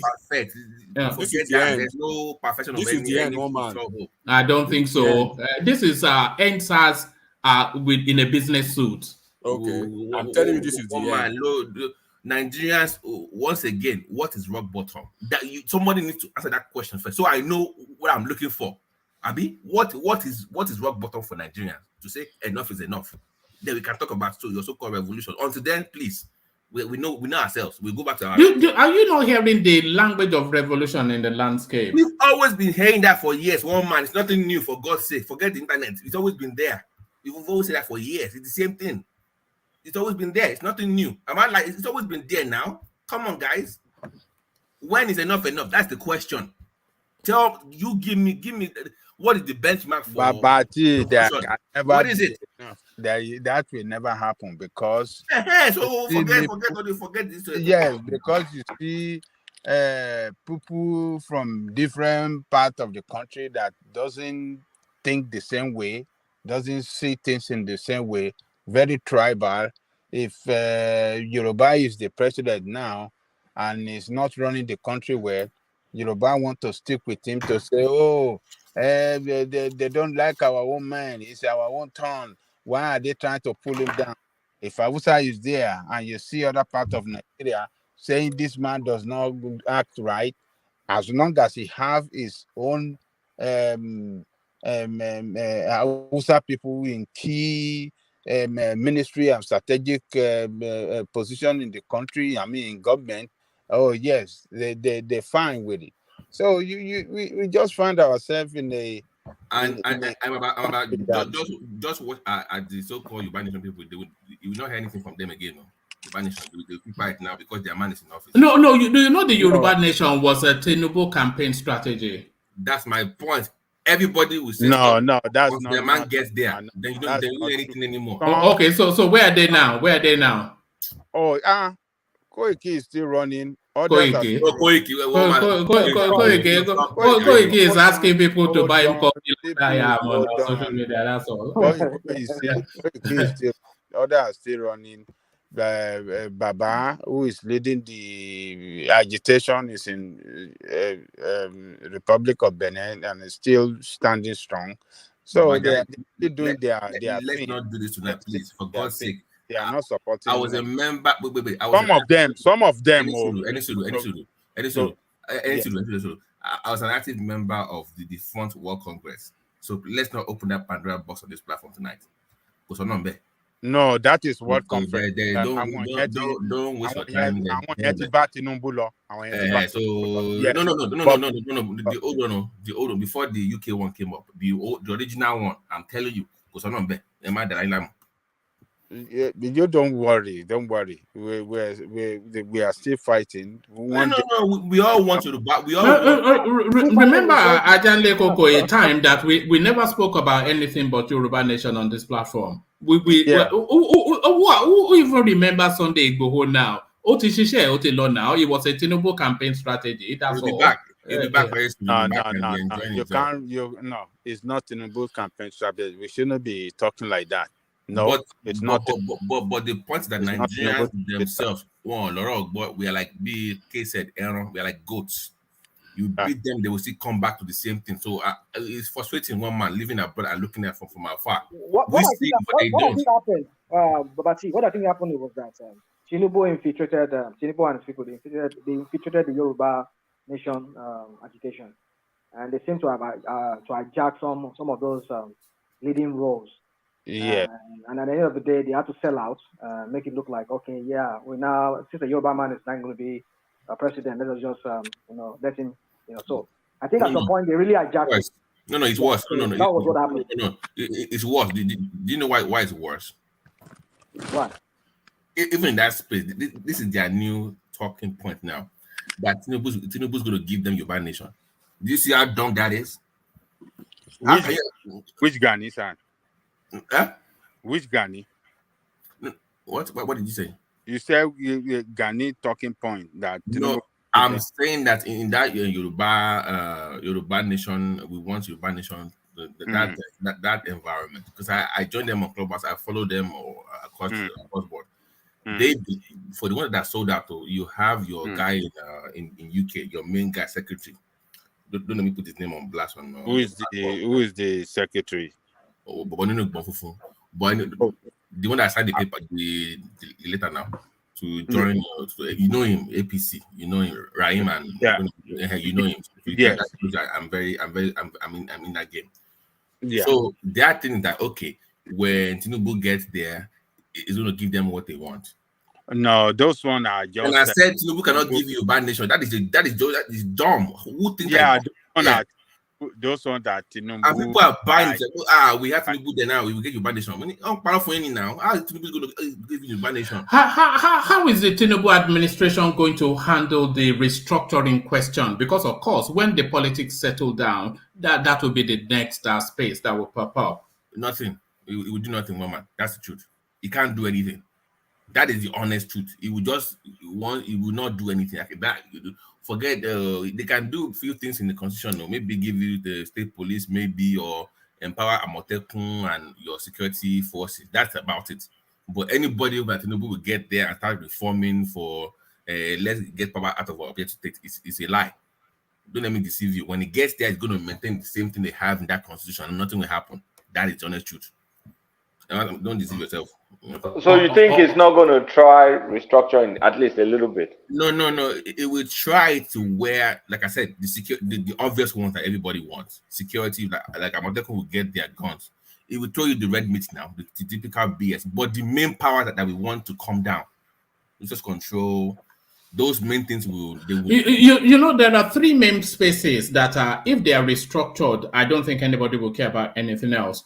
That state police, which almost the whole the whole country agrees on that, and then resource control, which will be a difficulty, and then if you can remove the energy space from the exclusive list, the electricity. So if it does those three, I don't think anybody cares about. Well, they still care, but that will settle the space somewhat. One man, the security one, I can give you that one, but I can guarantee you, the resource control, they might give some people concession for states to mine their own resources, maybe, or some kind of, but to just give it to them for 100% and with no, it's not gonna happen. You see that power thing. Once you get there and you see the kind of power you have, you just retract and go back to the old ways. It's Nigeria at the end of the day. I'm sorry. It's not, because remember, if you're in office, you're fighting your political enemies as well. And if they have any bidding at the state level, you don't want them having that power, even though, like, if your party is not controlling that state, for instance, you don't want them having those kind of things. Those things come to play. The more states you control, the more leeway you have for so-called resource control, whatever you want to. You see, Babati, I don't think there's any fear in all of these things that we sometimes tout here on many platforms, where we say, oh, they are. I mean, we know that some of them are power hungry, but what you just need to do is, if Tinubu can or whoever gets there, could just create a very strong institution. It's only one person getting there. Wow, so if anybody gets there, if Tinubu himself is the one who's getting there, Okay, let me give you an example, please. So you can reply, rational mind. So Tinubu sponsors a bill in the House of Rep to say, let's have a national conference and sit down and how to, Nigeria. What do you think will happen in the House? Well, that's a good question. Because that's what because remember, the ones they've been having before was not sovereign, right? That's why nobody takes it seriously. But if you want something very serious, it has to be passed through Parliament, right, to make it legally binding, right? Whatever they come up with. So if you say, okay, we want a sovereign national conference that will be legally binding, here's your bill in the House. Oh yeah, pass it. What do you think will happen? Well, the only people that I think will kick against it are the people from the core north. There you go. Very likely. And that's the problem. So, but looking at the demographics, if the South, the Southwest, Southeast, and the Middle Belt, if they jump on that bandwagon, forget it. There's nothing. Those ones, go and listen to them. They clamor for national conference, not sovereign. Like they don't know the difference. It has to be sovereign national conference. Sovereign. That means it's legally binding. Whatever you come up with, they have to pass it. They will forget conference. I don't care about conference. Sovereign. That means pass to the act of Parliament. But have them pass it now. Now we can have that conversation. Until then, because I'm not back. But then what I'm trying to say is that, you see, with this issue of power, too much power in the center. You see, for me, I just think there's nothing to be afraid of, because even here in countries like here where we live, if any state starts misbehaving, they can send the federal police or Homeland Security to take over the case. So that's the power that even the federal here has. They can wedge over the states in a very extreme situation. So, but for me, what I'm trying to say is that I don't think anybody that gets in there, the president that gets in there, it can still be powerful. Just put in place institutions that will checkmate. Listen, that will checkmate the state. I don't care about them. I care about I want somebody in my local government to be as powerful as the mayor of New York. Exactly. Yeah, exactly. That's how it should operate. Focus on local government, not state. Forget state. I want local government to be powerful, like a mayor. Sorry, same with states too. Same with states. Say for example, like Lagos State now, if they could devolve policing to local government, that if each local government could have their own policing, and for me, I would suggest that they even let the chief of the police of each local government to be elected. to be an electoral role, whereby they will elect him to be there to oversee the Department of the Police. That way, it won't come under the control of one person. Right. So you see, there's a way we can structure this governance system in Nigeria that we just need to strengthen the institutions that bring about this process. The process that bring about these people that were elected. That could really be a game changer for us. Governments are the stumbling blocks for that. They've been the one frustrating those. It's because they want to continue perpetuating this ugliness that we're seeing in that country. So that's my problem with you. With this, people focus too much on Abuja, forgetting that their own man is even the issue. You didn't know the reason for that? The last thing, one man quickly. I know you want to move on. Another reason because Nigerians, they are even some of us who say we are educated. I don't think our education doesn't really help us. We're not critical. How do I say it? Analytical and critical in our thinking, the way we criticize things. We just want to, just say things for the sake of wanting to say it or wanting to just learn it. But we don't critique it very well, just to be sure that this thing we're talking about, if it really makes sense and if it's of any benefit, but we just want to say it. So for me, I think the reason is because our education in Nigeria, a lot of Nigerians are just educated, but they're not really, they don't have walk away, as my mom would say. Yeah, look at that. Walk away, follow. So it's just not about just going through the books, but you need to understand, be able to critique what you are reading, Thank you very much. Because they keep blaming Buhari and I laugh at them. Like, forget Buhari, blame government, they are the problem. Forget Buhari in Abuja, it's not the problem. Your government is the problem. All right. Let me take Kulata to a different headline, and then after that I'll come to you, Babati, and then we carry on with the Gbadebo list. But when I come to you, Babati, I'm going to play you a clip between Maokwe Ogun and Peter Obi. And then, of course, you tell me then if Maokwe Ogun punked him or not. But before we do that, let's give Kulata this headline that's just come through. Amechi Tonyeko worked against TINUBU'S presidential ambition despite being APC member. So this is Wike continuing to hold the space. Rivers State Governor Yemson Wike on Thursday, March the 16th, alleged that his predecessor, Rotimi Amechi, and the governorship candidate of the All Progressive Congress APC in the state, Tonyeko, worked against the ambition of their party's presidential candidate, Bola Tinubu. Wike, while speaking in Port Harcourt, the state capital, said that Rotimi Amechi and his protege, Tonyeko, actively opposed the demand for power shift to the south and worked against their party's presidential candidate in Rivers State. When the president-elect emerged as the winner, Tonyeko rushed to congratulate him on his Instagram handle, but deleted the post when he was criticized. The governor further noted that Amechi failed as governor of Rivers State for 8 years and could not attract any single development project to Rivers State as Minister of Transportation for 7 years. He also alleged that Amechi and the APC planned to overrun and disrupt the elections in the state ahead of Saturday's governorship and state assembly poll, noting that the security agencies have been notified. The governor also declared Friday the 17th, 2023 as a public holiday to enable all private and public sector workers to travel to their communities and vote at their polling booths. Wike, one of the aggrieved, so it goes on, but the body of it really that Rotimi Amechi, not only did he not, because Rotimi Amechi was not a full participant in the election that just went. He made a few cameo appearances.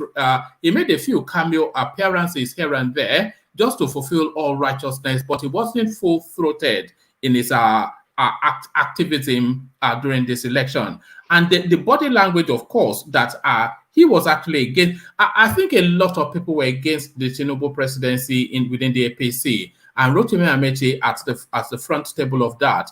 But what are you making of this commentary by Wike? Do you agree? And what political future, if any, if Atoye Cole doesn't win River State, Rotimi Amechi is toast? So Wike's commentaries, your thoughts, Kulata? No, I mean, Rotimi Amechi's political career is gone. It's dead. That's it for him. Because didn't we talk about Tonyeko Cole like using Peter Obi's campaign poster and campaigning alongside with Peter Obi? So, I mean, the article doesn't tell us who they supported at the end. At the end, was it Peter Obi or was it PDP? But I want to suspect Tonye supported Obi, and I don't know who Amaechi will have supported. But I mean, there's no love lost between Amaechi and Tinubu, and I really don't think. I don't think Amaechi is someone that can be worked with like that. He's too unstable of a person. And Tinubu will like hold him on a leash. So I think his political career is dead. I think Wike is going to take the state with PDP. Labour Party has no shot. APC, Tonye Cole has no shot. Magnus Abbey too is dividing votes. Is an SDP.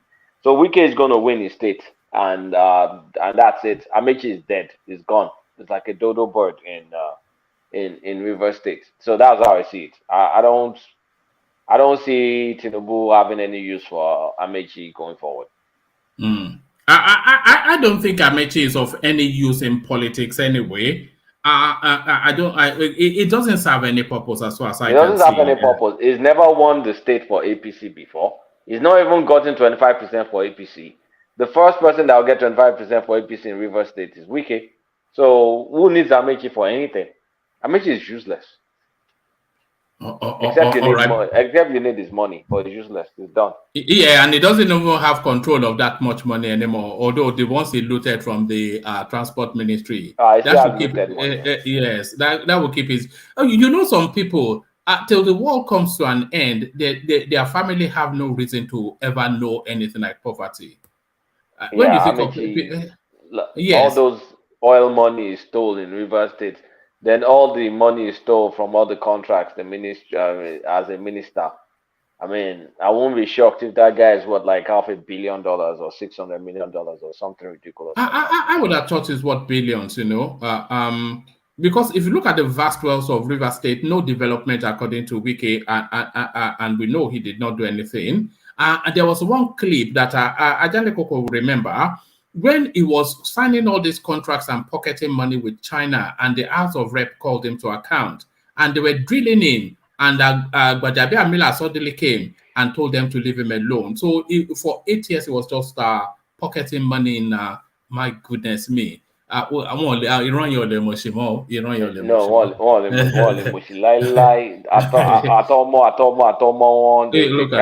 can never be broke. But I mean, I can send HO to come and send trademark. Yes, invocation, as she calls it. Invocation. The blood of the innocent is. Oh, God almighty me. My goodness. And that seems to gain traction. People seem to like it, is what puzzles me. It's so monotonous. It's so boring. One man, I think he has a crush on her or something. No, if I swear for you, you could catch him tonight. You know, she's everywhere. You know, I was watching some random clip of her. You know, Aisha Yesufe. She has a channel, a platform. She does. Yeah, she does. You look her up on YouTube. But then, if you go on her page, the first face you'll see is HO. Oh my God! Willing and gnashing at the teeth as she does. You know. Yeah, I don't know, man. You know, some people have actually turned into personalities within this space, you know. Woman, my children will come and take over this. The blood of my children. I am the Obukoko of Ukukoko. Oh God Almighty. Something. The Olosho, the Tutu, the Boo Boo. They have done my children to Olosho and Yahoo boys. Oh God. The oppressed and the oppressor, you know. Oh my God! We do this. Something foundation will do this. In 2027, my children shall not. I'm joking. Those two people. I'm joking. Don't worry. I'm sure she's listening to us. She'll call us on the next platform. No, it won't look on now because I've had my diet. I've the full complement of my courses. I've had it. Kulata has had the full complement of his courses. So I mean, let's check quick on but no, Kulata. Before I go on to Babati, have you given us your take on the Oba of Lagos space? Have you spoken on that? Yeah, I did. That was the first thing I talked about. All right, brilliant. Stay with us. Interject as well. And people can interject, but you see the natural flow of it now. That's really where we want to be. So when it's just flowing and people interject and so there's a smoothness to it. I think you'll get the drift. But let me bring you in from this space. So this is an interaction between, and we're going to that list, by the way, Babati. But before I even do anything, let me just acknowledge the super chats that have been coming in, not as though they have been streaming in. Audi, as you know earlier, came in with the body judge space, and then he comes back in again and says it's like saying you are going to put a bank to work in the MasterCard payment gateway, a joke. So he was speaking to that Oba of Vivour space where the guy was just no experience, but then wants to be the master of the universe. So that's not quite how it works in the real world. Play Summer comes in. It says, Sanwo Olu built rice mill, water transport, FTZ, DSP, railway, Obi and GRV, both do not have Sanwo Olu's achievement. So yes, that's a point that a lot of people have made, that if you take the totality of Peter Obi's achievement in all of his 8 years in Anambra, and but then you can't take any achievement from Gbadebo because it doesn't have any, but then you garnish it with this MIT thing, which is the singular calling card that is using for this rate is this MIT certificate. So if you garnish it, it still doesn't come anywhere close to what Sanwo Olu. So Sanwo Olu has just commissioned a rail system, first in West Africa, I suspect. I'm not sure, somebody can correct me, but I'm not sure there's any other West African country that has that. So always outnumbered, never outgunned, Sanwo Olu to beat them both up. But let me play you this clip, and then we go on to the Gbadebo list, the 100 days. But watch this. It's a Malpe punking Peter Obi here or not? It's my sister. They said it failed. That's the IREV. The IREV is separate from the BVAS. The BVAS accredits people, and then it's supposed to take a picture and upload it to the IREV. The IREV did not work on that day. Yes, me and you know the difference between all this. For the average Nigerian, that is all included. And I want to speak to the average Nigerian. What they've sold us, whether it's IRF, whether it's the IRA, what they told us is the BVAS is from this to this.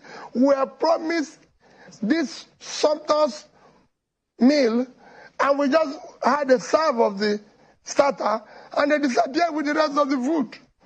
So we didn't. That is the worst lunch we have had. I've had to make that clarification because you know that the BVAS is also going to be. It's unbelievable, you know. The more it reminded me of when they were asking him about green energy. Say green energy or red energy, the people have to eat. He just you can eat from a. Don't say you don't know. I mean, is it that more? I don't know. I'm confused or seek clarification or clarity for the question that was asked to you. But this is what happens in that space.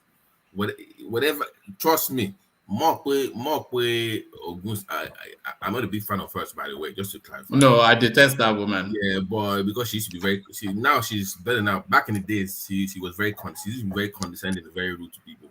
And I never really like that. But I'm sure Facebook page or Twitter space will be lit up right now with curses and abuses at this point from obedience.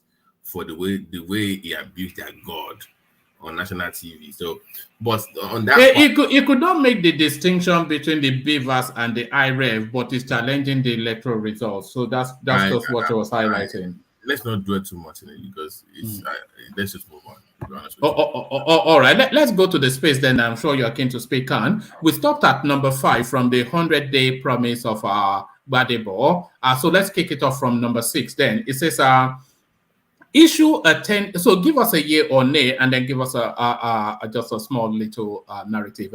It says issue a 10-year order for 10,000 vehicles to an auto manufacturer that commits to building auto assembly in Lagos with a credible plan to achieve 50% value added within 5 years. So that sounds like financial speak, but does that rhyme? Nay, because you're gonna be there for 4 years. Your first time, that'll be 1,000 vehicles a year.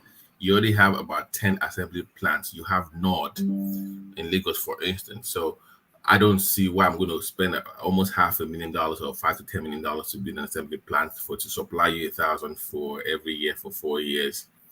It doesn't make any financial sense for me. There has to be a better incentive for me to come into your state. 10 years, 10,000 vehicles is not attractive enough as a business person to invest in that state. Besides, you already have competition on ground anyways. So there has to be more.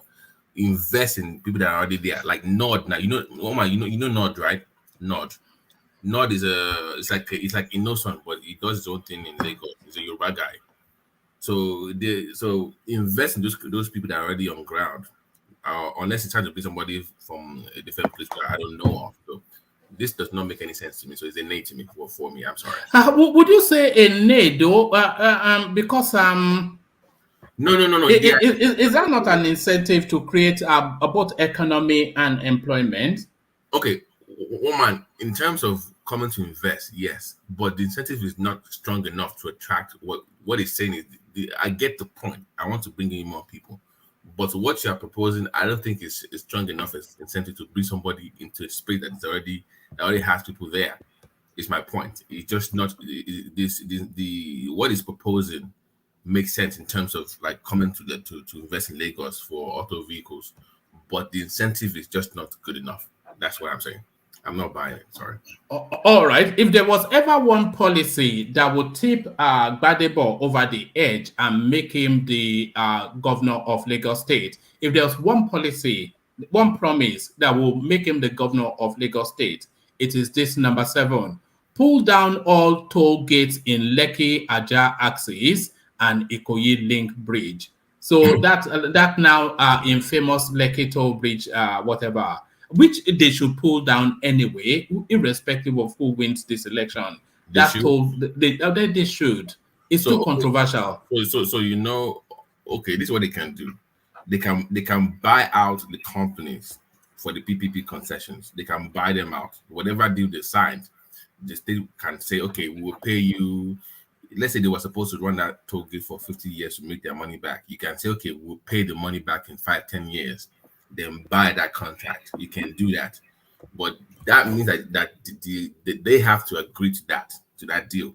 So you are still at the mercy of the PPP guys to concede or accept your offer because they don't have to, woman. So you open that they will accept that offer from you. But at this point, unless they are willing to buy out that contract from them, then that's the only way. But to say, do you know that Lekki toll gate is also wrapped around the Tinubu name as well? That's what I'm saying. That once again, it's a PPP project. Let's see the contract details. Just you can review it, like the words you guys have been using. You can review it and see how you can buy those private companies out of the contract. If that is possible, then you can do that. But to just say I'm going to cancel it or put the end to it, no, it's not that easy. The first by the way, this is the first 100 days or 3 months. Yes. That is really somebody's making money for something that you signed over years ago. I think 3 months of negotiation will do that. No, they will fight back now because it's money's involved there.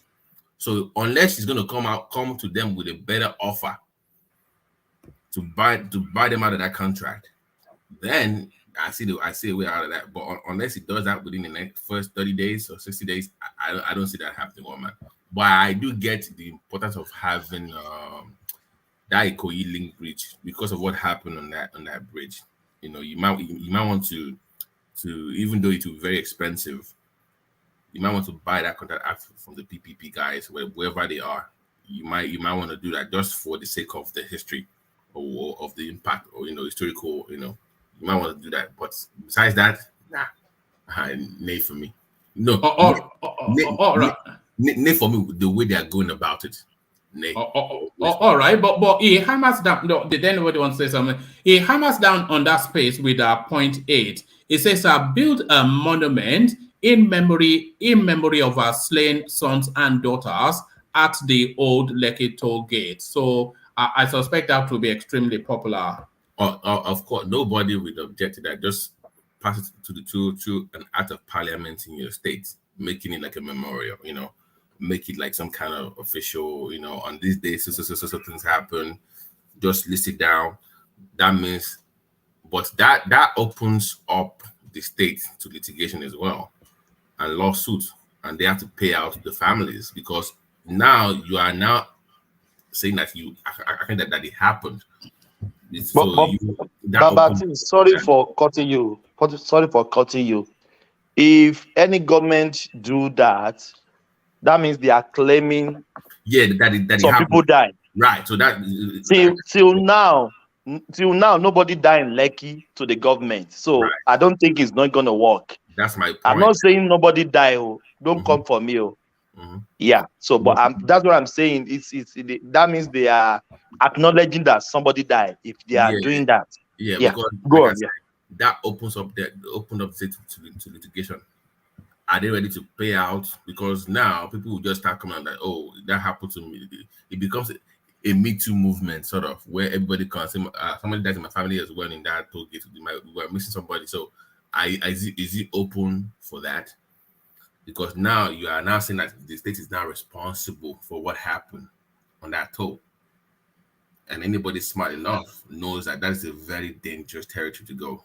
So how it's going to navigate that space is you need to get his lawyers involved, or the state's attorney general involved in that. So I do get the need for that, but at the same time, it exposes the state's treasury to be he must pay out massively. So that's a very dicey one. So that one, I'll be on the fence on that one. I agree in terms of the need to at least remember what happened. But at the same time, if I'm in government, I'm going to be very careful of how I, go through that. All right. The number 9 is somewhat of a funky one. Let me read it out first and then see what you're making of it. It says, advertise for the employment of 10,000 teachers. Advertise for the employment of 10,000 teachers with outstanding grades. And then in parentheses, first class and second class upper or upper credit, to start a process of repositioning teaching as a middle class career. So what are you making of that? Right, that one, I don't think anybody will disagree with that. As a matter of fact, they need more than 10,000 at the primary level. So nobody, but the payment salary scale that has to be worked out by the Board of Education, that they do the scaling for payment, not the. Once again, you need to know all these things. It's a salary. They have a salary scale. You can't bump up a teacher more than someone that is in SPEP, for instance. So, but they will work out that. But the idea itself, I get it. They need help in that space. You don't want. I hate how private schools have dominated the primary school education. I don't like that. We should have. I mean, I'm a proud.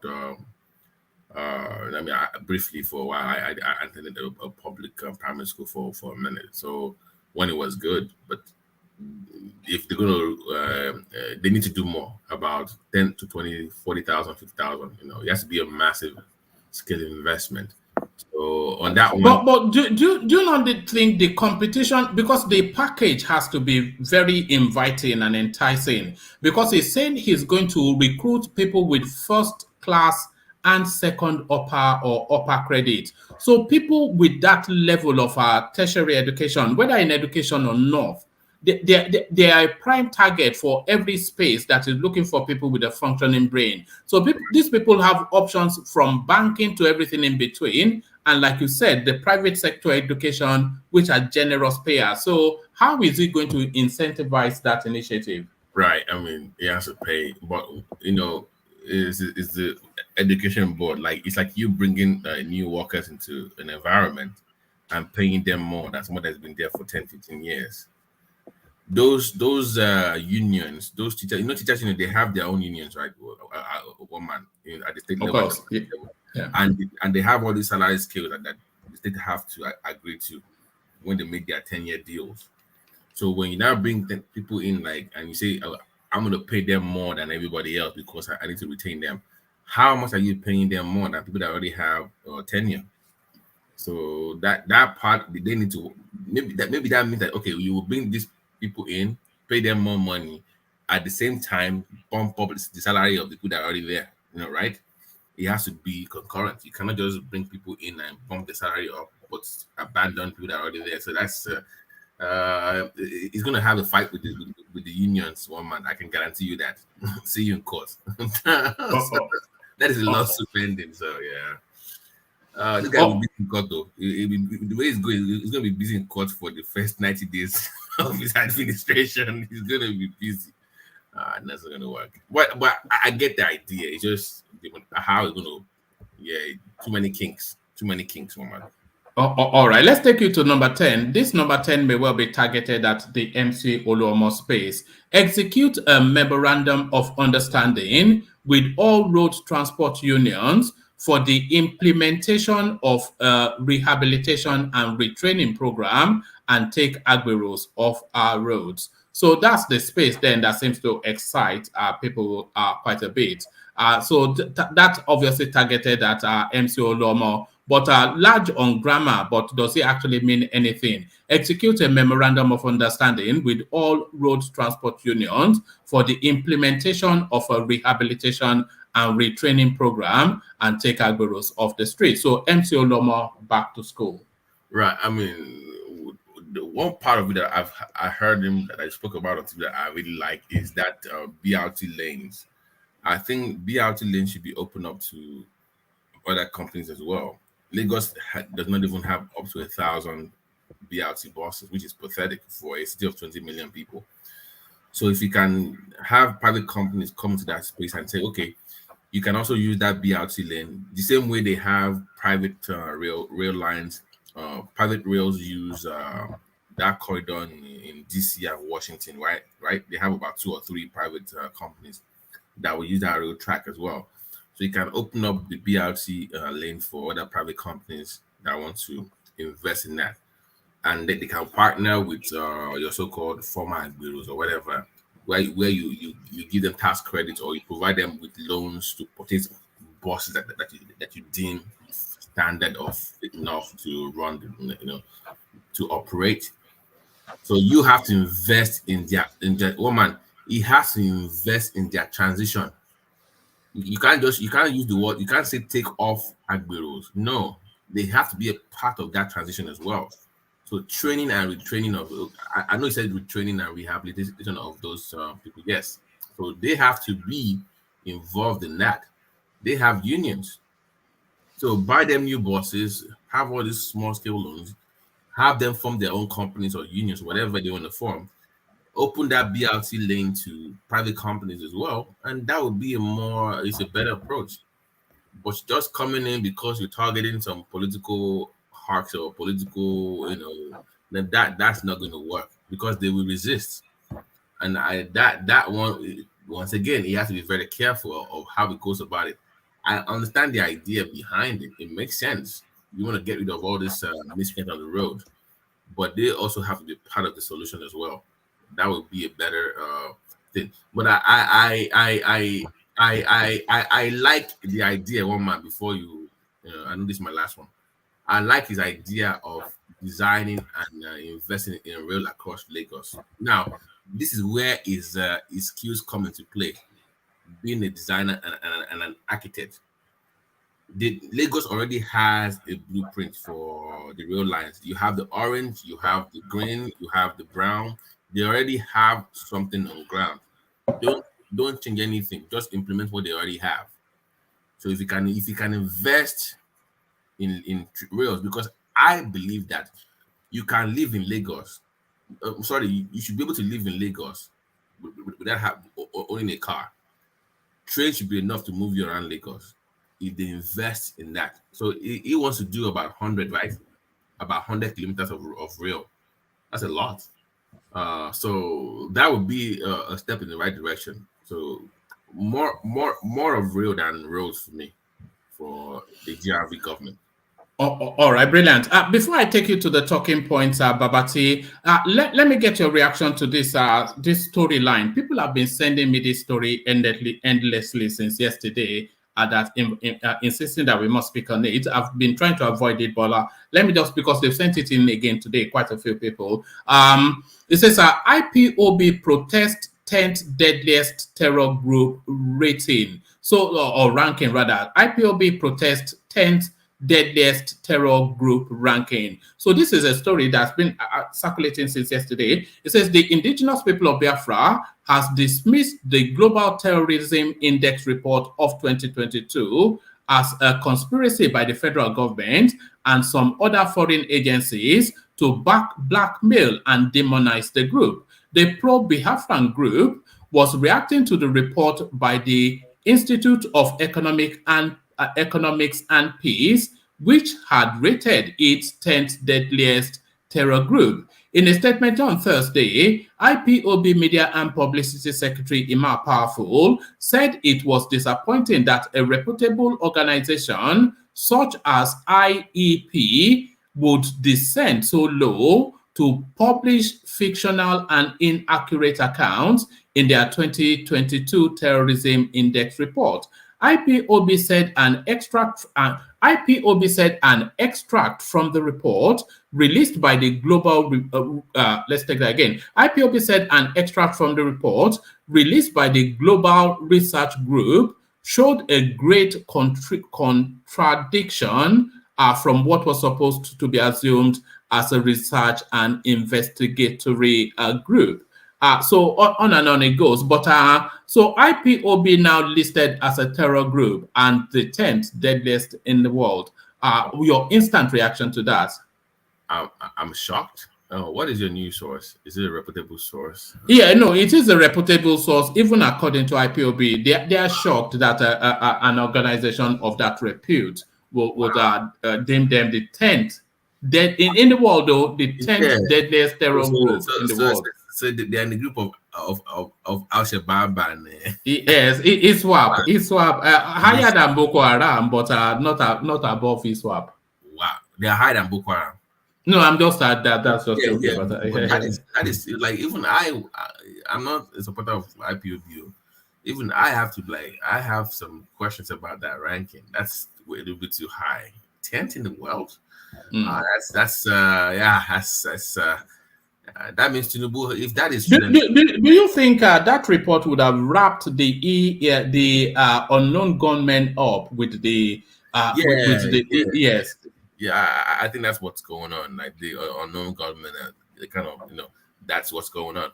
But that means anybody linked to that group from now on will be in the political scene. It has to be very careful, because it's not looking good on the global stage as well. Even though he has to maybe come up with a statement and say, just agree with them somewhat about them not being good for Nigeria, and Gbadebo himself he's been linked to them, so and that's kind of affecting his campaign as well. So 10th, wow, that's I'm really surprised that they're high, to be honest, one man. 10th in the world. Wow. With all that is going on in Myanmar and all those places. Yeah, like you have even in America, you have some local cells. You have some. I mean, that's 10th in the world, man. That's but still, Tinubu has his hands full. He still has the South people, Delta militants. You have Boko Haram. You have ISWAP. Now you have IPOB being labeled as 10 in the world. So he needs to Obi, for God's sake, for the sake of the country, he needs to work with Tinubu. I know people don't want to, like, his fans will say, what do you mean? If he's a real Nigerian and he loves the country, the country needs him at this time. The country needs him, to help out. They need him, from political to religious. They need him to, that's who do you think Tinubu will struggle with the most in his administration within that cusp, within that corridor? Do you think it's going to be the ISWAP Boko Haram space, or do you think it's going to be this unknown gunmen sort of narrative? Where do you think his struggle will come from the most within that cusp? South, southeast. Because remember, now he didn't get a lot of votes in the southeast. He got some votes in the south. So when they raise your ugly head and start this, because trust me, your deltas will come up. You know how to do every term of the new government. They always have to test how strong the government is.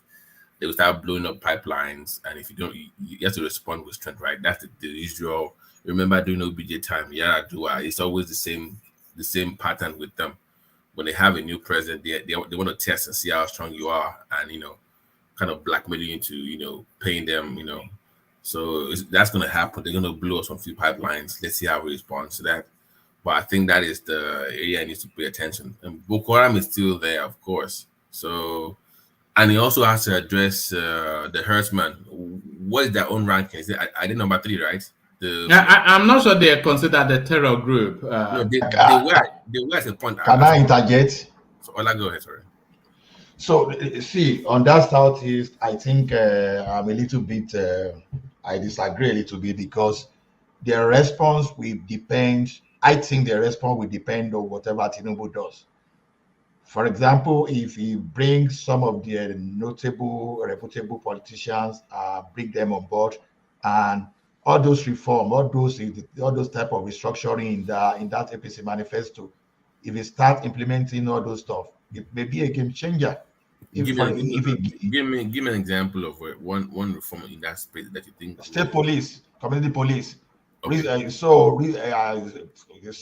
and you give them some degree to control their resources. It may be a game changer.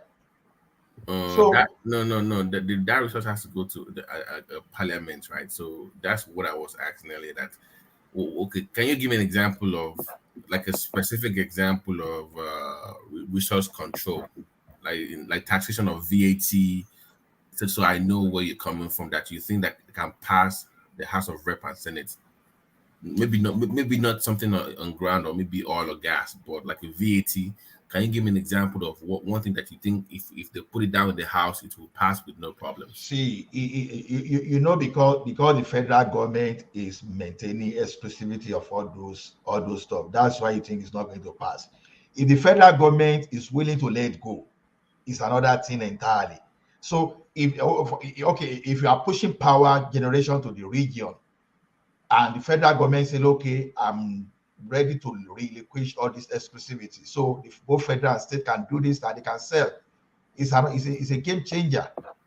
If it goes if you empower that Southeast region to have the industrial cluster and say, okay, go and find some investors that we put the electricity there and control whatever and sell your electricity to the industry there, it can be a game changer. So you see, one thing about this IPOP, whatever, we have to understand why they are fighting sometimes. What's the response? What exactly are they responding to? So maybe you see one explain now that is trying to take over their land. Okay, and you are saying this time around, okay, it's not going to happen. Everybody go and find your ranching in your own area. Don't just go to any place and just go and start doing an open grazing. So you think Tinubu will push back against the Fulani herdsman thing, right? You think he's going to push back against that? Why can't he push back? Do you think all the Northerners are in support of Fulani herdsmen? I'm just asking, and I'm just asking. See, the herdsmen are from Buhari's tribe. That's just the point. And most of them are wanderers. So this man, is maybe my opinion is that he's busy looking for where to resettle his Fulani herdsmen, those people that are walking around. So he wants to find land for them and bring them forever they are in the bush to come and put on your land. But this time around, he said, okay, it's not going to happen. You control your land. Whoever you want to give ranching to, do that. And once these people, once they see that the new government there is not the life patron like Buhari, then they will adjust, because it simply means that if they try rubbish, they are going to meet fire for fire. Unlike where someone was trying, unlike those people, like Buhari that has been trying to pamper them, it's going to be another game changer. So Ola, remember that water bill that people have said that kind of links to that what you just spoke of now, that settlement, right? They still have it. They've been trying to pass that bill for 3 times or 4 times. Is it 2 times now? I think they didn't pass that bill eventually, right? No. They're trying to put it back up again. few months ago. They tried to pull it off. That water bill used to agitate rational mind for quite a few. It never spoke about anything other than the water bill, rational mind for a few months. Even I shouted more than rational mind about that water bill because they wanted to pass it during the Christmas break, and some senator just got information about it and they step up. So they've been trying. So I think that water bill is dead because Buhari is going out already. So if you like pass it now, even if you sign if you sign that, then the next government can just come and reverse everything. So it doesn't make sense again because if you pass it now, how are you going to implement it? So you won't be able to implement. So that one is dead on arrival. So are you sure? Because you remember the herdsmen were talking about that they reached a deal with the Tinubu campaign team back then. Remember that it was okay with them going back to the old Gation routes. Don't forget that they came out and said that in the open space, that they talked to Tinubu and about the grazing area, and he said it was okay with. That's what they said. What's the name of it? Yeah. They said that they met with the campaign, that they've agreed that they're gonna help them out. So let's not put too much pressure on. See. I'm sure Tinubu is not that stupid to the point that he's going to give you grazing routes. Where is that land that you want to reserve for grazing routes? Even when Buhari is still the president, the southern governor, they could still use their senses, even though they've been so docile. They've been so I don't want to use that offensive word. They've been so inactive. They have land in there. No, they have land in Osun now. Osun has land, so they can give them land in Osun State. So why didn't Osun State governor? Why didn't he give that signal to Buhari to come and establish Ruga or grazing route in Osun? You understand? When it came to that matter of land, all of them they stood up, and they stood up against this whatever, whether Ruga, whether whatever name, grazing route, whatever they want to do. So it's not going to happen. Forget if it's going to happen, it will have happened for whenever governors stand against a particular thing, they are really serious about it.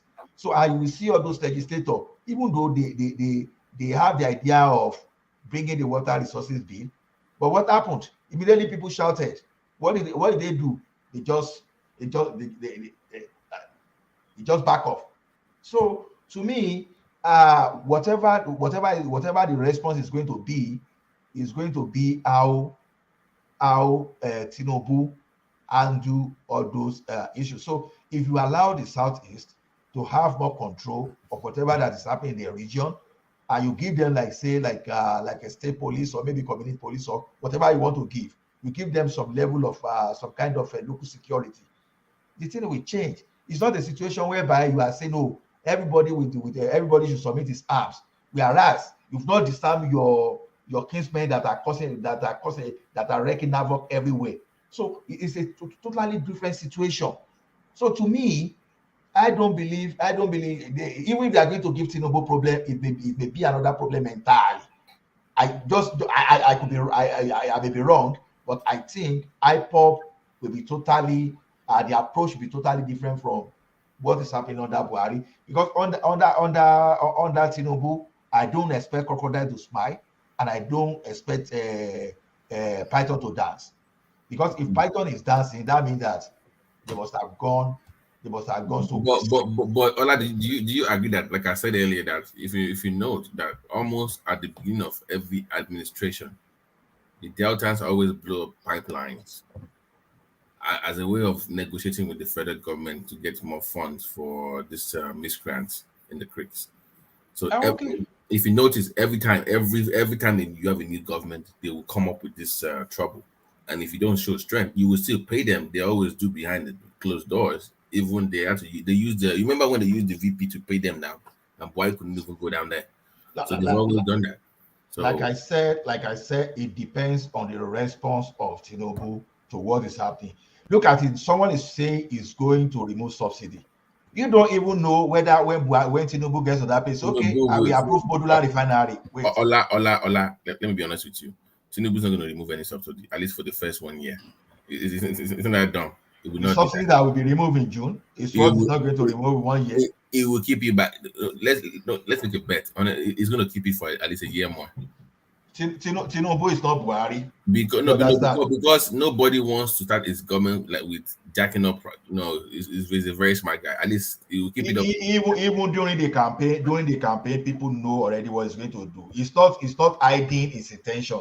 He already told you he's going to remove the subsidy. So because he told you already, and you went ahead to vote for him. So definitely you trust him to do something good. You trust him with the right decision. So see, taking that subsidy off does not mean that Nigerians will die. No, it simply means that people can suffer for a while, even without that subsidy as we speak today. Are people enjoying the subsidy? So people that will suffer mostly, maybe the middle class, those people that have big cars, that are well to do already, they really want to suffer. The normal people, they will feel it a little bit, but it's not going to be as huge as people are actually talking about. But how many people? Okay, what happened when they remove subsidy on the diesel? Is it not the same diesel they used to bring rice or the tomatoes and all those stuff from the north? Is it not diesel? So how come that people didn't? So to me, I think we are exaggerating. We are exaggerating the impact of this subsidy removal. Yeah, it's going to have short-term, some kind of a short-term hardship, but in the long term, people will benefit more. Okay, look for example now. Do you know what it means to take about 3 trillion from some kind of subsidy merchants and redirect it to the economy? Now, just imagine what they can do. Maybe, okay, these guys say, okay, out of that 3 trillion that I'm going to save, I'm going to create farm settlement. Oh yeah, you guys come and be taking some kind of loan and go into farming. I will guarantee some kind of I will raise the price floor for you to benefit from farming, for farming to create wealth for you. So what is going to do with that subsidy that is going to remove is what is going to determine how the economy, how people will feel the impact of that subsidy removal. But this one that they are telling you that they are removing subsidy, and we are subsidizing fuel for people in the Niger Republic and people in the Republic of Benin. So once you remove that, you will immediately realize that the consumption that people say, the people attached to Nigeria in terms of our gasoline and whatever fuel consumption, you will see that we are not consuming up to that. Already, kerosene is being sold. It's as good as there's no subsidy on kerosene. So what subsidy are we talking about? We're only subsidizing for bankers, people working in telecommunication, and all those people that are well to do. The poor men, the poor people are not really enjoying the subsidy. So to me, when Tinubu says he's going to remove that subsidy, I believe him significantly that he's going to remove. And you know what Obasanjo did in his early in his government, when he started increasing fuel pump. At the end of the day, what happened? The economy felt better in the long run than you saying, okay, you are going to make sure you don't have money to run this economy just because. No, please, come on. He was doing that, but remember, it was also he did one thing as well. He did what we call the Gbemuaremu at the same time. They also did what? Gbemuaremu now. Gbemuaremu was OBJ increased salaries, and they encouraged state levels to encourage at the same time that they were doing the thing as well. That's why you felt the impact. That's exactly what I said now. I said it depends on what you will do with the subsidy you want to remove. What if you remove the subsidy and increase worker salary? What if you remove the subsidy and increase mastermind? We all don't. Not everybody works for the federal government. Not everybody works for the state government. What about people that work for private companies? People that have shops, they don't get payment for that. So where's our own money coming from? See, once you increase salary in the economy, there is a way the thing cascades. It's not going to stay within those government workers alone. Okay, I know. I give an example. Like when we used to work in a bank, I know the Oga Party, Oga Patrick, no, they drink there. That cola money they used to give us there. If you take, for example, if you take that money to go to some kind of joint and you buy asun, you buy beer, you buy all those things, what exactly are you doing? You are creating job for some people too. So when you release this money to these workers you are talking about, when you increase the money, they are going to spend that money somewhere. And wherever they are spending the money is going to cascade. So all those will tell the impact, because whatever you do with that subsidy you save is going to determine how the economy will respond. The removal of subsidy does not necessarily mean death penalty to anybody. We are just overflogging it. We are exaggerating. They did it to diesel. Nobody even knew that something happened. So why can't they remove that of gasoline? Kerosene is not cheap for the common man. Normal cooking gas is not cheap for the common man. So what are we talking about? What are we talking about this subsidy? Subsidy is just to enrich some people that will, even at the end of the day, they will still smuggle the products and still go and sell at in the neighboring countries. So immediately you remove that, smuggling will no longer be something that is lucrative. So we will be able to know exactly what we are consuming. And the like of Dangote and those people that want to invest, like I said, we never can tell. Tinubu may even encourage a modular refinery in the south. That's why I'm saying that their response will depend on what the guy does. So we're going to say something. No. I was waiting for you to land. I wanted to take Babati to the Oba of Lagos space, but I'm done on that. So Babati, I'm waiting for him to remove that subsidy in June. If he doesn't remove that by June, then there's a big problem ahead. All right, thank you. So Babati, to the Oba of Lagos space, and is it even rude, more to it, that somebody has come for your endorsement, you as the king of a space, and then you just frontally tell him no? The Oba of Lagos and the sort of politics he plays, you say not to speak ill of the Oba, but does the Oba not invite those sort of commentaries? Oh, okay. First of all, and explain your new avatar, by the way. What's going on here? You've changed your avatar. No, it's still the same old guy. It's still the same person. Just all right. I'm in my multi-planetary mode today. So all right, carry on. So but the king, I get that when you have a person, regardless of who you are, you invite that attack, that criticism. I get that. But let's note this thing. We've always known for years that he is an APC king. Babati, please, 30 seconds. Do you know that comment? I'm sorry for bringing this back. The comment Rational make about the Oba, I'm still pissing off till now. It still pisses me off. I don't know what to say. It's just, if the strangers come to our land, insult our king, then a Yoruba man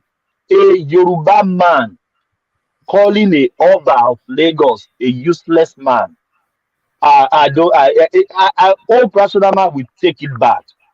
I just kept quiet since I didn't even want to say anything when he made that comment, because I would just patter every place. You know what's funny? When he might not be able to go for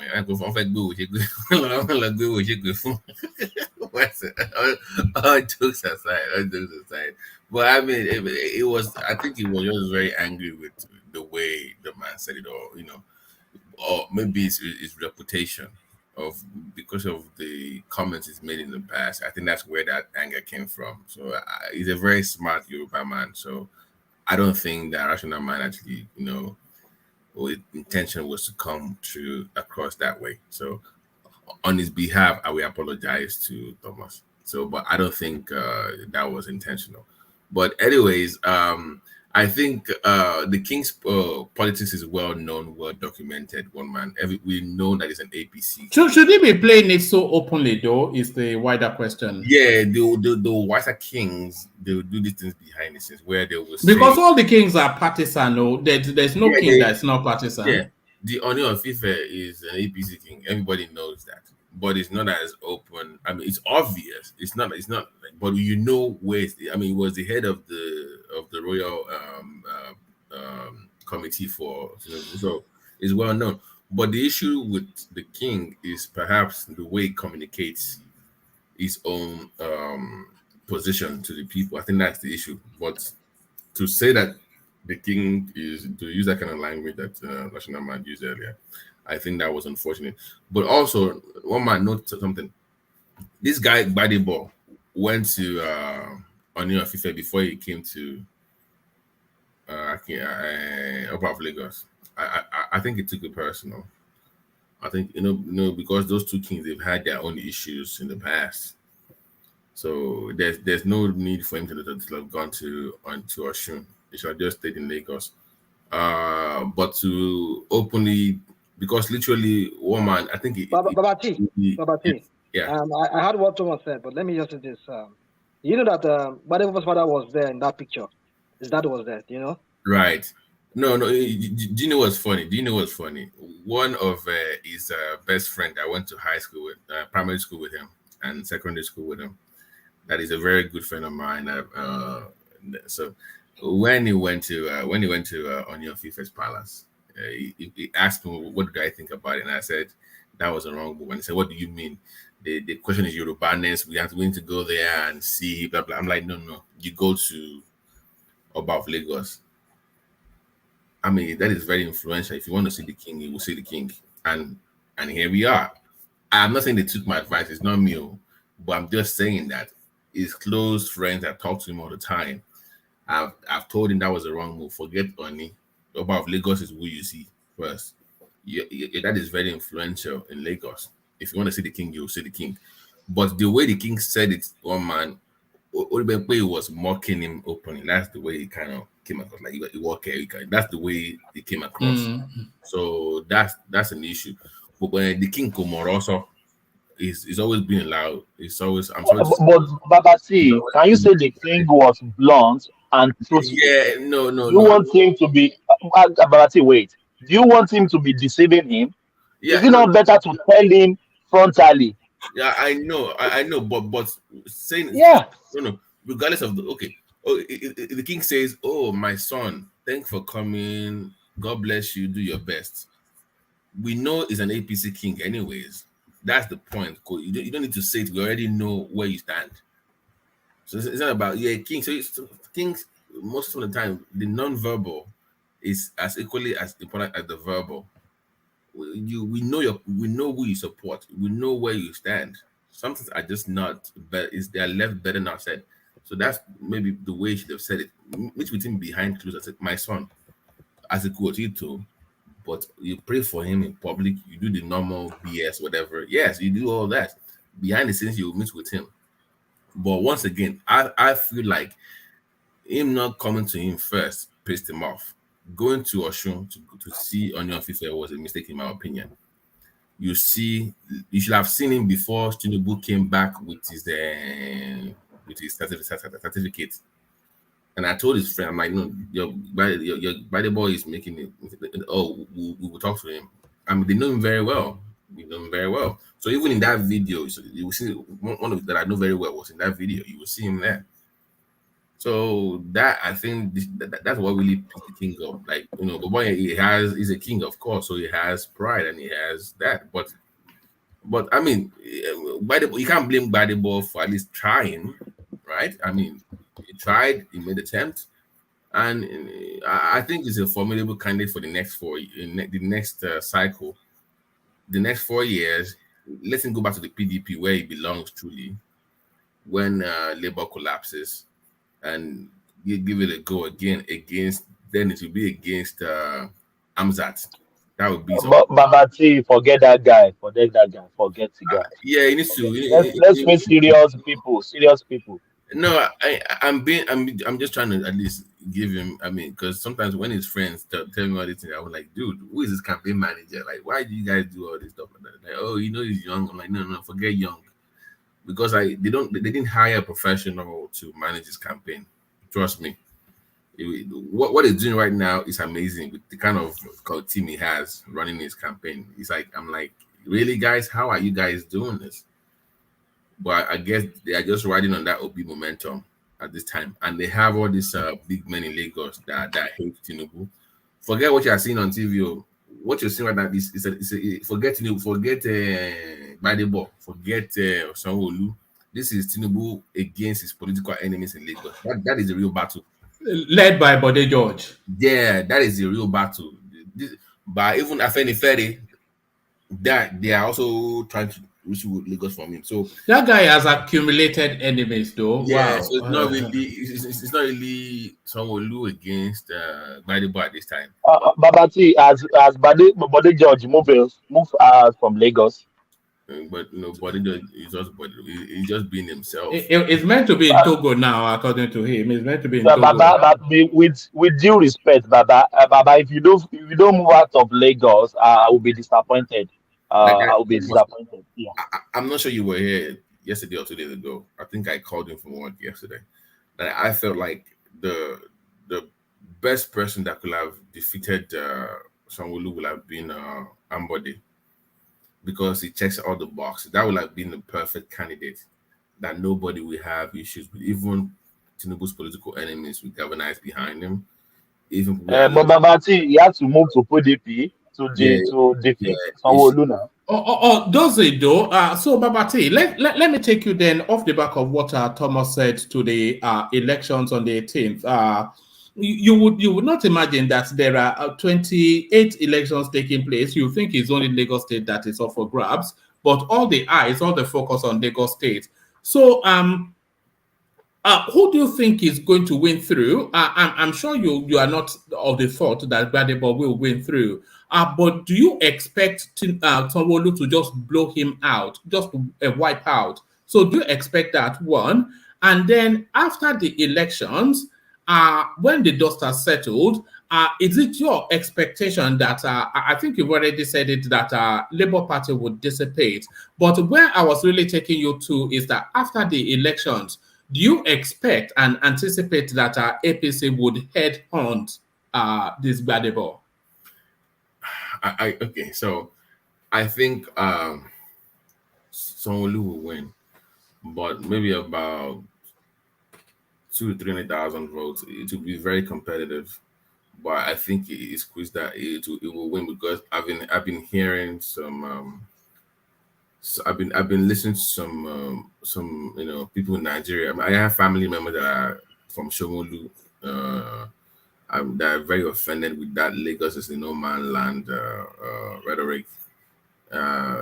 All these areas in Lagos, those traditional areas, and they are going to come out en masse, one man. They are going to vote. They're going to vote for a Yoruba person.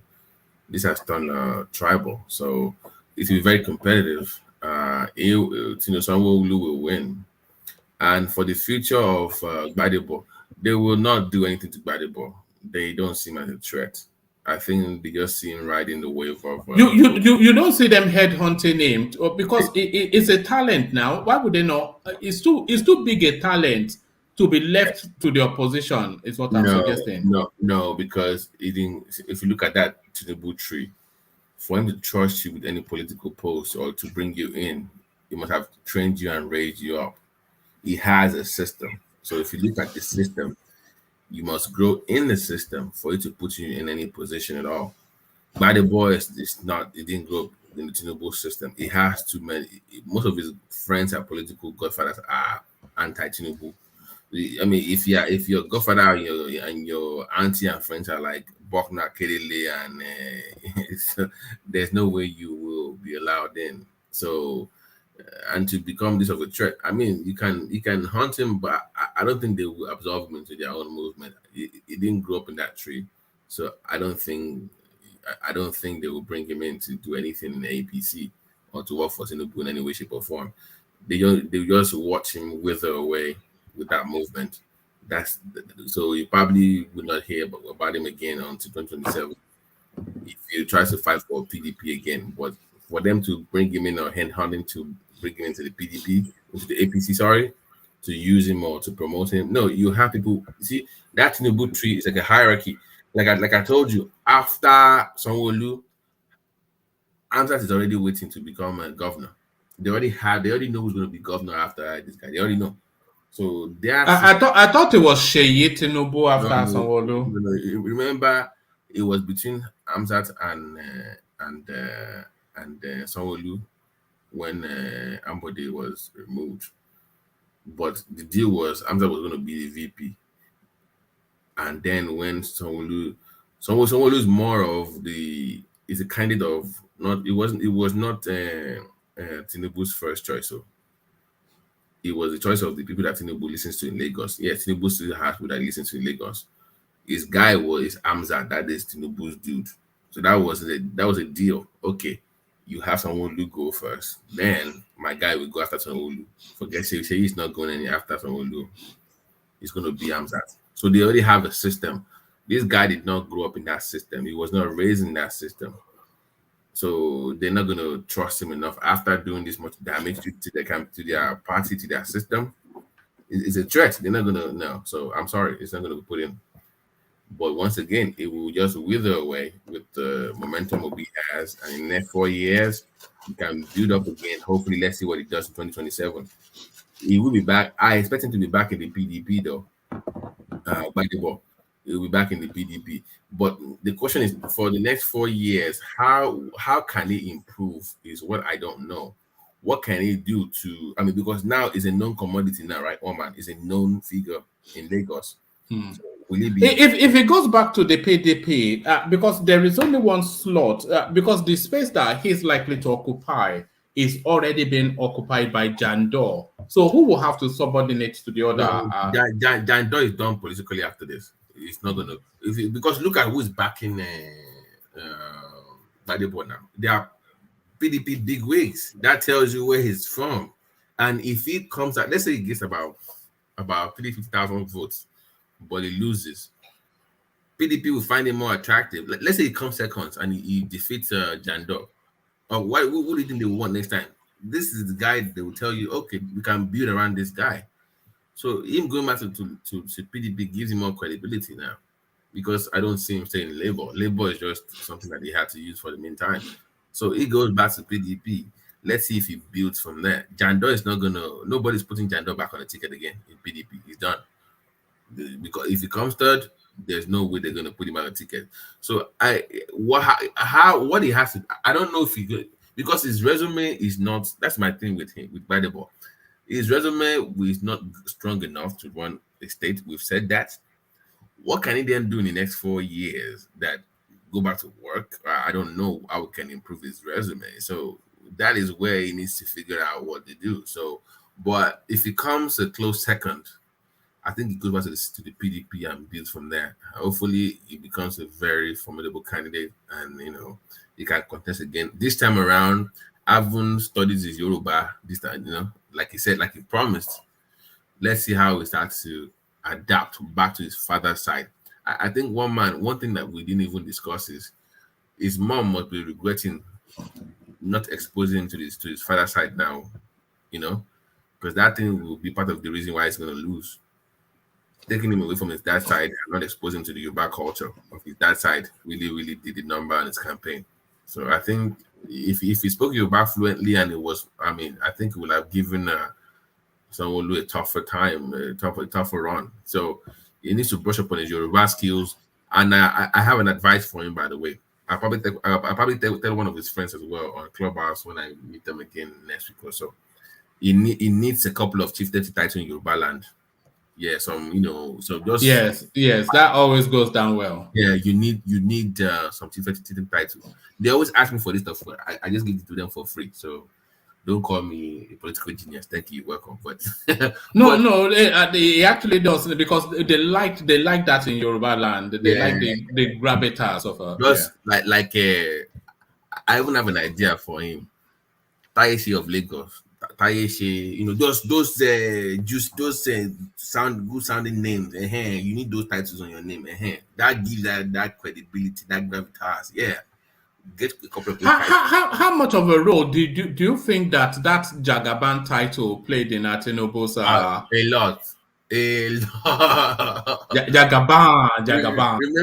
Remember when the Asiwaju and remember when he met the Sokoto Sultan and the guy said, Mr. President said no, they call me Jagaban. That's the way he did himself to the emir, to the Sultan. So that thing helped him in the north. I'm telling you, that name really helped him. So So Gbadebo needs that credibility. Something that screams Yoruba in his name. Start doing charity work. Something Yoruba related. Show up at, expose yourself to Yoruba movies, those Nollywood, whatever. Go to their parties, whatever. So that way, when you run in the next 4 years, they know, okay, it's because Kosokwe is one of us. That's the issue. Nobody sees him as one of us. He's having that issue. But no, that was how I tried to prod at him when I went on that platform. That that one was too aggressive, one man. I don't know. What was it? Did you see it? I'm like, what is going on with one man? 10 in 10 seconds. Did you see it? Yeah, I saw him. I'm like, what is one man doing? Like, one man came like one Balogun that was at war. Like, yes. Yes. I think maybe I was trying to restrain myself from all of this. I just stay within my own space for the future. I think he got overly excited to get out. Yes. I think that was it. Yeah. Because if you listen to his response, he had to pause because I look at body language. The guy paused and fell back a little bit, like, let me soak this in, because it was too much for him to get. Yes. He was like, wait a minute, who is this guy? So I think his Yorubaness is still in question, and I'm sorry, it's yet to prove to me that he's one of us. And I think he needs to make some few moves for the next 4 years, then come back stronger than ever. At that point, it'll be like 43 years old, right? 43 or 44, 43 years old. Yeah, more season this time, and for God's sake, one man, get a better VP. My God, you think Gbadebo is bad? That woman is terrible. That VP he picked, one man. Oh my! I don't even know his VP. Let me check. Holy crap! Go and watch the interview she got on Arise, and Rufai was grilling this woman. Like she said, "Oh, we're going to change Lagos," and I said, "Okay, how, madam?" Rufai asked her how 5 times, she couldn't answer. How would you change Lagos? You see godfatherism in Lagos. We know how. I'm like, this is horrible. Who is this woman? She's terrible. She is terrible.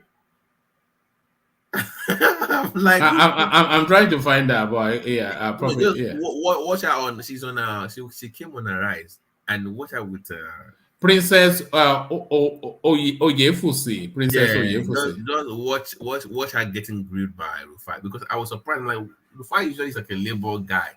She must really hate this woman, though. The way she was just ransacking and ragdolling her, it was bad. It was bad, because I know usually when Peter Obi is asked the same question and he does the Singapore and China, you don't hear Rufai go back and forth with him. You just let him say whatever. But this woman, oh my God, she's like, no, tell me how. Tell me. She couldn't answer. She couldn't answer the question. It was terrible. So, I mean, I wish the guy the best, but I just don't know what he can do more. I mean, he can get some titles, like I said, to help him in that area. But in terms of his resume, I don't know what else he can do because now, forget Sanwo Olu, Amzat is also he's a very well educated man. That Lagos deputy governor is also a very smart individual. So I mean, I don't, and he's very young. He's 58 now, so 58 years old. Yeah. Well, what do you think the ideal age should be for a Lagos State governor? It has to be somebody in that 40 plus, like above 45. Yeah, late 40s, early 50s. So because you need that energy, because that thing ages you. Look at the way Fashola was now when it got in. That thing, you can tell it's a very stressful position. It's a very stressful position. So you must be in your late 40s, early 50s, at least 10 to 15 years of work experience. And you must be able to communicate with people. That leadership skill has to be there. Very important. Very, very important. And if you've hired anybody before, one man, you know that anytime you see somebody's resume and they have internship as part of their resume, that's a red flag. that means they've not worked enough. Once you've worked long enough, you don't include your internship anymore. That kind of goes away. You want that job experience. So I don't know if he's going to go back to work again. I don't know what he has to do to improve that. That part of his resume is just a big hole. You know, I've always wondered how that guy generates wealth because he's not done anything. So is he one of those still living off daddy's family wealth? Yeah, they have all this. Because I mean, you worked in the UK. What has he designed in Nigeria? This major, like a significant. You can say, this is the guy that built this. So nobody knows, because if he does, it will have showed us like, oh, this is what I built. This is what I designed. He's here to show you what he's done. I mean, if I work for a big company running for office, I'll be promoting my work now. Oh, this is what I did for the company. This is what I built. We built this and that. Like if this guy was running for office now, what is his name? He might even run in the future. This Suji now, Suji Motors in Nigeria. Yeah. If he's running for office, what do you think he'll be doing? I was when I built this one, I built that. You know how he does with all this anyway. You'll be doing all that stuff like you built something. But this guy is not even proud of his work. He's yet to show me one thing he built with his architectural whatever degree he got from MIT. I'm yet to see one thing. So it's such a waste, to have an MIT because that's at great expense to acquire one of those. And not be able to show any body of work to what's the point of an MIT education? But woman, you know what? Let me just let me go back on my word for a second. If they can find a way to bring this guy into governance, into APC and work for Lagos, that I love that woman that worked for Lamata. I mean, I love her. She was part of the people that built that designed that new Queen's subway you have in London, the one you have now. What's the name of that new subway in the UK? The one in the is it the Queen Elizabeth line? Yeah. She was one of the people that designed that thing for them in the UK before she came to Lagos. So Lagos, they really hire experts. They really find them across the world. So she's the head of Lamata. Everything you're seeing at the real whatever, she's the one. She's the one managing all this construction. And since our friend has experience and went to MIT and is an architect, it would be a good asset, I guess, if they want to use him. That would be a field, and he's very keen into developing rails. And since Lagos is really also keen into expanding the rail system, they might use him in that department to help out. So that would be a way, if they find a way. I don't see it, but if they find a way, that would be a good area that they can work in for Lagos, because he's a very smart guy. He went to MIT, for God's sake. So yeah, he's a very smart guy. All right, I'm going to take you to the MC Oluomo space next, but before I do that, since you mentioned Gbadebo's running mate, for the benefit of the audience who may not know who she is, I certainly did not. So I've looked her up. So let's just take a couple of seconds. She speaks in Yoruba, I think, in this space, but just to get a feel of her texture. Ẹ̀yin ọmọ Èkó ilé, ẹ̀yin bàbá mi, ẹ̀yin ìyá mi, ẹ̀yin ẹ̀gbọ́n mi, ẹ̀yin àbúrò mi. Ìkúnlẹ̀ mi rè, ìkúnlẹ̀ adé ló ń bẹ̀ yín. Ẹ jẹ́ kí ọmọ Èkó náà ṣe. Èkó kì í ṣe irú ẹnìkan. Ẹ dìde. Ẹ gbárùkù tiwa, ọmọ Èkó làwa náà, ọmọ Àyàngúnrẹ̀ ti ìlú Ìkòròdú ni mí, ọmọ Ìsàlẹ̀ Èkó ni gómìnà mi, òun dẹ̀ ló rán mi sí yín, wípé ẹ jọ̀ọ́, ẹ jẹ́ kí ọmọ Èkó náà ṣe, ẹ jẹ́ kí gbogbo ètò ta ní fún ìyàwó òwò, ìjọba wa ò ní bá yín jà, ìjọba wa ò ní wá láti gba ìjẹ lọ́wọ́ èèyàn kankan, ìjọba wa wá láti jẹ́ kí a gbé Èkó dìde.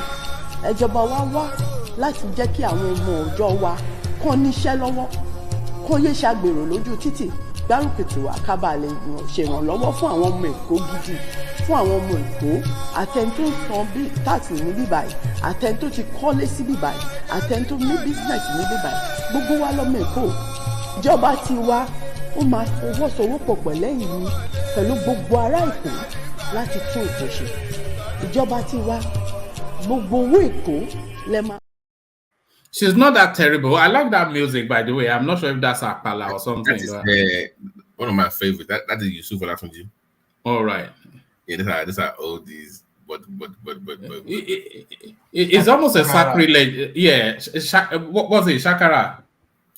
Yes, that's Shakara music. Yes, it's almost a sacrilege not to be drinking palm wine as you're listening to that.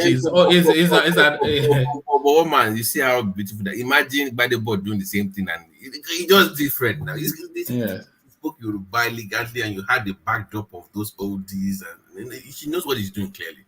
She never come on. You have traditional Yoruba song in the backdrop. You're on your knees speaking your Yoruba.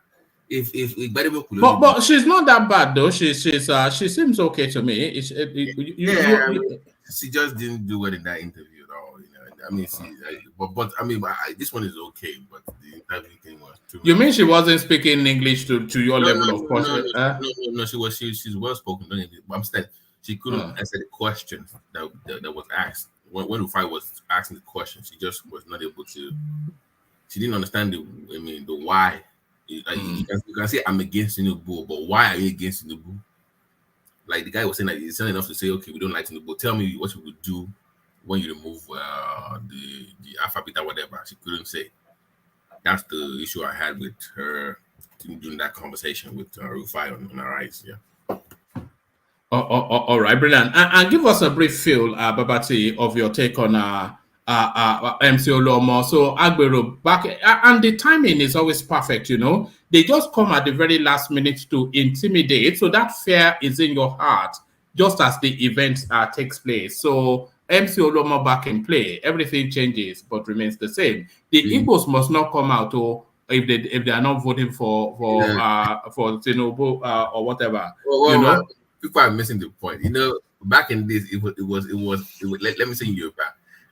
Agbara now they have federal Agbara needs, so that is his level of confidence. Yeah, forget it now. We are in Abuja now.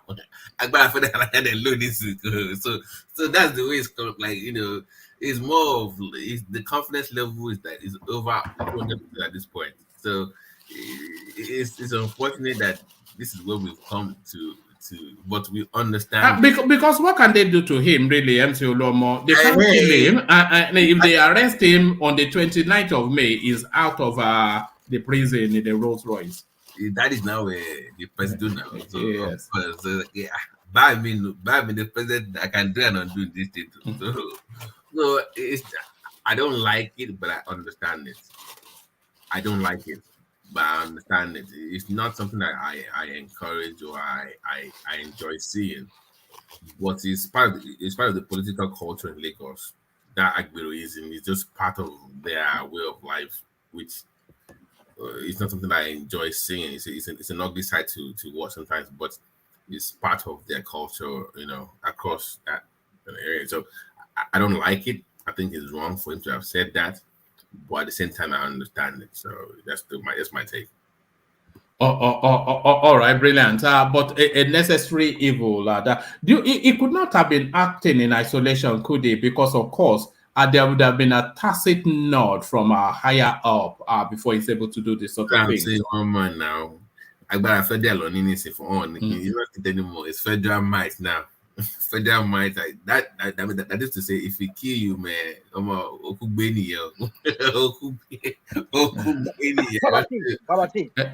Babati, is it not concerning that this federal might that will be in the hands of Tinubu is it not something?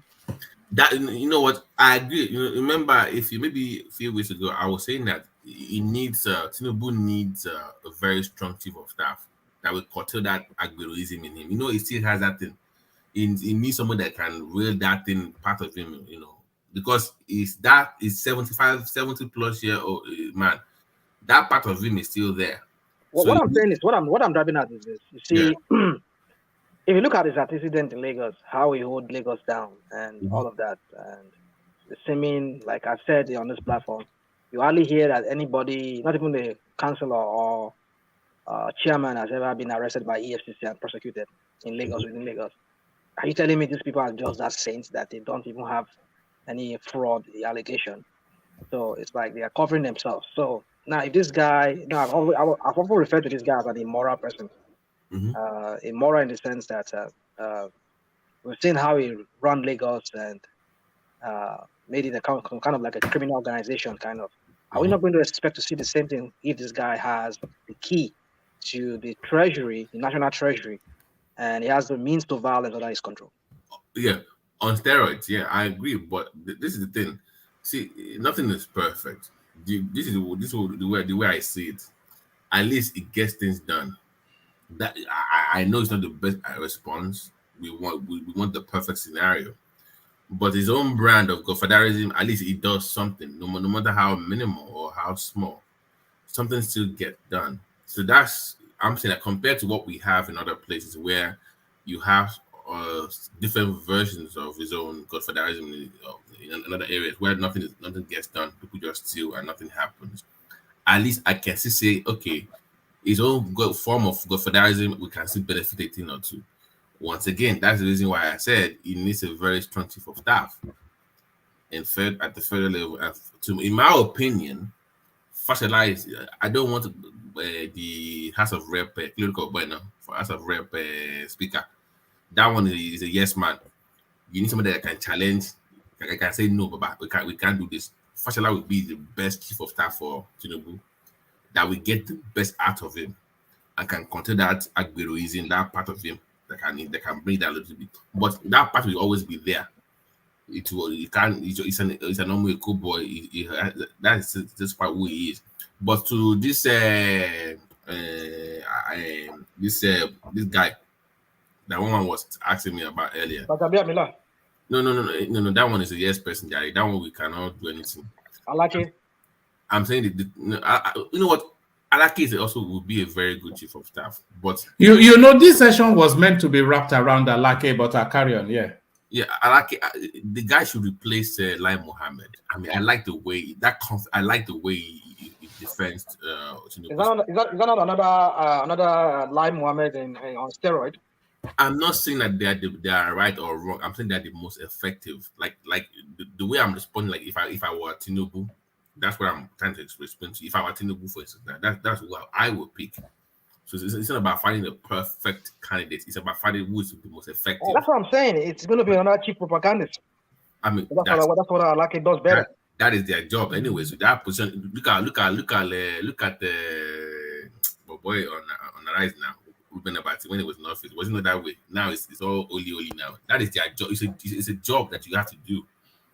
It's a line. It's a line. That's just a job. But this guy has to be very careful in Lagos. This thug, don't overexpose your Tinubu. But be very careful. He has to calm it down because if he does too much in Lagos, he has to retire him, really, shouldn't he? Because what more does he need him for? He doesn't need him anymore. But do you know what happens to that guy, though? That guy went too far because remember, maybe people forget, though. This idiot was actually trying to become a king in Oshodi, even though it was not. Yes, I remember. Yeah, you know, he's not even in Nigeria. No, I think he's from Benin Republic. That's the rumor. Like you want to become a king that you don't even have anybody from because you think you have money. What are you talking about? Who's from MC Oluomo. It was vying for. No, it's from Ogun State now. Is he not a Ijebu guy? Are you sure? Are you sure? No, the guy was trying to become a king in Oshodi. Show more banner. We don't know you are bullying.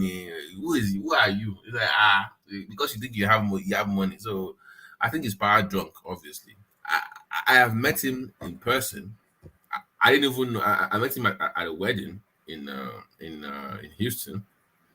A friend of mine got married, and he came with all these Hollywood people, and it was very nice. I didn't even know, but people like, oh my god, do you know that? I'm like, who is this guy? They're like, yeah. It was there with K1, the Ultimate was there. Shina Peters was there. All these top guys came there, so I met him there. I even met Sunday Igboho. I didn't even know who Sunday Igboho was at the time.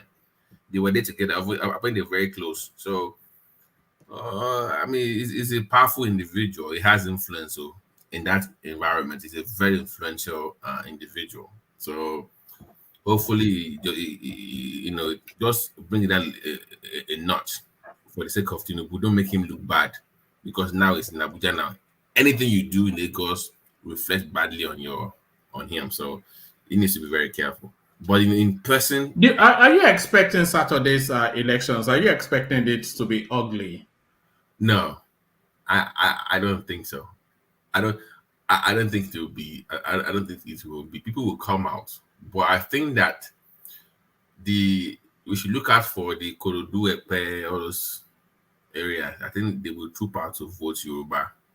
I think that Lagos thing, no man's land, I think that thing really got to them. I've listened to a lot of audio clips online, and I've never seen a Lagosian this passionate about elections before. One man, the way those people from Korodu were, the way they were speaking, like I'm from the rear, from actually somebody call my friend. I mean, the way they were talking, the anger they had about that. Oh my God, I've never, because they are very liberal in Lagos, you know, they are very open to everybody. But those people, the way they were talking, one man. I might agree with you that, you know, I said it would be very close, but the way they were sounding, man, it might be a blowout though. The way they were like, man, you want to come here and do, oh my God. They were so, the anger in their voice, the way they were upset about the way people claiming their land from, you know, other part of the country. So Sanwo Olu will win. I think he wins the election, woman. I think he wins. Oh, all right, brilliant. Thank you, Babati. Stay with us. So, Babati, let's go on, move the conversation on to DELE, who hopefully is still there. He's been very quiet, so maybe he's nodded off. It's just the waiting around sometimes. DELE, are you still there? Yeah. If I unmute him now, you probably hear snoring.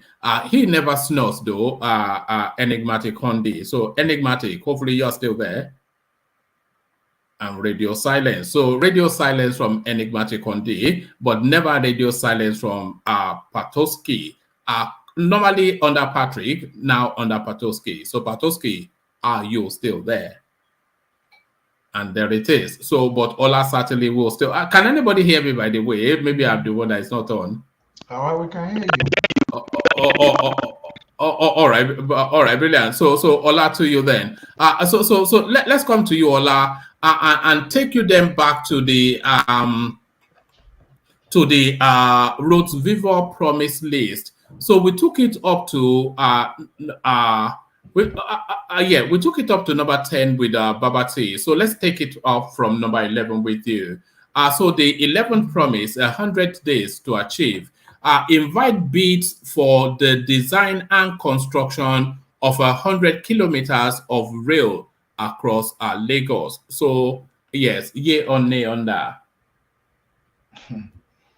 Well, what was that really supposed to serve? Because I don't understand what happened to the rail that they have presently. So why new rail? I think in addition to, it's in addition to. They have the green line that runs from mainland into the Ekpe area. They have the orange line that runs behind into E4. They have the purple line, they have the brown line. That they already have all these maps there. So they want to make Lagos like into like a New York, where you can live in Lagos without needing a car, just going using a rail system. That's the whole goal.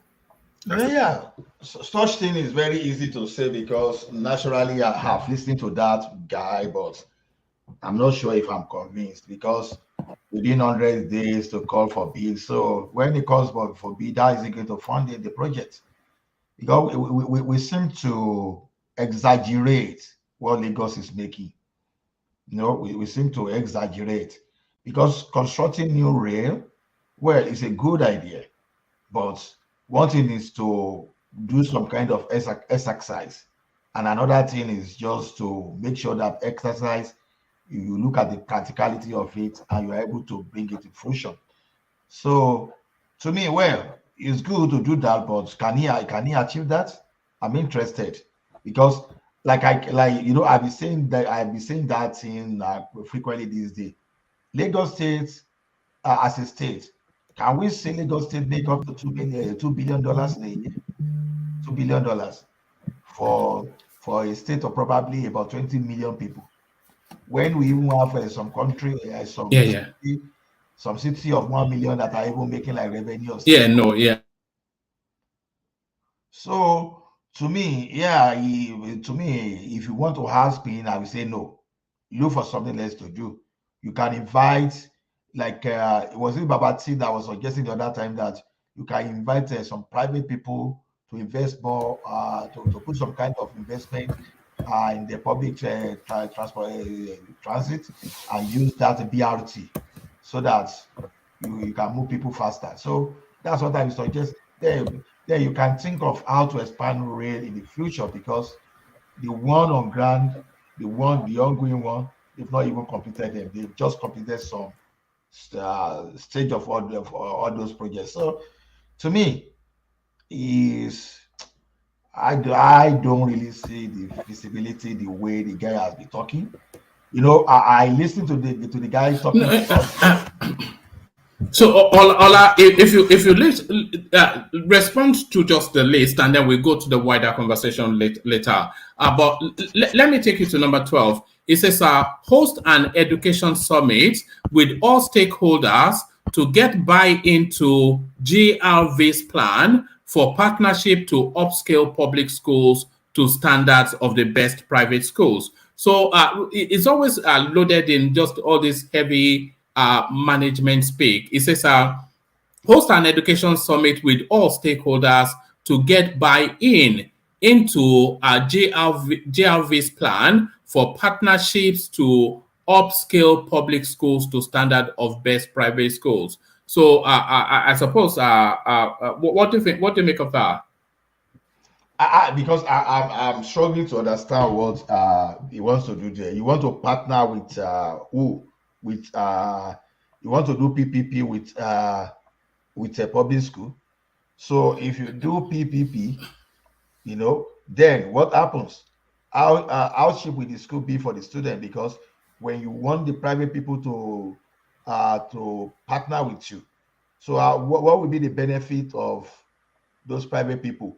Or is he looking for those people that will just donate and they are not going to get anything? Because no, I don't think it's asking for a donation. What I think is wanting to do is to hold a summit of the education space to then get a standardized bar which mirrors the best the best private schools, and then have that be the standard for the public schools. So essentially upscaling the public schools to the best private school standards. Just okay. What was the ceremony of having some kind of meeting with the stakeholder meant for? When you can actually plan this and let the word of mouth and what the students are experiencing tell the story. So why do you need to create activities? Okay, now you want to upgrade. Let's say you want to pick a school in Lagos and you want to upgrade. Why not upgrade? Because see, there's nothing hidden in that Lagos if you are doing, if you really want to do such a huge project. All you just need is to make it public, or maybe CITV8 or what's the name of that Lagos State TV. You only need to do just like about 2 or 3 of those. People will know. People will know. If people want to start moving their students to those schools, they will do. You don't need those meetings. If you want to do this, put the plan in place. Just commission some people from Lagos State Civil Service and let them go. Let them come out with a report or whatever they want to do. Then you can embark on that project. So what meetings do you want to have? I'm confused, prepared, because to me, I see that as activities. Yes, if you can upscale, good. I don't have any problem with that. But the activities around those, the ceremony and activities around that project is what I can't understand. It is good, upgrade, but those activities, it doesn't make sense to me personally. I don't know if it makes sense to someone. It's a good project. I agree. All right, brilliant. And the same thing goes on to number 13 as well. I think it's somewhat a repetition, but this time for the health sector. Host a health summit with all stakeholders so it's the same system, but for the health sector. So let's take that response for that as well. Let's go to number 14. A summit for various artisan associations, such as bricklayers, plumbers, mechanics, welders, carpenters, tailors, and other technicians, with the objective of creating a process for their certification and access to small-scale loans. So this is now cooperating that artisanal space which has always been a black market, yes, a black market economy, but now bringing them up to a standardized space. Is that a good or bad idea? Without even missing my word, as that's a very great idea. So straight away, it's a great idea. You know, you need to standardize. You need to know the right code, not the one that everybody just does anyhow. You know, you want to build instead of setting some meters back just because of lack of understanding of what the city code is talking about or state code is talking about. So you just do whatever you like. So if you can do that, I think it is the right step in the right direction. So brilliant one for me, brilliant one. I agree. Because that system we have I'm sure that system we have have some kind of mechanism of retraining them, and you know, some of these are our jobs that are going to neighboring country just because our people are not skilled enough. So that means the thing can be retained. You know, they used to go and import bricklayers, and especially when you want to do POP, they do go to Togo and Benin to go and get these people because we don't have the skills. Well, man, it's not even POP alone, even plastering the wall. You know, if you see where all those imported people, where they plaster building or where they lay ties, you will know that those guys, they have better skill than our people. You know, this guy will just lay some, you know, they tie some kind of rope lines just to make sure that the plastering is straight. But our people, they just plaster the way they like, and at the end of the day, you will see how rough the building, you know. So we bend there, we just have some contour. So the same way, when they want to do ties, the way they compact everything, they follow the right process for them to achieve. So far away, I have to be honest with you, from what I know, they are better than our people. And do you know one thing I realized about some of these guys too? They are more straightforward than our people. I give an example. As far back as 2009, if these guys were going to set 100 blocks, they will tell you 100 blocks, this is what we are going to take for the main bricklayer. This is what we are going to take for the laborer that work with us. So assuming you are paying, let's say, 2,500 for the main bricklayer, you are paying like 1,200 for the laborer. You know, when you are setting 1,000 blocks, you already know that you are spending about 37,000. Now, but our people, the same job, they can charge you like, say, oh, it's 300, and they will tell you story that, oh, when rain fall, they can store, because so it's better to get contract. So those guys, even though they are importing them, even they do better than more better job, they still have some kind of nice pricing that we know that, okay, these guys arrangement pretty straightforward. So to me, all those type of professionalism they need some kind of arrangement whereby they can instill those things into our people and make them to be more professional instead of trying to take advantage of everyone that is on project. So to me, I appreciate this idea. I agree with it. So it's a good idea. Great one.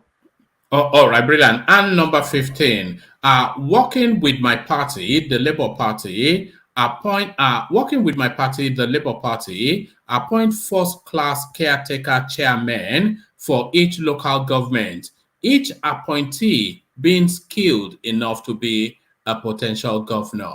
So I'm not quite sure if Lagos State has a problem with holding local government elections and all that, but that's part of his campaign promise. Thought on that?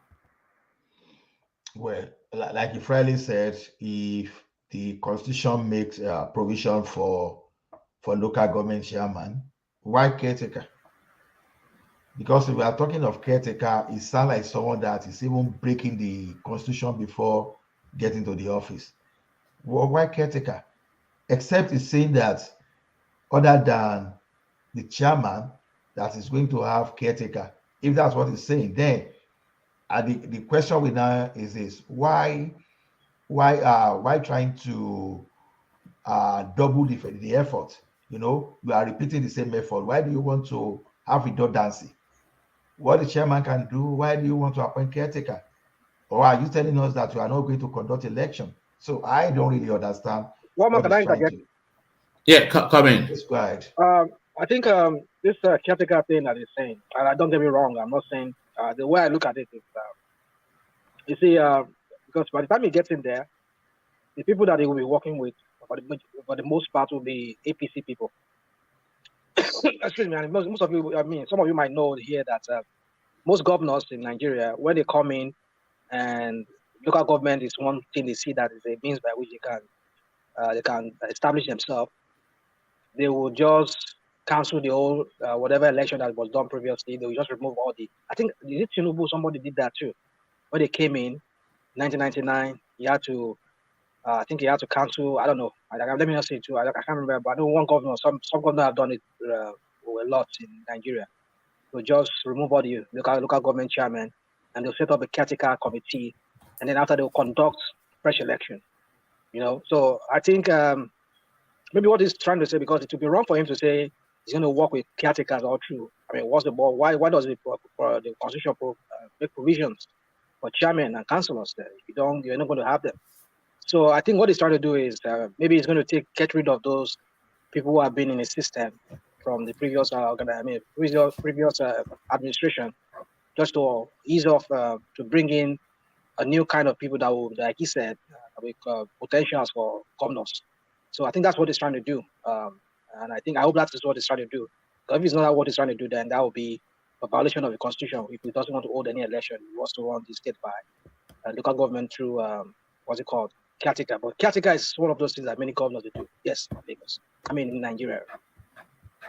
So to me, that's a major issue already, because all this idea of people not being able to work with the structure they meet on ground, that they just have to manipulate it. So he's simply saying that if this guy were to be president of Nigeria today, so probably he's going to choose some kind of caretaker for state and run. So to me, I think that's it. To me, I think that's a terrible idea. Though. It's a terrible idea to me. So irrespective of how he wants to go through it, whether he doesn't trust those people, or he just wants his own people, you should still try to manage those guys and let's see how they respond, because even local government are supposed to be another level of level of government on their own. So it doesn't mean that you have to harness them, because those are the kind of the structural deficiency we have in that country. Why can't the local government have their own autonomy and run according to the power given to them by the constitution? Why must the state governor oversee them?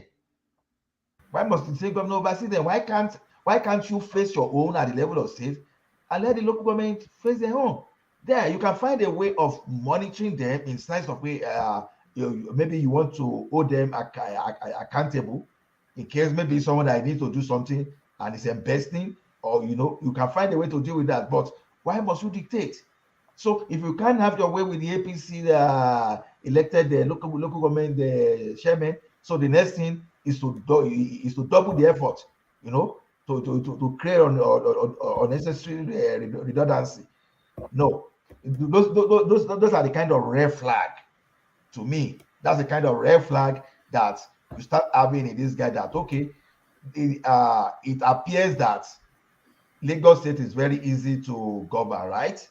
Some of these things you don't get to know until you are there, because you have limited resources, and those resources, you want to balance those resources before you can do whatever you want to do. And don't think investors you are inviting will just jump at you like that when you are just in the office.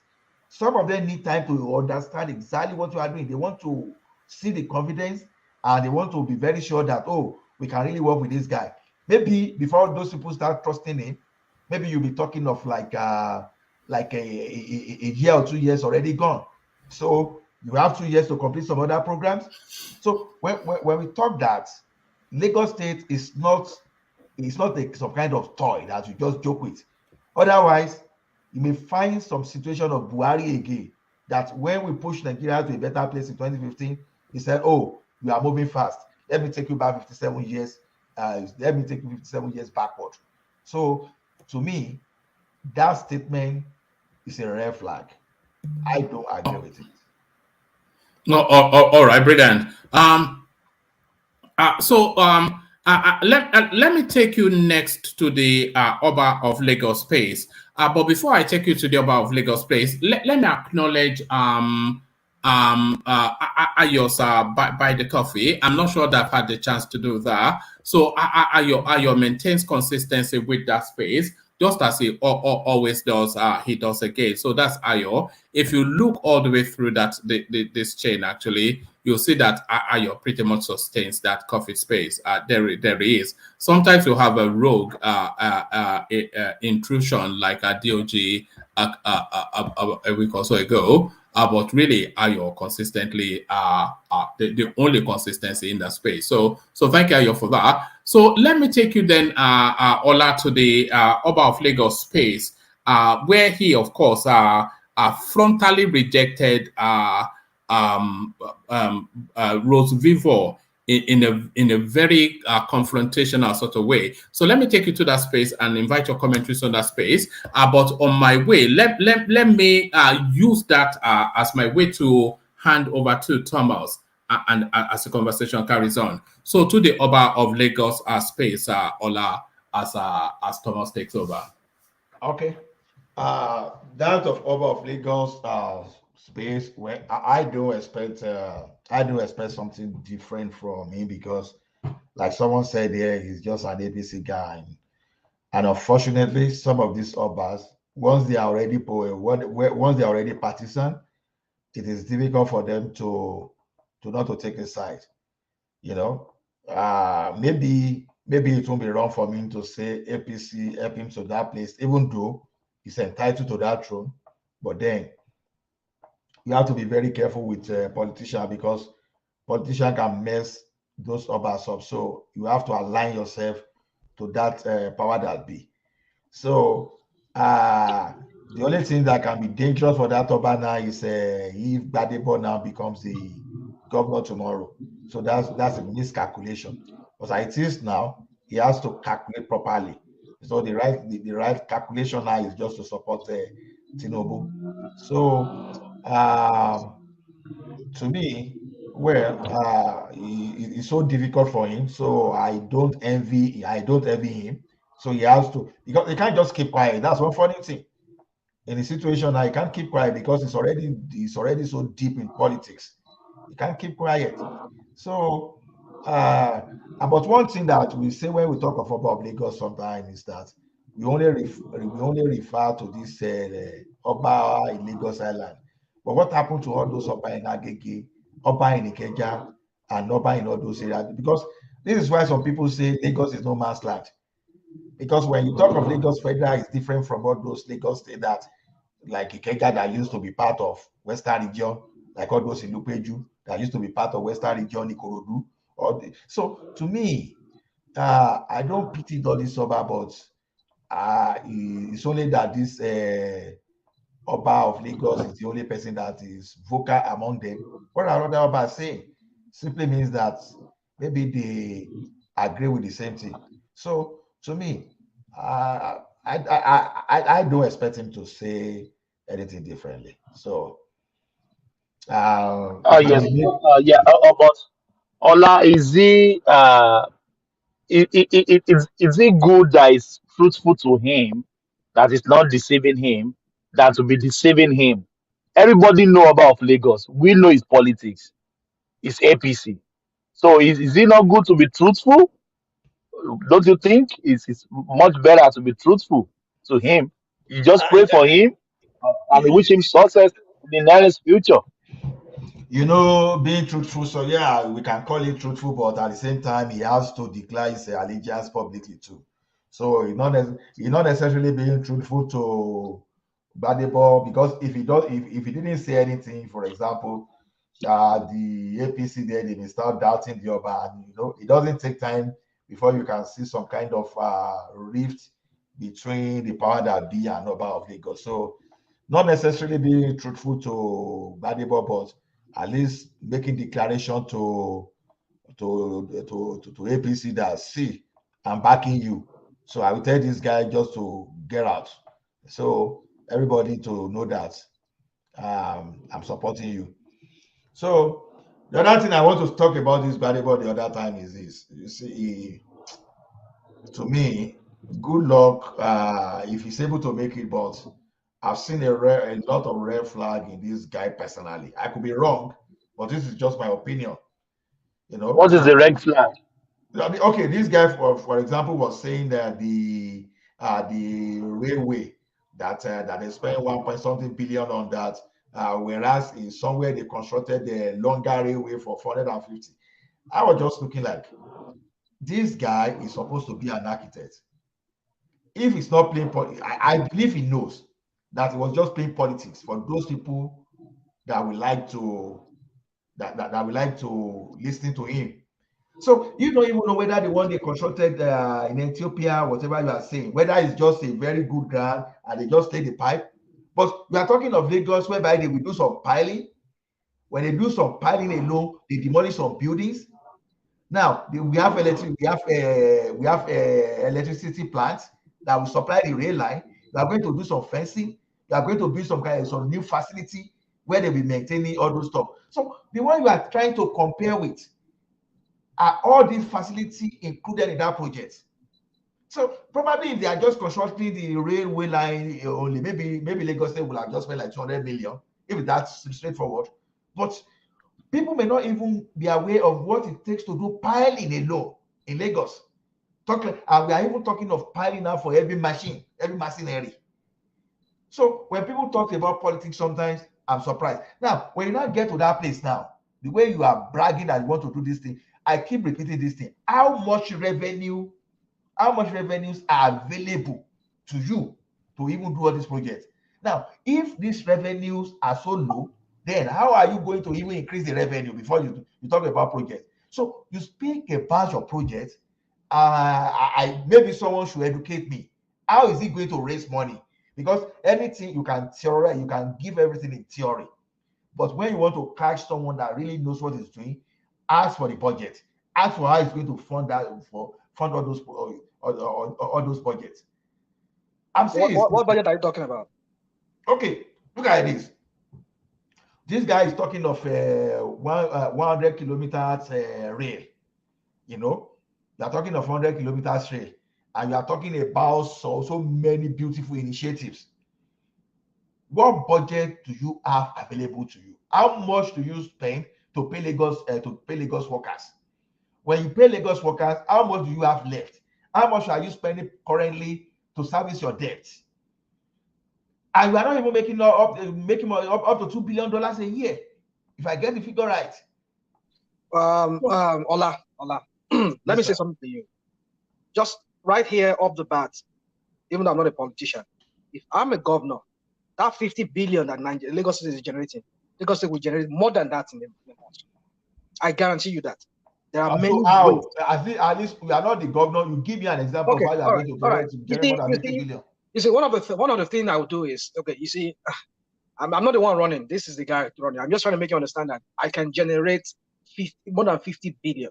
And I'm sure Lagos State generates more than 50 billion every month. But that's what no rational mind. I can see the air too and tell you that I can generate 200 billion. The question now will now be how. Tell me, what are you going to do special that will yes. generate that money?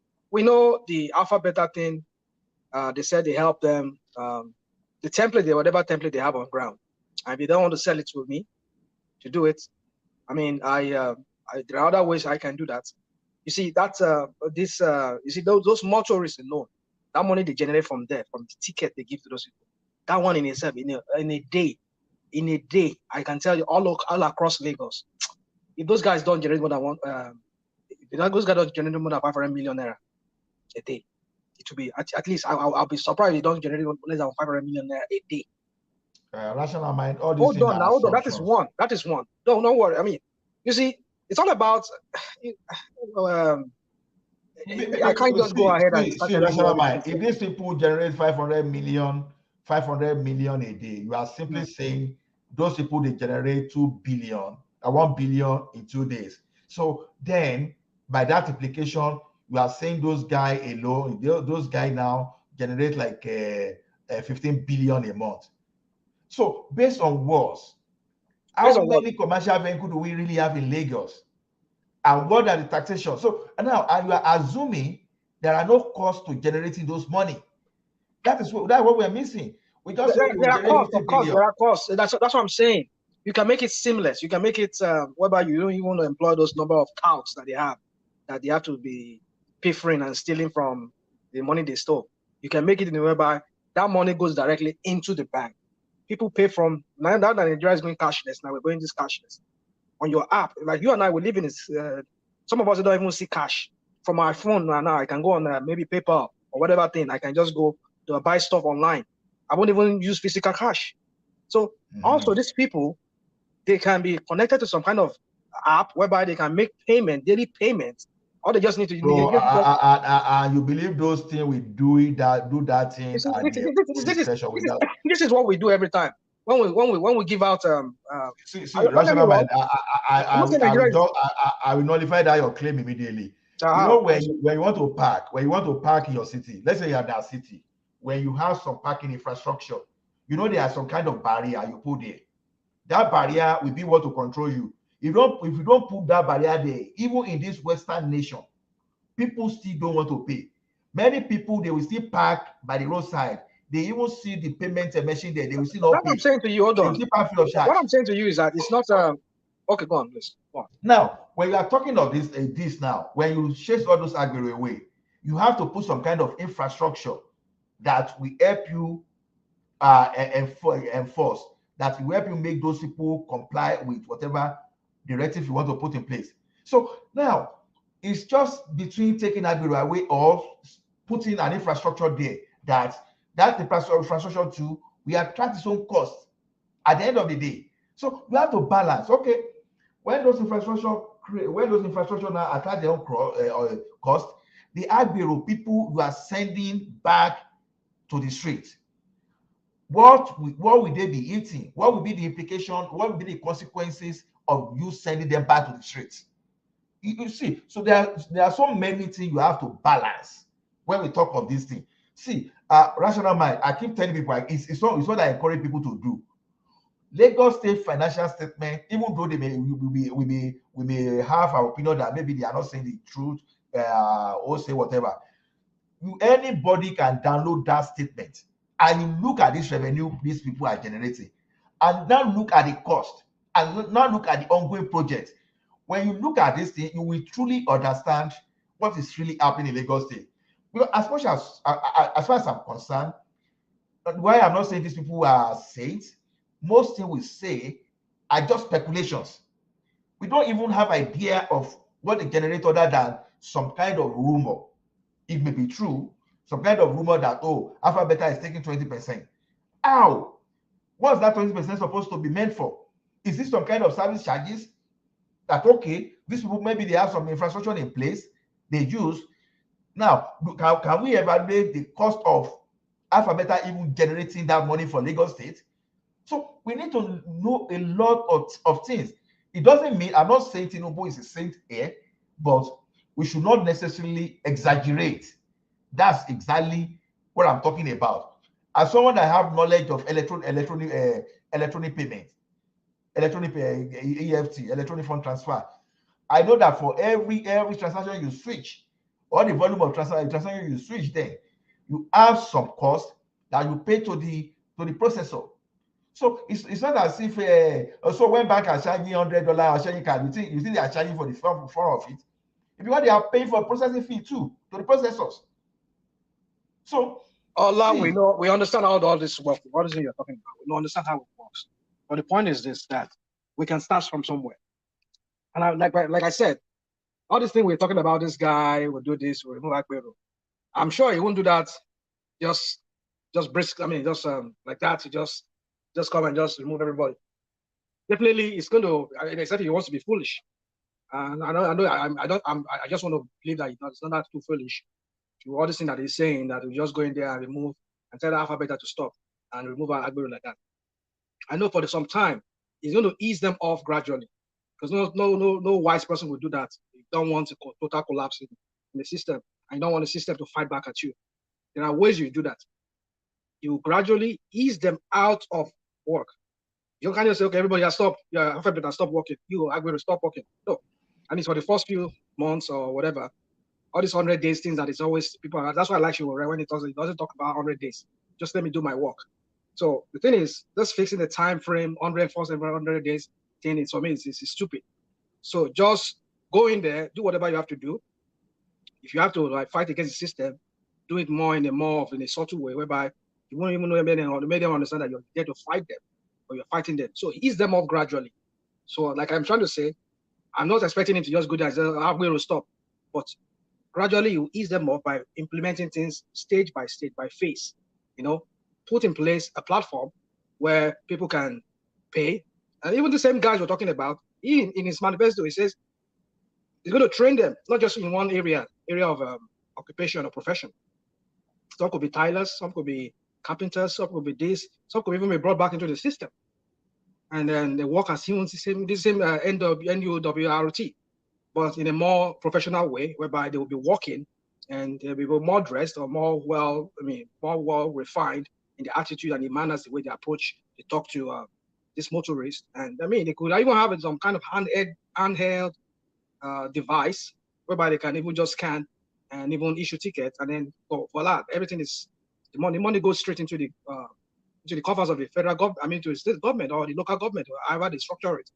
That way, it doesn't mean that they will have to get the money directly from the hand. So that's just what I'm trying to say. I know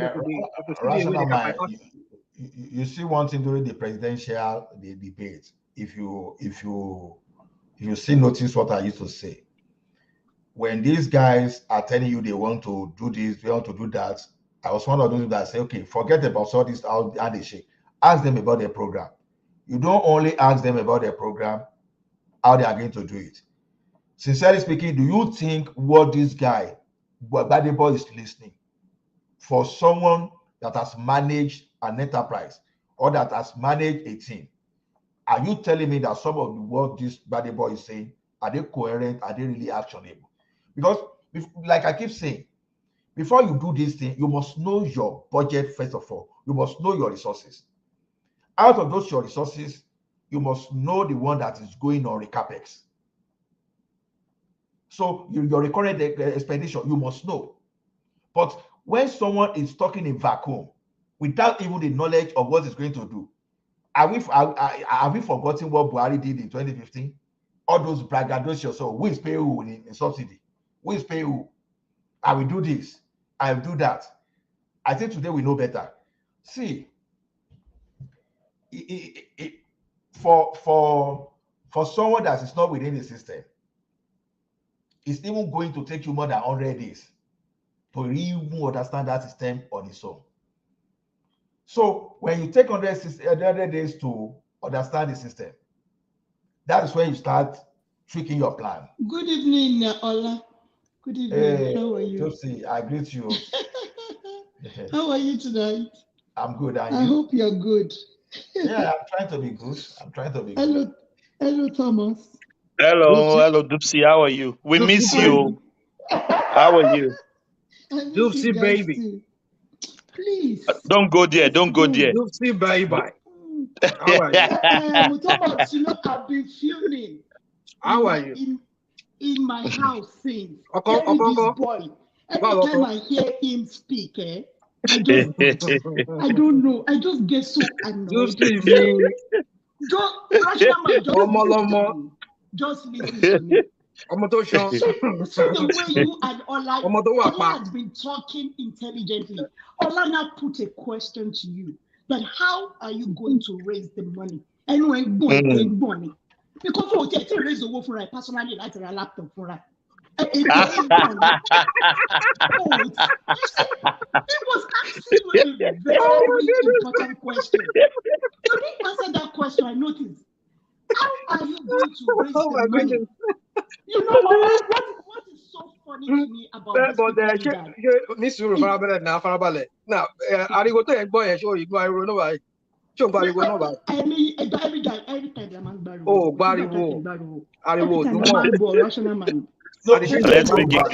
speak English, please. Let's speak English. Rational Mind Yoruba. He is not a Yoruba guy. See the way he abused Akiolu the other time. I was filming. I didn't come in because of a woman. Woman won't allow me to talk to Rational Mind. That's why I don't usually come in when one man is around. Because he won't give me that space. Torí boy mo le fẹ́ bùjẹ́ kí n fẹ́ nà pa. Come on here, my point to do it. I swear to my God. My point to do it, Rational Mind. Just take it. How can you say that to Akiolu Kilo Lito Be Rational Mind? What is the problem now? Take things easy. Take things easy for crying out loud. Let me ask you the same question. What is your problem too now? Why you have to come here and start? What is your problem? Rational Mind. Let me talk. Dupsy, let me just say this. I was pissed off.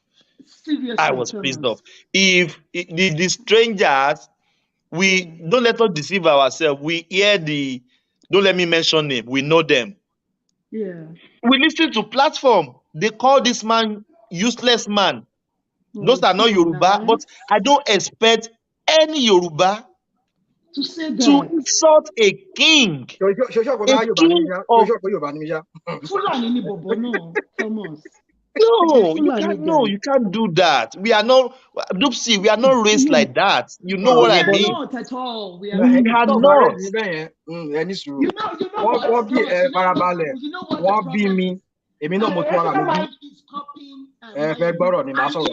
something. Mayego is using that to make a lot of money. That's one thing Rational Mind is forgetting. The guy is a very smart guy. He's using that to make a lot of money. So you can't copy him. You can't. He's a smart guy. You will not copy substance. Copy me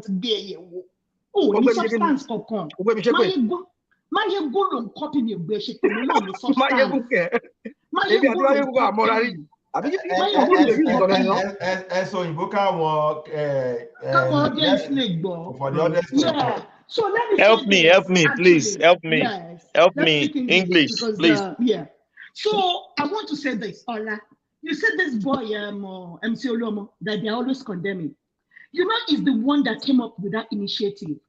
The one that they usually sell tickets every morning. That they now give government some of the money and they keep some of the money. He came up with the initiative. I think primary 6 local.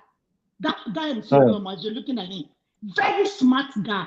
And they were asking, I was asking Rational Mind that question: that how are you going to make the money? This guy couldn't answer. He couldn't even answer. Let me even add another one. This guy said he's going to employ Rational Mind English now, please.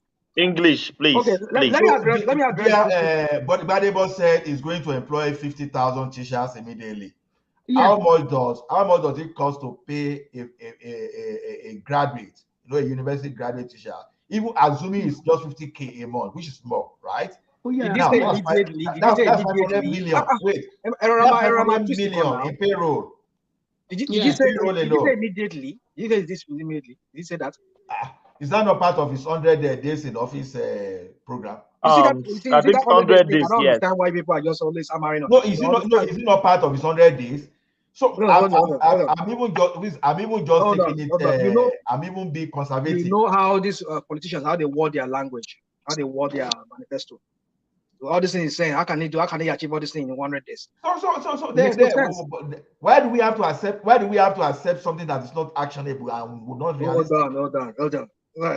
Well, the thing is, I don't know what to tell you, but you and I know it's not feasible in 100 days for him to achieve all of this. So if it's not feasible, then it means I will not trust you. Well, the point is, you see, like I said, I'm using the word. His ultimate goal is it's the focus is that at the end of his tenure, whatever tenure, 4 years, this is what he wants to accomplish. That's what he's trying to tell us. So you see, I understand you guys. Is an intern. He doesn't have any experience. Interning what now? Is this guy interning that what? Should vote for? Let me even add one to Rational Mind. He said he's going to put down toll gate. Please, when you put down toll gate, how do you service the debt in building that road? That's another thing. So, he doesn't even know the meaning of toll gate. So I don't know the rationale behind toll gate. He doesn't know. Are you asking me? Yeah, I'm asking you. Listen, am I Badebo? Learn how to keep your mouth shut. Rational mind. You know every toll gate is a contract with a company, is a private company.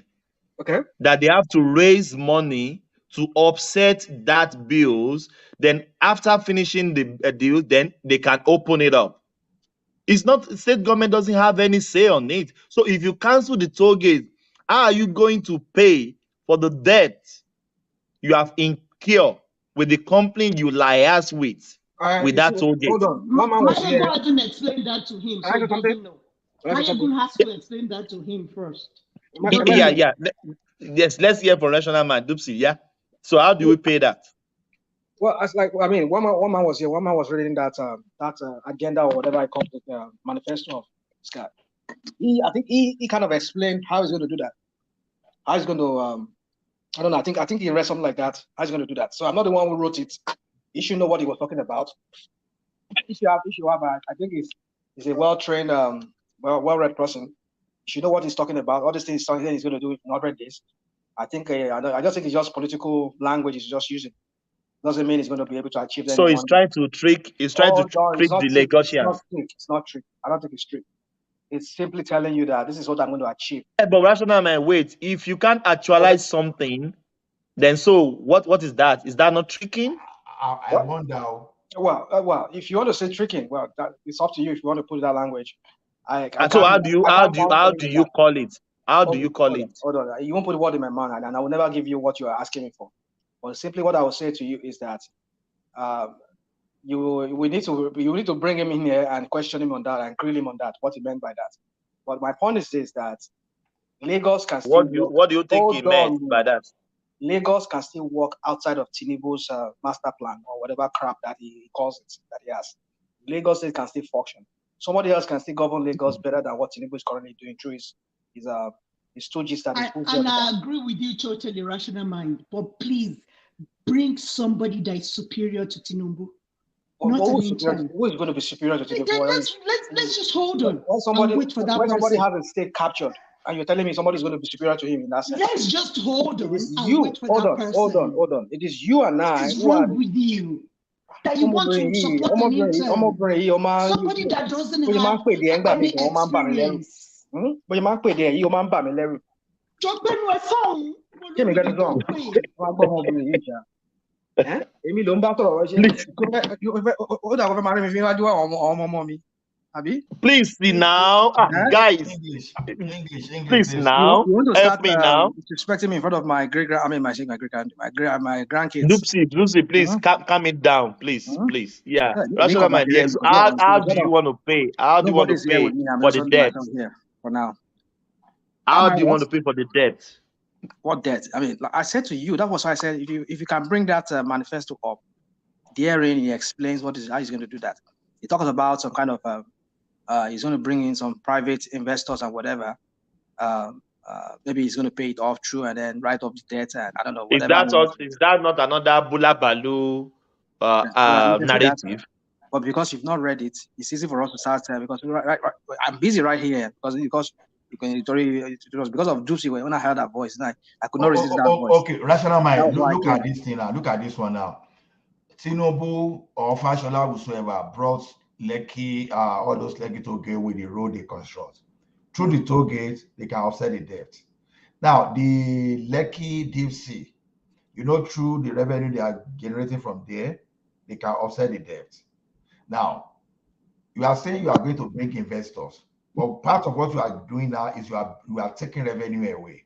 You want to demolish anything, and you want to demolish toll gates. You want to, at the same time, you want to employ 10,000 teachers.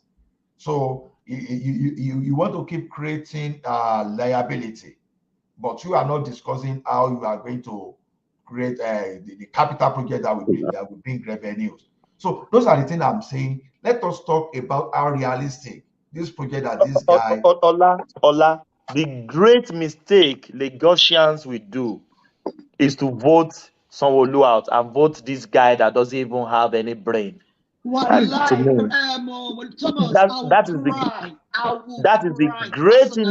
the worst thing that will happen to Lagos State. Hold on, Madam Mr. Moderator, with your bias leaning. The great mistake. Hold on. The great mistake that Lagosians have been making over these years is to have Tinubu have that hegemony on Lagos, and he's going to repeat that same mistake, and they will regret it again if they ever vote that same Tinubu stooge, the person of what's his name? This guy that is there currently right now. Sanwo Olu.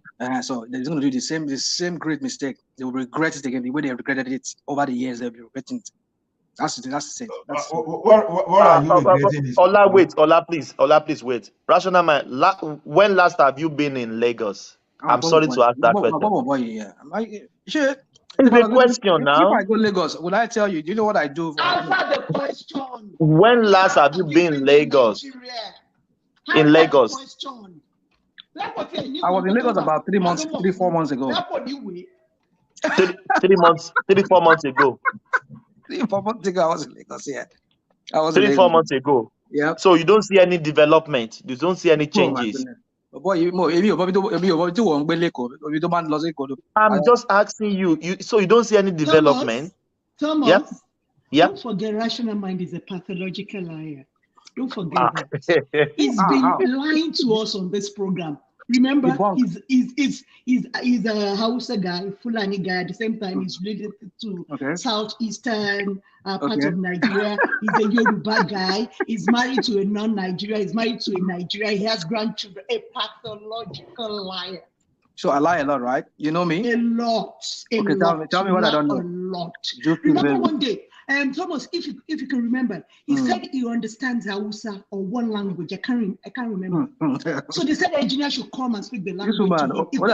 You are so fixated on me. You can't read that now. He couldn't answer. Just you can't read that. Ola, can you connect us? Why should I connect you? Because connect us now. I can't connect you now.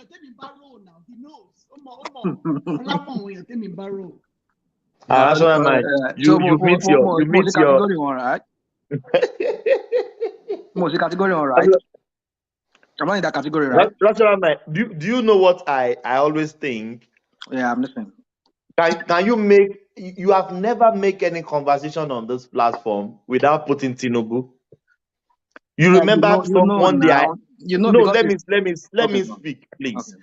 You remember one day I asked one question. I said, did Tinubu really hurt you personally? Did you know this man personally? Has he ever hurt you or hurt your family? Because because when you're repeating yourself like sounding like a broken record, Thomas. You asked me this question. I have to ask. Because I have you have to convince me. You know me, I'm not a Tinubu man. If I tell you and if you don't accept it, that is your own. It's up to you. I've given you, I don't know how many times, I can't be sounding like a broken record every time. Where people will be asking me, why do you hate this guy? Why do you do this? Look, dude, I don't hate him. I said it. I've just given you many reasons why I don't just go with his politics. Any politics that is not for the people. So there is nothing good about him at all. Don't get me wrong. In your opinion. He has his own good that he has done, but his own good is done to his own benefit. And to some few people. Come on. And they gave a facade of he gave an appearance of rational mind. I give up. Mo give up. I give up. The BRT, even though it looks like it's for the mass people, the mass representation of people in Lagos, but we know who are the people benefiting from it. So that's just what is it not? Is Lagosians are not benefiting from it? There you go. But who makes the money? Who does the money? Dupsy, let me tell you something. Dupsy, let me quickly say this. Please, I'm very sorry. Let me say this. I was in Lagos November to December last year. It's still fresh. When I'm going to what they call it, to Oshodi to buy something there. Somebody tell me, don't disturb yourself, drop your car. I dropped my car from Iyanopaja, I enter BRT lane. It was smooth ride to Oshodi. No stress. I saved my fuel. I saved my time. I saved the cost. I saved everything. BRT is something. No, people drop their car now. They go with BRT. So you don't see anything good about BRT? Wow. I don't know. I don't understand. I experienced it. Don't convince this guy that is full of hate. Don't convince him. Grandfather, don't convince him. Let him just stay with his ignorance. Good morning. Adeyemi, how are you? Because you see, rational mind. I'm so surprised, honestly. Oh my God! Honestly, because I live in Lagos. I work in Lagos. In fact, when you even come to the area of transportation, if not the initiative of Lagos State government, a lot of people will be suffering in terms of transportation when it comes to the population. You look at that BRT. In fact, a lot of people in Lagos don't even like taking the red bus again, the normal bus. They take the BRT. And when it comes to the issue of the price, very, very convenient. It's even more cheaper than taking the this thing. Very convenient. My brother, cheaper. I'm just surprised. Adeyemi, please attest to this. And now you can't even pay cash anymore. It's electronic now. Oh, it's electronic now. It's electronic with card, like card that we use in abroad. You tap. See, let me say something. Looking all at this the money is issue going of to this, the government. Look at this to their purse. You know the problem we are having. Let me say something. I witnessed this, Adeyemi. People doesn't understand the secret of Lagos. You know, when they were asking Tinubu that, what was your source of income when you went to Chatham House? Where was your source of income that you made so money and all this stuff? See, let me tell you, Tinubu is a man who believes in investments. He believes in investing. And that has been the secret of Lagos. Most of the projects you see in Lagos, they are not solely done by the government. It is done by both government and private individuals. And that is why Lagos is moving faster than any other state. The BRT you are talking about, it is not done by Lagos state government. You know, how much do you think Lagos state government has to be able to fill? You know the number of BRT they have in Lagos. The number of that BRT they have in Lagos. It has to do with private individuals. And that is how you can move an economy forward. That is how you can move a state forward. If other states are adopting what Lagos State is doing, they will have gone forward. They will have gone forward. And now, you see, if I as an investor, I invest, are you telling me I should not make profits? Maybe I should make profits. One way or the other. The government is making profits. Individuals are also making profits. Then why should we now begin to look and begin to say, somebody is taking the state resources? It sounds so funny. It sounds so funny. When the person I went to greet, he told me, drop your car. And he brought out a card, gave me the card. He said, what is this card for? He said, when you get there, they will put money on this card. And lo and behold, I was there. They put money on the card. I touch. There is no intermediary. The money is going straight. It's going straight to now. The government. It's going straight. To the government. Because there is no intermediary. There's no third party. Can I ask you guys a question? Okay, what's the question? All right. I have so many things I wanted to ask you, Ade. But I'll just ask you one of this questions based on what you just said. Because I was in Lagos, I saw this so-called card you're talking about. It's not like what we experience here, whereby you want to go enter a bus or a train and just swipe your card on a device. It's not like that. It's not like that. You just have to buy the card, you load it. I think the last time I was in Lagos, I saw people who sell the card. You just give them the money. They'll give you a card. They will load it. Already is loaded, or however they do it.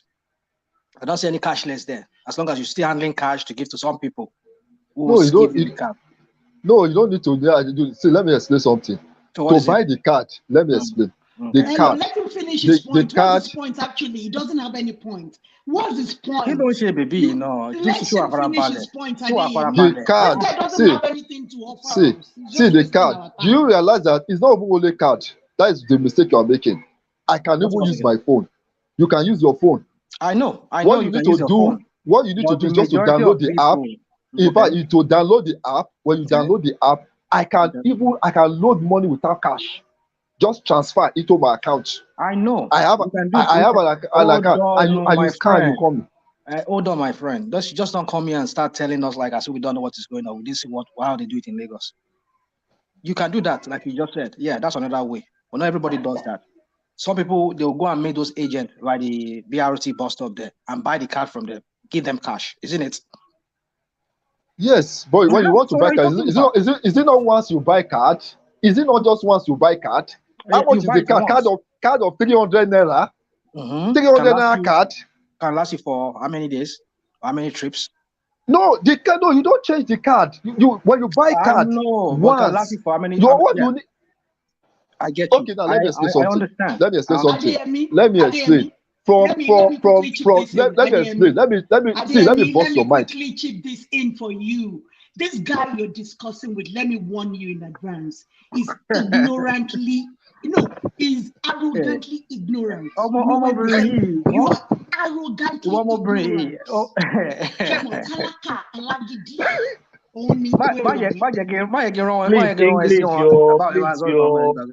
Please, English. I'm sorry, please, English. English now. You know me very well. Let me say something. Let me say something concerning the Labour candidate. See, it will even be a great mistake.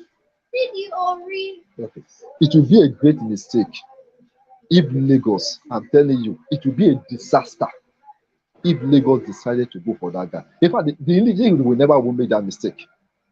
Because this is a guy without experience. You don't have any public experience. No public experience. You to manage Lagos. What do you mean now? What are you talking about? Why you? I'm asking you a question.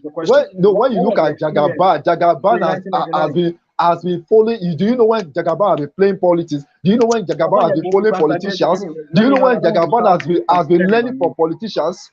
This is just a guy who just came from abroad and said you want to become a governor. You have no experience, no public experience. No, even let me assign this. What experience did your Tinubu brought in? You know what it means to be a treasurer? To be a treasurer. I beg you, forget that thing. When a treasurer, just throw into our face like something. What is the stupid treasurer is all about? A treasurer in a multinational company is a security guard. It's like when you are talking of. It's like when you are talking of the finance minister. Rational mind. A treasurer in a multinational company like I beg, don't give me this story. I've heard this story so many times. It's so annoying. Okay. Do you know what it means? Do you know what it means to work for a consulting firm? Do you know? Yeah, it's something on his resume. Yeah, don't get me wrong. Do you know what it means? All right, are you listening to me? Are you hearing me? I said, somebody that has never worked a white collar job before. You don't understand. You don't get it.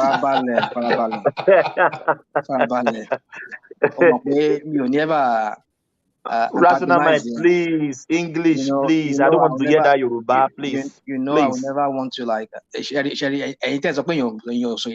You people that say somebody is not speaking Yoruba very well. Now you don't want to speak in Yoruba on the Nigerian platform, right? No. This is not the Yoruba platform. No, it's not Yoruba on the Nigerian platform. I said. Yes. Let's speak English so everybody can hear us. When you people are not proud of your language, you see, you want to be speaking somebody's else. Forget about that one. That's another story for another day. So, but then now you can attack somebody for not speaking Yoruba, and he wants to run for governor. You people are just. No, this is a different. This is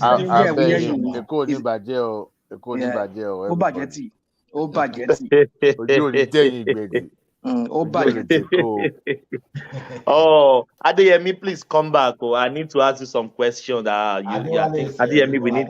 Adewale is he hasn't spoken today. You know, I've been here for almost 3 hours. Yes. Let me quickly say Adewale. Ola, you know you're a professional now. You know you are a professional, Ola. You know now, so you can appreciate Bola Tinubu. But somebody that is a security guard. Dupsy, come on now. Don't worry, leave her alone. She can say anything to me. Only for Bamiloju, you know where we know where we're going to Padarawa. Do we have Adewale? Hold on. I'm here. Very much also, yeah. I think let me just give you some couple of questions. Yeah. What do you think about this guy now, Rhodes Vivour? Is still coming up every time. I think I try to avoid him, but I think it's unavoidable. One man always brought stories about him every time. I can't even wait. Tomorrow is the election. I can't even wait. They just do that election. Tomorrow is Friday. We are already in Friday. No, you live in we heaven, are in Friday you evening. live in a different continent. This is come back to the earth. This is a different planet. You live in Pluto. This is 5:04. This is 5:04 in the evening, Friday evening. So what do you think about this guy? Still resurfacing. Yeah, what do you think about him? Look, let me say it one more time. Look,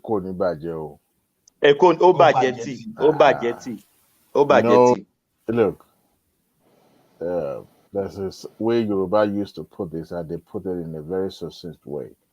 They said,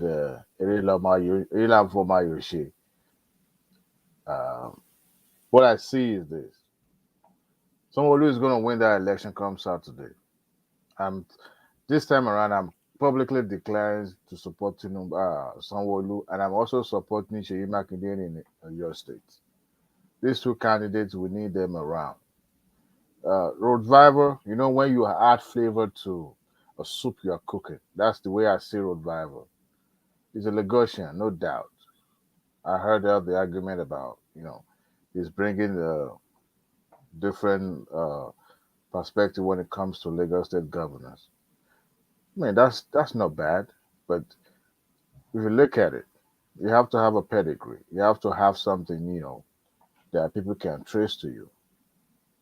But, we cannot say that the current administration is not doing very well. He's doing very, very well. And I heard someone later this afternoon at different platforms saying that Sanwo Olu will be an extension of TINUBU'S administration. Yes, they belong to the same party, but But Adewale, please hold on, please. Sorry for cutting you. Why is Sanwo Olu now? Is acting ridiculous now, going to the church, shaking people, is eating ice cream, or he doesn't have to do that. My brother, you know what they call to me is berating himself. The fear of bad boy is the beginning of wisdom, right? Look, my brother, there's something called all means necessary. Whichever way it is, you need to grab it. So him going to the religion houses and appreciate the God, the appointed God themselves, we call pastors. If that is what it takes to appease them, let him go there. But you know one thing, he will win. What? He will win. Sanwo Olu will win in Lagos. And Are you sure? Are you sure? Let me tell you why I'm throwing my weight publicly, behind this guy this time around. I didn't declare for his principle, but I'm declaring for Sanwo Olu. No doubt. Sanwo Olu has always been, present, except that people are now trying to bring the sin of Tinubu, for him to be able to bear that the repercussion, because the hatred towards Tinubu is so palpable. You can tell by the vote that took place in February. But this time around, it's going to be a different ball game, because Sanwo Olu we see around. Nobody is going to be seeing Tinubu very much. The reason why people are jostling for this position to capture Lagos by all means necessary is because Tinubu's political career is winding down. He's now not president-elect. Whether Lagos like it or not, he's going to Abuja and he's not coming back. Once he retire, he stepped down from presidency. Guess what? It's not coming to be involved in state politics anymore. That vacuum is what you see different interests fighting for now. When you hear people say we are fighting for the soul of Lagos, it's a lie. They want to hold the block, the power block in Lagos State. That is what it means. All right? Because once he leaves, he's going to leave a vacuum, and somebody needs to step into that vacuum. And unfortunately, I see Bajambe Amila. I haven't seen much of Fashola lately doing that. But Bajambe Amila is kind of like stepping into that role.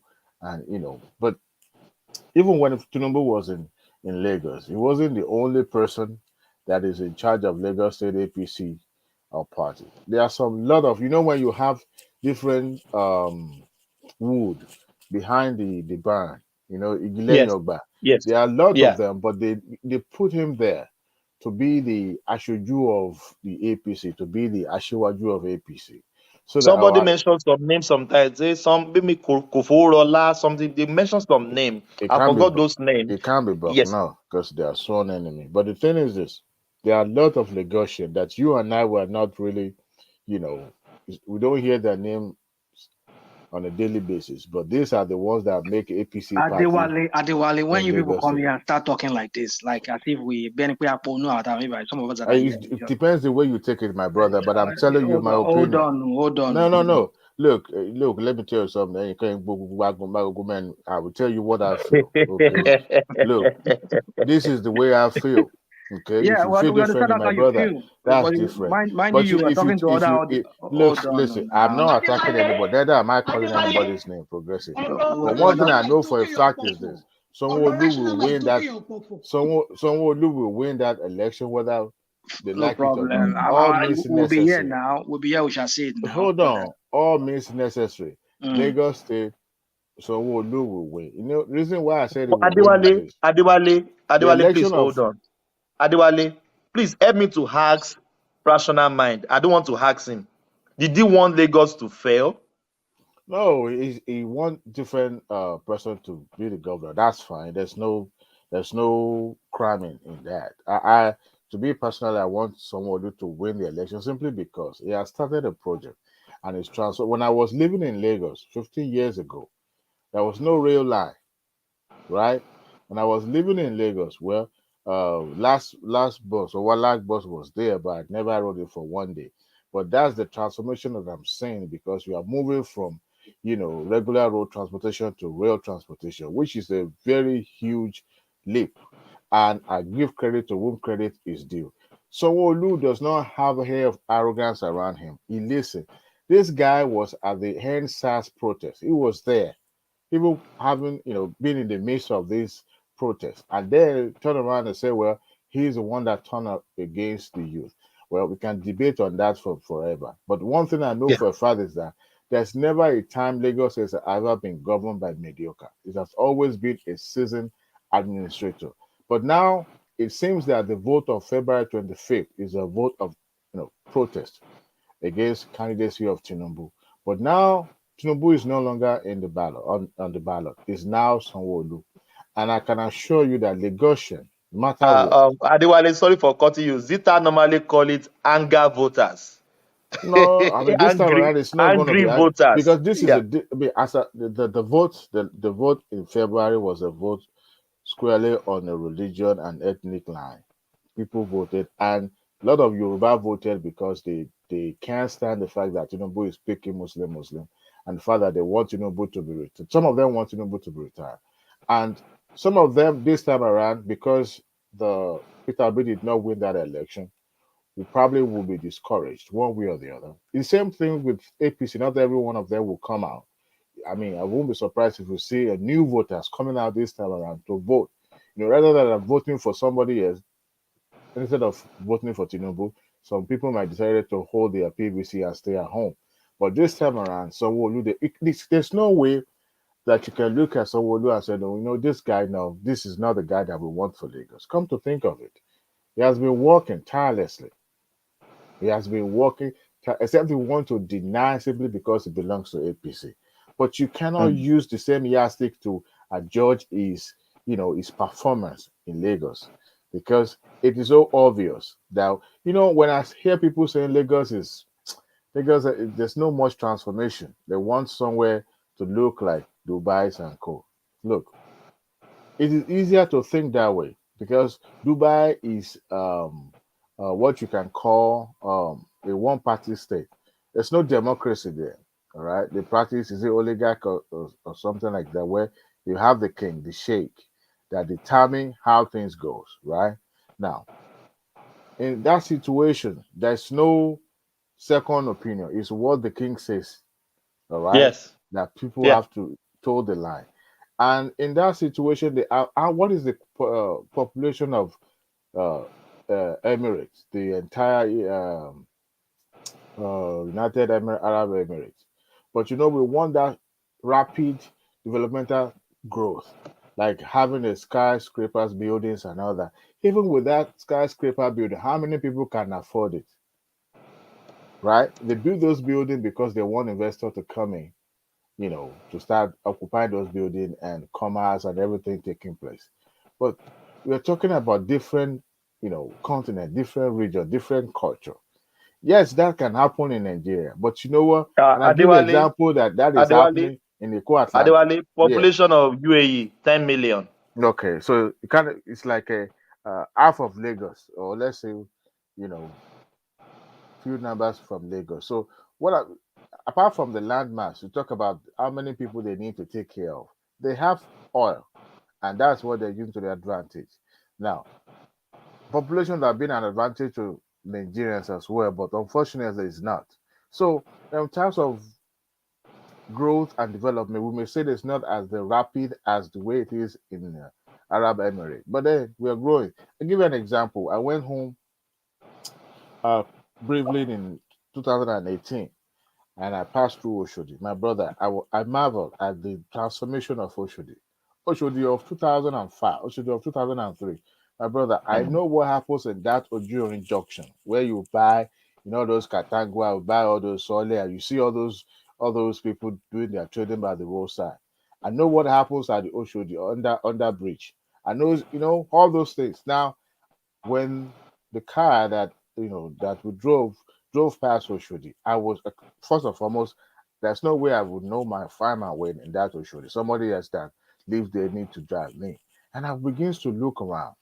Even though I've seen some of Adewale, please foundation. give me 5 seconds. Theophilus, your computer is not connecting. If you can go out and come back, that would be better. Thank you. Adewale, continue. Okay. So the foundation was already building in 2014 when I went home. Then 2018, it was very rapid because I was beginning to see different things. Even the gigantic edifice in Oshodi. I'm talking about the rail, what do you call it? Bus stop or whatever station. I was looking at Adewale, can I mention 5 things that I saw in Lagos that amazed me? I used to work in Marina. Oshodi Park. Yeah. I was marveled. I go to Agege Pen Cinema. I didn't know my way. Agege Pen Cinema. You know that police station in Agege Pen Cinema? That place, people coming from Ikeja, going to Ijushaga, Fagba.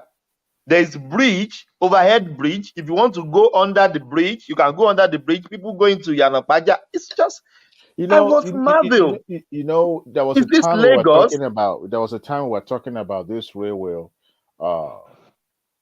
introduction to Lagos, and Lagos has a very small landmass, right?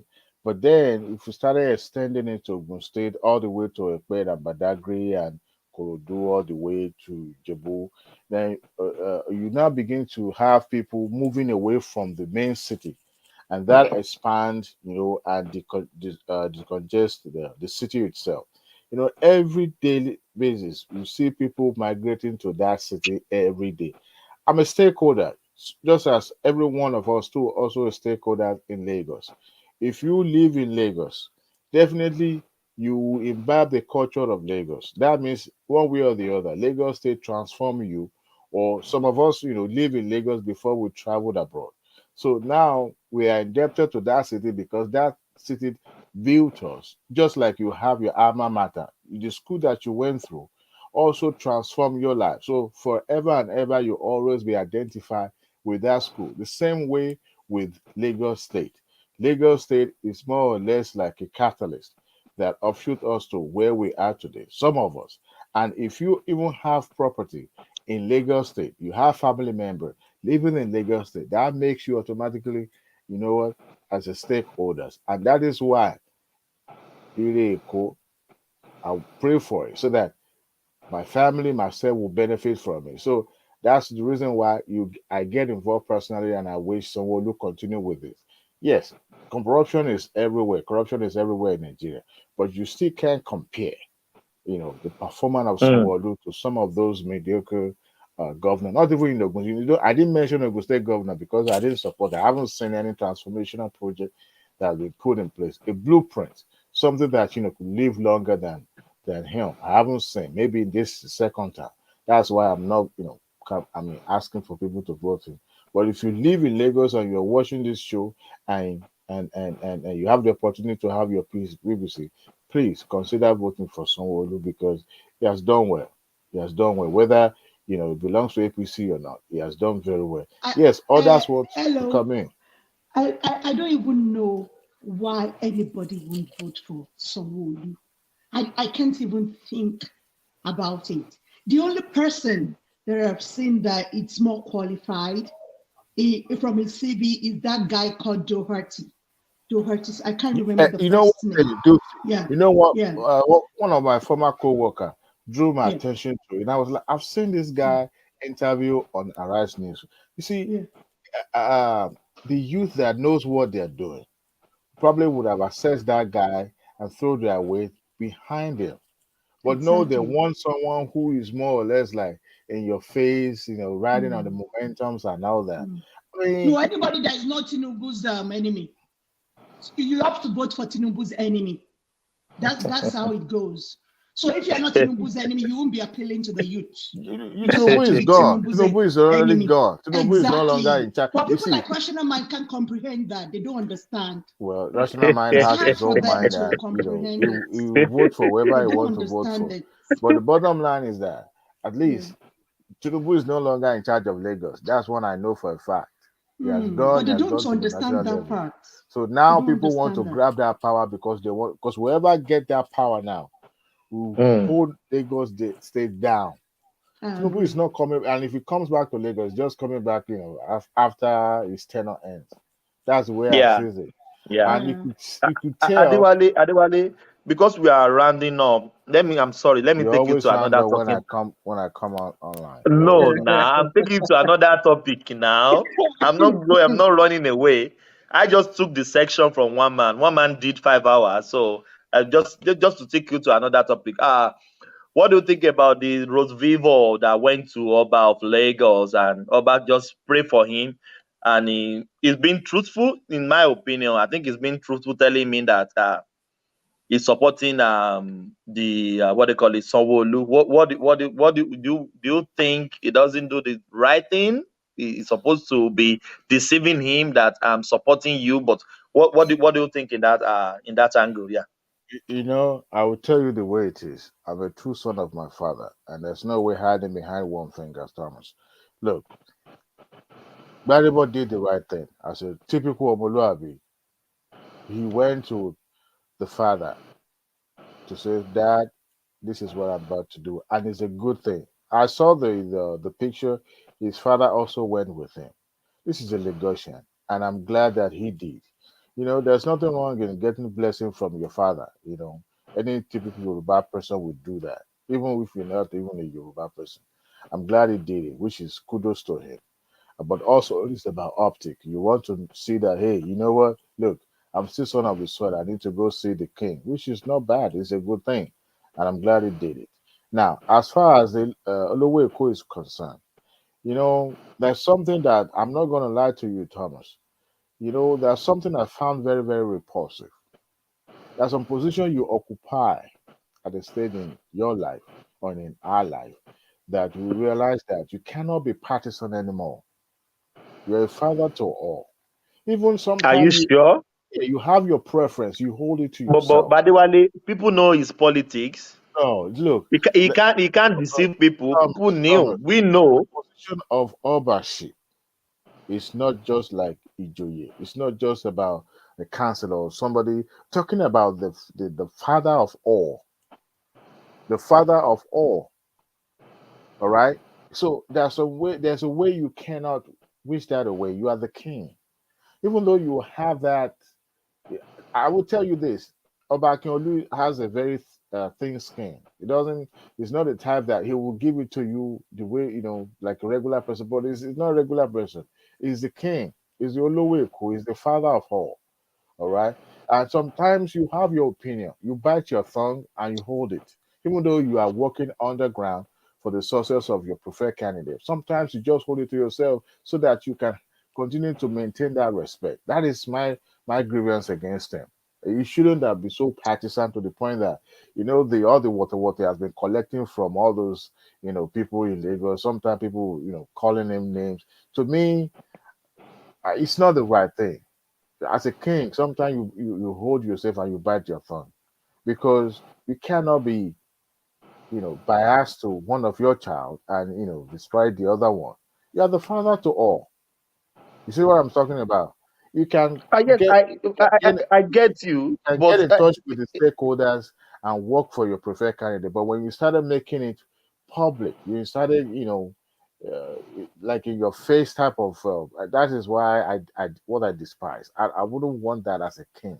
If I'm a king today, I will call all the participants that are Lagosian, advise them and pray for them. But then, if I have a preferred candidate, I'll pull him in and say, look, this is what I want you to do, this and that. And sometimes that's the way it should be. Can you imagine? Adewale, being truthful is it a crime? It's being truthful. You are Oba. You are not Adewale. You are an Oba. You are the king. You are the king. Just like when you have your children, as it is right now, you can't show preference to one child or to the other. You have to, treat them equally. But even though you may have preference among your children, you still have to treat them equally, right? Equally, yes, you're right. That is where I see the position the Oluomo is occupied. You cannot treat one as if the other person doesn't belong to the family. I'm glad that young man did what he did by going to the source for the prayer. What if eventually, let's just say he becomes Lagos State Governor tomorrow by accident. He was, chosen by the Lagosian tomorrow on Saturday. Is he going to say that, Gbadebo is not my son anymore? You see what I'm talking about? That's the way even though Gbadebo himself and his father and, his supporters know that Abarili one is fine, but at the same time, he's still the king of Lagos, right? So to me, I'm glad he also welcomed him. I'm glad he gave him reception. How about Adewale? How about if this guy becomes like you said, hypothetically, I think I asked Adeleko this question earlier, but I think he just did not really answer that part. It becomes the governor, and we knowing this exposure towards him, and this guy gives him some kind of maltreatment, and maybe possibly use his influence to dethrone him. What would people be saying at that time? To dethrone Oluomo? Yeah. You won't die with that. No, don't say that. He can do that. Look, my brother. He can do that. See, look, nobody can fool don't forget this thing. We know how he became. We know how he became. We know, how he but became the. But you know one thing, my brother. This is not canon. Okay? Forget that thing. This is not canon. Forget that thing. He will dethrone him. He will remove him. You know who the governor is? My brother. Let me repeat this. You know who the governor is? Let me repeat this once again. This is not canon. My brother, I understand it's not canon. This is not canon. This is I know it's not canon. Yeah. Except that child want to die. I beg you, forget that thing. Forget that thing. Let me give you an example. Let me give you an example. Forget the thing. Forget it. Look, that was the era of Awolowo. Yeah, you go. You know, Yeah, you remember it was the era. wait, let me give you an example. The former governor of Ekiti State summoned all the Ekiti Obas and started, querying them that they would not been attending meetings and all that. And he sent memo to them for them to respond within 24 hours why disciplinary action will be taken against them for not, attending the Obership Council meeting and all that. So the way of Ado and the other first class order, because I think there were 3 of them in Ekiti State that are rotating that permanent kingship, the permanent chairmanship among them. So I think 3 or 4, I can't remember. However, so I don't know what kind of confidence Fayemi had. He summoned all of them and gave them letters. So they didn't respond to the letter. Eventually, I think it was Afe Babalola that called him to other and I said, look, man, young man, you are just a governor serving 8 years, 2 terms in office. Tread softly. He gave them query. Those people did not respond. They summoned him to come and meet them at the palace of Adowi. And they began to tell him in his own story. Look, there are some things that you can do and get away with in other parts of the country. In Yoruba land, you put too much importance to this. I'm telling you, my brother, except if you want to waste his life, he cannot even try it. So nothing will happen.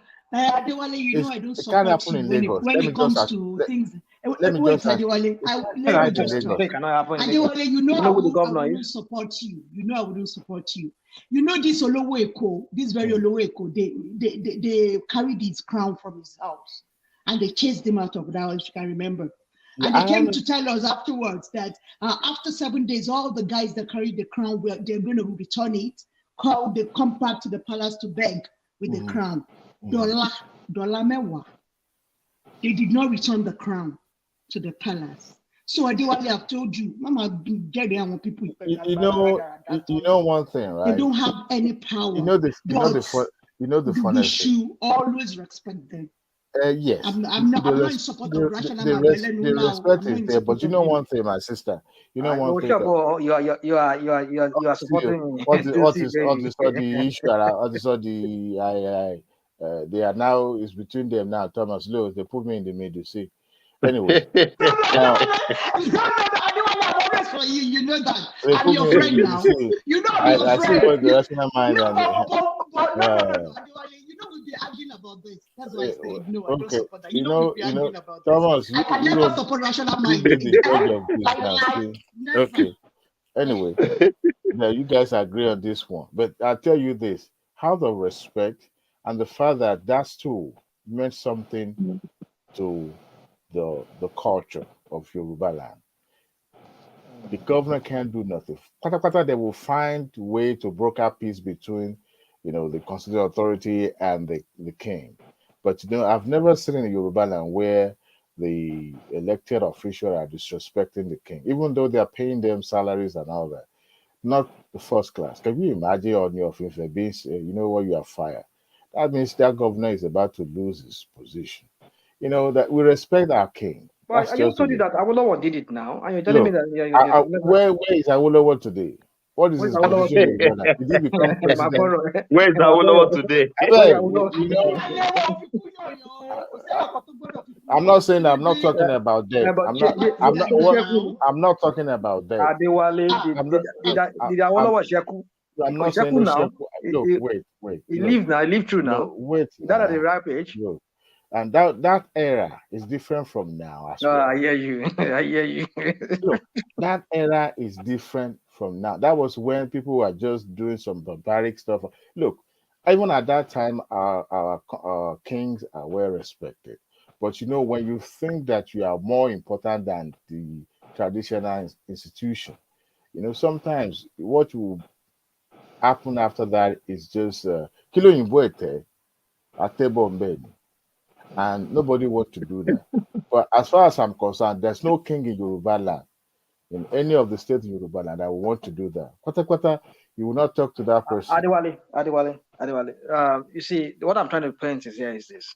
If you know who this Oba of Lagos is when it comes to this APC matter, how staunch a supporter he is of Jimbo and all his APC minions in Lagos, you understand the threat that would pose if Gbadebo hypothetically wins that election, because it tells you that he cannot work with him. And he will. He will have no choice. He will have no choice, right? He will just make his life already. So how stupid does that sound? I mean, does that look? You've already given your support to a previous governor, like you said. You could have been neutral. Exactly. It's the father to all. Just be neutral, whatever your political. But even if Gbadebo wins, he will have no choice than to work with him. But then it depends on the interest. But then if he continues his posture of this resistance, do you think the guy does not have the right to just dethrone him? Oluomo cannot be dethroned. He can. The governor has actually. I know the governor. Rational man, where are you getting that notion from? Where are you getting the notion from? Like I said, this is not Kano. You know the era of the constitution gives. Hold on now, the constitution gives the governor the right of course traditional rulers. But like I said, this is not Kano State. Kano. Yeah, you go again. This is not Kano State. I hear you. Go on. Well, you know one thing, rational man. There are some things that you can do in other parts of the country and you get away with, but in Yoruba land, it's easier said than done. I'm telling you the fact. Yoruba are not like that, and that's one thing about Yorubas. You can't disrespect the our cultural institution and you think you can get away with it. It's not possible. But Adewale, why are you telling Rational Man about Yorubas? Rational Man is by proxy is a Yoruba man. He knows a little bit about Yoruba, but he may not be. He's a Fulani guy. By proxy, by proxy. Your Yoruba is like he's from. He's a confused man. Your Yoruba Adewale, he claimed to be Yoruba now. He claimed to be Yoruba. Yeah, my brother, you ain't know Yoruba. Yoruba is it means son of the soil. I'm son of the soil. Not only son of the soil.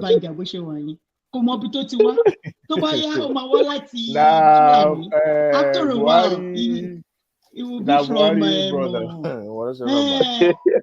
Hausa. I mean, if they tell him to speak Hausa, he won't be able to speak Hausa. Well, in all honesty, the man, the king himself, has shot himself in the foot, and there's some things you don't need to say, and it's unfortunate that he has to do that. So. But Adewale has still insist he's being truthful. No, truthfulness does not mean that you have to disrespect your stool. Look, you are a custodian. Like I said, he's the father to all. And as a father, you can't show any preference to any of your subjects. You have to be balanced.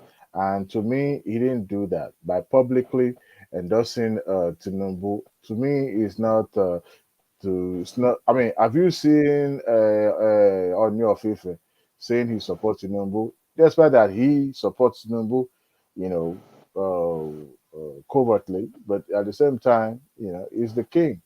As a matter of fact, what is his name? Obadiah is seen as the custodian of the culture in Yoruba land. But despite that, I mean, he took an editorial to congratulate him in the DELE. So, I mean, at the end of the day, it speaks volume. So imagine Adewale, imagine when Obi went to see Ooni of Ife, and right then to his face, he's telling him that, look, Tinubu is my person. I will support him. No, but look at how he handled the situation. He welcomed him. He listened to him. He gave him audience and all of that. And by the way, this is Lagos State. Look, a typical Lagosian is an Agbero man, okay? Whether it's a king or it's not a king. But all of we're them talking about even the son of the soil in the person of. But like I said, their own very kid, their own very son. Ooni of Ife is different from Oluomo Eko. Oluomo Eko is just a baale. He just get upgraded to position of first class Oba. By position of the state that the city that he occupied. Other than that, it should have been one of the baales. So, but Ooni of Ife is different. Okay, it's different. Oh, Oba of Lagos is first class Oba. Look, by the tradition of Yoruba, Oluomo Eko is nobody. No, you won't say that. You won't say that. Yeah, well, I understand what you're saying compared to Ooni of Ife and the rest of them. Oh yeah, maybe, but then he's still one of those first class Obas. Yeah. Oh well, the quarrel between him and Ooni of Ife. I mean, that guy is just to buttress what you said. I mean, this guy is, look at the disrespect. He has a thin skin. He doesn't know how to do like Agbalagba. Exactly. So me, he should have been, Adewale, the comment that they said that he would throw the IGBOS in the lagoon. Did he make the comment? He didn't make it. It was just attributed to him, right? Yeah, did he make the comment? No, he made it though. He made the comments. He made the comment. Yeah. Are you sure? Yeah, he did. You know one thing. Man, that man is capable of saying that, but I won't.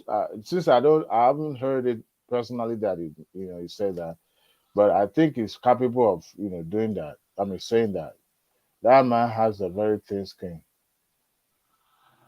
And sometimes as Oba, you're supposed to, you have to respect yourself a little bit, at least to some extent, or else people won't respect you.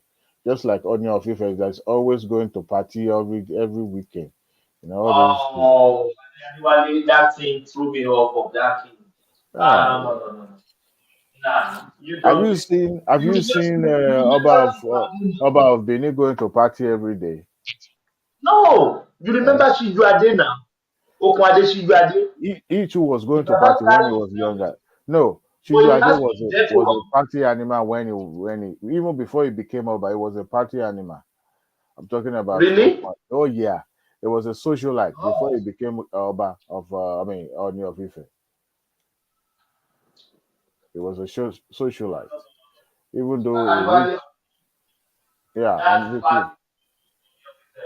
No. It threw me off. Anytime I saw him in party, I get angry. I don't go to all you. You must carry yourself with his predecessor, right? His predecessor was like that too when he was younger, in his younger year. Even though when he was after some time, a while, he was now, just calming down a little bit when he started getting old.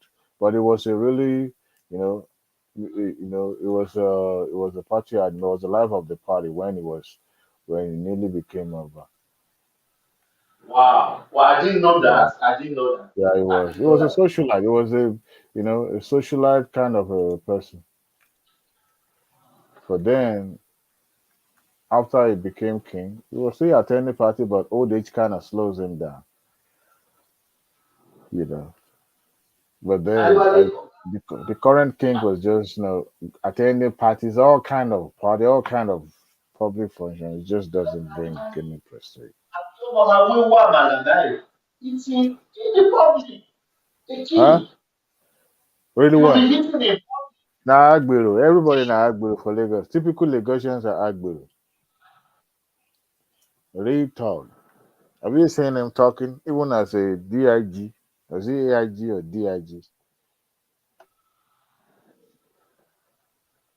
Oh man. But to me, you shouldn't have, but it's in your face kind of a person. So I'm glad that he welcomed him. I'm really, really happy that he did. Sometimes you have to do what you have to do, but telling him that you can't win. And Gbadebo is still thinking that he's going to ride the Obi's momentum to win the election. Somebody needs to remind him that Obi is special. He is not special. Okay? Obi is a special beast. He rejected Obi now. Huh? Oba of Lagos rejected Obi. No, I'm not even talking about move on from Oba of Lagos. No. Yes, I'm just reminding you that he rejected Obi. Why did he welcome Rhodes Vivour? But Obi didn't visit him. I guess maybe he got wind that he's not going to, Obi was, he's not going to welcome him. I don't know, because Obi never visited him for one. So, but then he probably will say the same thing that, he's a candidate to win. He was turned down. Yeah, Obi wanted to go, but oh, really? Yeah, he didn't allow him to. You see, that speaks volume. That speaks volume of him. But it's still the king. So I won't say bad thing about him in terms of, but let's call a spade a spade. Okudia Kato, like Yoruba always say. The guy stood his ground. There's no big deal in it. But we shouldn't overlabel it. But as a king, it's different. The ordinary person, Lucy, send me your number now. What? What is this all about? What is this? What is going on here? If we're not I think what's going on here? I have no idea.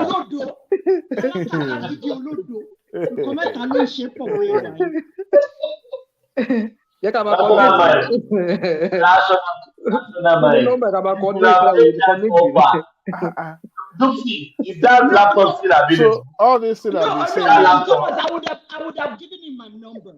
He doesn't have money. He's so, so because I have money now, you won't coordinate with me, right? But now, what should you're not, you don't have money. You are not intelligent. You are too arrogant. You are too arrogant.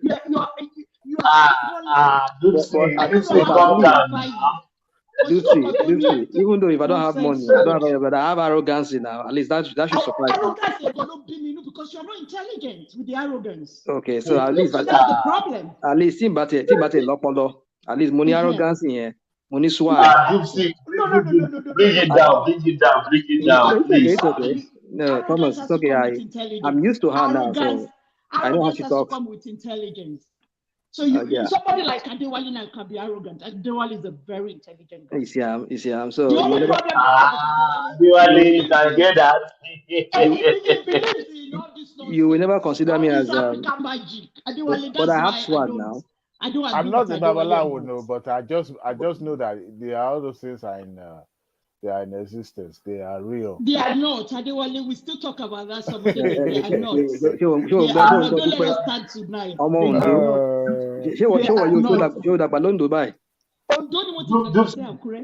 And then you don't believe in all these things. I don't. Yeah, you see. So you want it don't share Lara Ewuni. No, Buhari himself has people with Tira.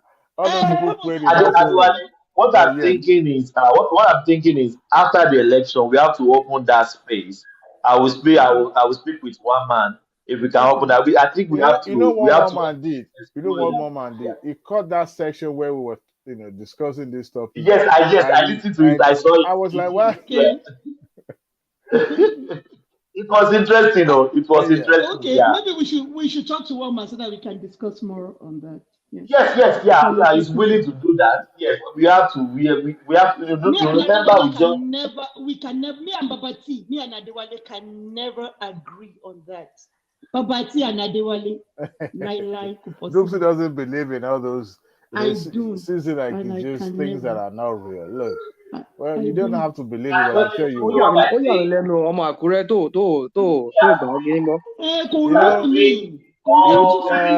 too factual to believe in things like that. I'm an evidence-based woman. I've told you guys. I don't believe in something that doesn't have evidence. So,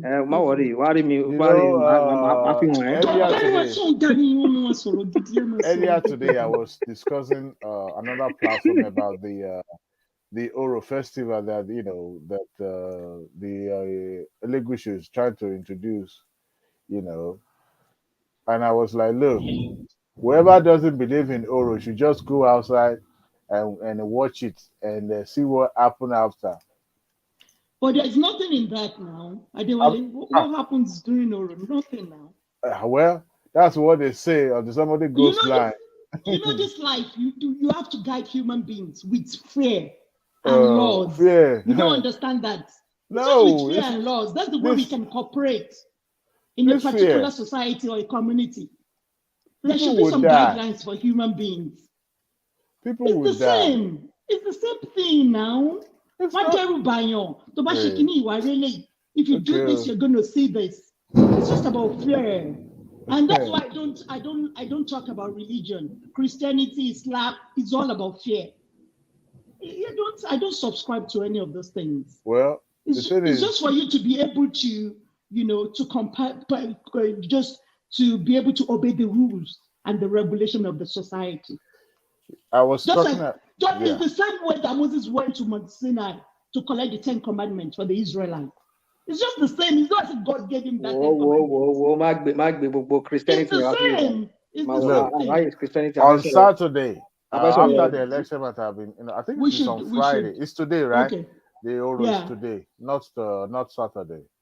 Okay. It's today, and it ends, I think, 5 a.m. in the morning.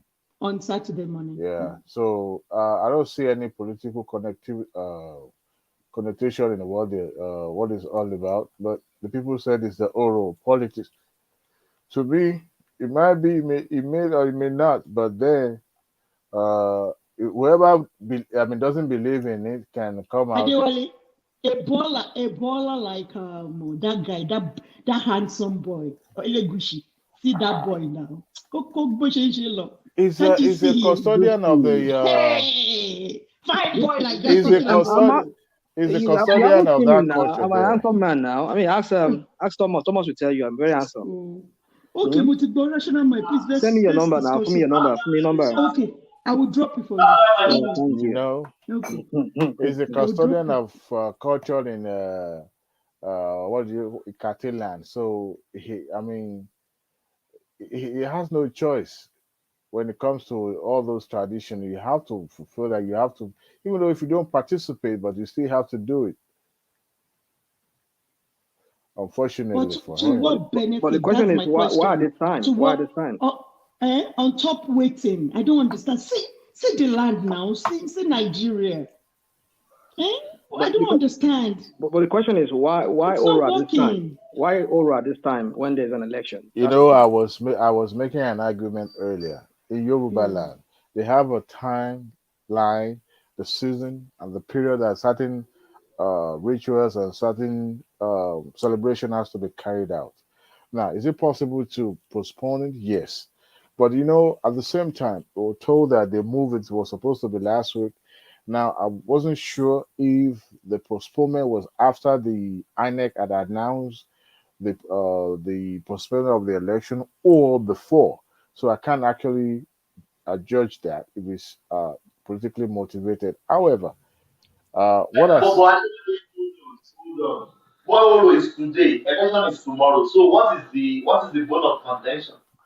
That that the king will call for the Oro festival, Oro celebration at this time when the election is about to be held. That's the reason why people are thinking it's. Yeah, I think the problem is that a lot of the obedient, they sleep at the polling units. So. What is the purpose of sleeping at the polling unit? I don't even get it. Those people are not that okay mentally, so I just speak to them.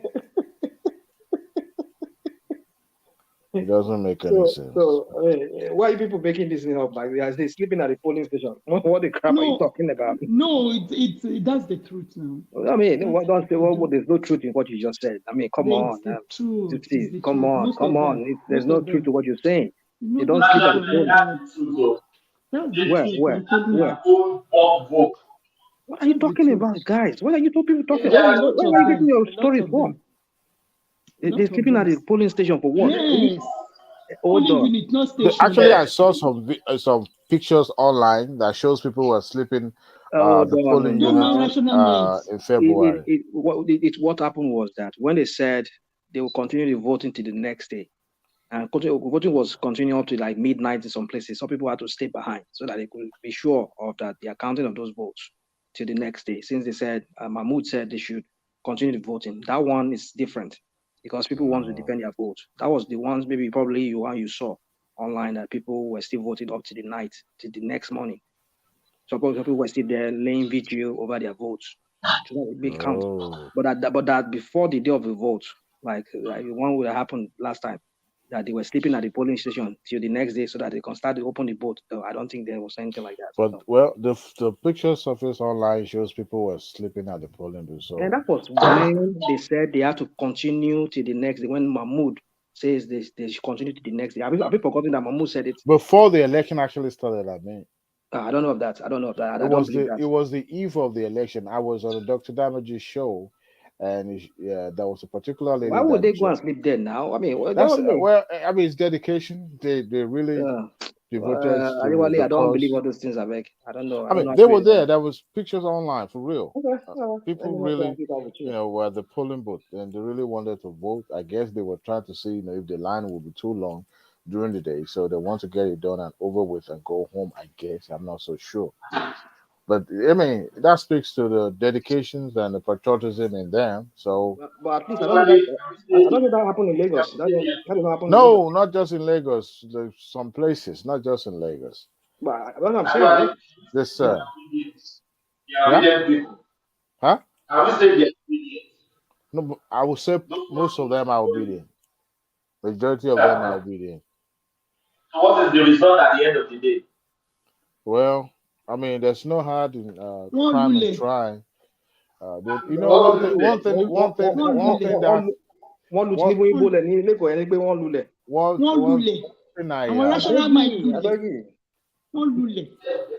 Did you see PDP's tally for that election for Lagos State? They have over 900 million. I mean 900,000. Sorry, is it 900,000? So yeah, 900,000 votes. You know what, rational mind? If number 2 and number 3 candidate are both saying that they won the election, how did they arrive at that? Because someone has to lose, someone has to win. So exactly. How come 2 of them are now jostling for that position? How come? I'll tell you. What we're going to do is that we're going to collect the mandate from Bola Tinubu. Hold on now. Let me explain that. We give Article 1 part and it'll be the other parts. Let me explain now. Let me explain what Adewale was asking. Thomas, can I say something? You sound muffled. Yeah. All right. So why this guy is number 2 is contesting that he won it is because it's number 2. He believed that number 1 rigged the election. He rigged the election. That's what number 2 believed, that they rigged the election. Those numbers were not actual numbers. There were some irregularities and all of that. Then number 3 also believed he won the election. He was not even talking about being number 2 now. He said he won the election. Why? Is because, like I said, the tabulation that PDP had, they have over 900,000 votes for Labour. Labour had almost like 1 million vote for themselves. So if PDP is corroborating what Labour has, and INEC and APC comes with a different figure, tells you that there's something somewhere. And PDP said they had 100 and something votes, 147,000 votes. APC had 160 something or 70,000 votes, but Labour had over 900,000. And that tells you that yes. And what Labour had also is almost the same figure, maybe a little bit higher than that of PDP. That tells you that yes, Labour had the majority. They won landslide in Lagos. But then we saw what APC brought up, and even we saw some videos of somebody who was saying that yes, I don't know how that video is, but who that man is, it looks like a northerner. It says 900,000 votes was what Labour had. Well, we shall see how that is what APC, I mean Labour is talking about. If they can have that 900,000 votes added to the 500, I mean they can have like 400,000 votes added to the already number they have, margin they have, which is the 500 something thousand that they give them. That will swell them up. Then also in Rivers State, they said in Rivers State they were robbed. They were robbed in Rivers State. Also in Plateau State and in other parts of maybe Cross River State. Cross River State, Akwa Ibom, other areas. That if they could get all their votes there, that they stole from them. And I don't know if you listen to Atedo Peter side when he brought up some, is it in Bauchi State or is it Bordeaux or Bauchi State, where just one single polling booth, they had 190 or maybe 179 votes. And then when they declared the total vote for that local government, it was 150 something votes. So we're not talking about in that local government, maybe they have like 50 polling centers. Only one polling center is recording 179 votes. And the totality of the votes in that area is saying that at the end of the day, it says 150. So even below what just one polling vote gave them, even though PDP and APC won landslide in that local government, in that polling vote. But what I'm trying to say is that these are discrepancies that he brought up. Also in Imo State, something was uploaded, and there was no appendage of the not even APC, not even PDP, not even any of the what's it called agents. But at the end of the day, they uploaded that what's it called the results like that.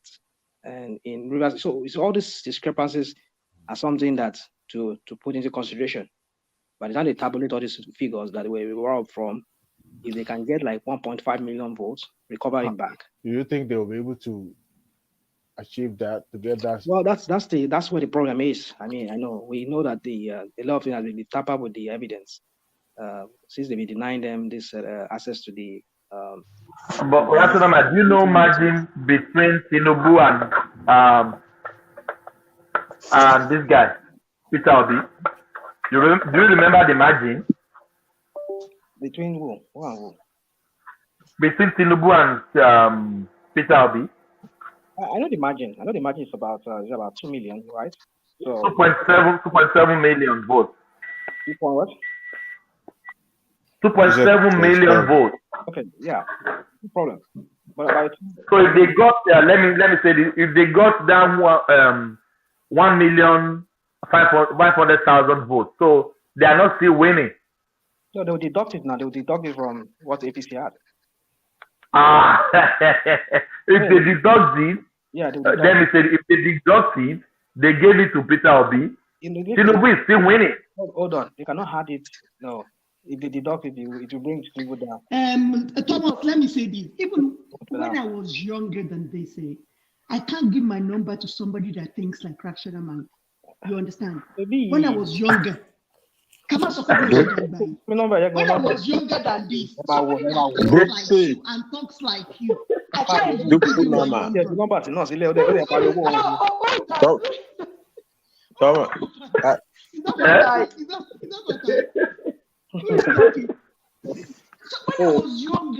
I was younger, Neil, somebody that talks like Rational Mind, because me, I don't look at anything. The only thing that trips me in a man is intelligence. Intelligent, only that person is intelligent. I'm telling you that. If a man is intelligent, let me talk. Let me talk now. That's why I talk when one man is here. You won't allow me to talk. Thomas, you're my friend. Let me talk. So, if somebody like Rational Mind, I can't. When I was younger, like 21, I'm talking about 21, 20, Timothy, I can't give you my number. Grandmother. Yes, I'm listening. No, I'm listening. Hello, Duxi. No, let your number enter one chance. So, Duxi, no, let your number enter one chance.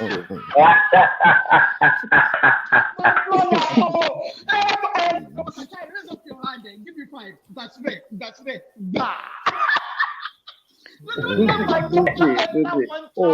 Chief, the number is in there. They are way. I don't want to finish. When I was 21 years old, what was that supposed to mean? My number when I was younger than this. Drop your number. They can coordinate, Joe. They can sort of. So are you Sapio? Are you okay? Let me not be. I don't want to. Are you Sapio? Whatever. I mean, what do you call it? Sapio. No, forget that. No, let's discuss intelligent here. Say the way you just analyze that. I don't like it, Rational Mind. Joe. Let's be more intelligent. Analytical in our discussion. Even though I'm unintelligent like you said, but then I have swag now, right? That's what you mean. Oh my God! Let's leave that side. Let's leave that side. Yeah. Fatai coming. I know. Mo fẹ́ ní pé Dupsy àwòpéjọ mẹ́ta ẹ kú gbádùn o. I come after hours with Thomas. I usually come after hours. After hours with Thomas, the animal man working. With one man. I usually come at this time. Yeah. So that's why. Every time this our hater is here. This is don't get too much security in Canada. So about national mind we're going àwọn tó rí àwa náà rí wọn o àwọn tó ń bú wa kọ́ máa bú wa lọ o kọ́ máa bú wa lọ o.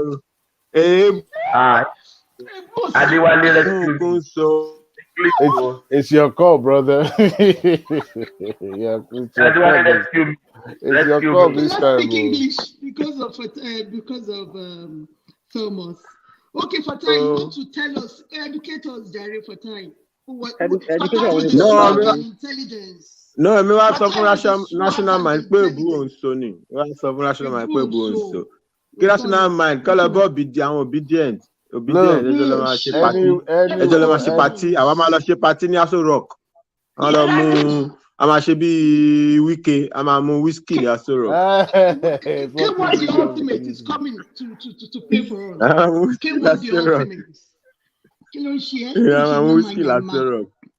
National mind ń ṣe yamayama. Leave national mind. National mind is consequential.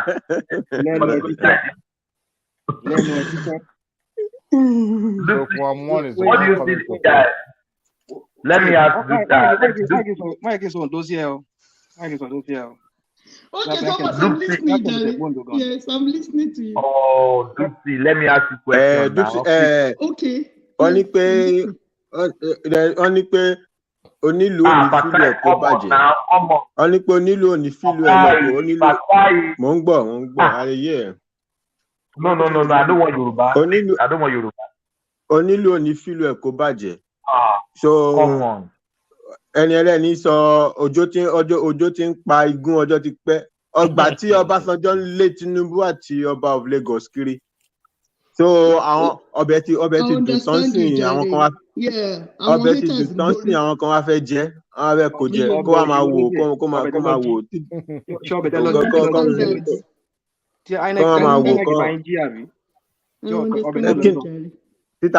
Where was Rhodes Vivour in June 12th? Where was Bode George? He was wearing Bode George, the godfather of Rhodes Vivour. Rhodes Vivour. Ṣebí wọn àgbàlagbà ṣáà ni wọn. Why tí wọn ṣe tún Èkó ṣe?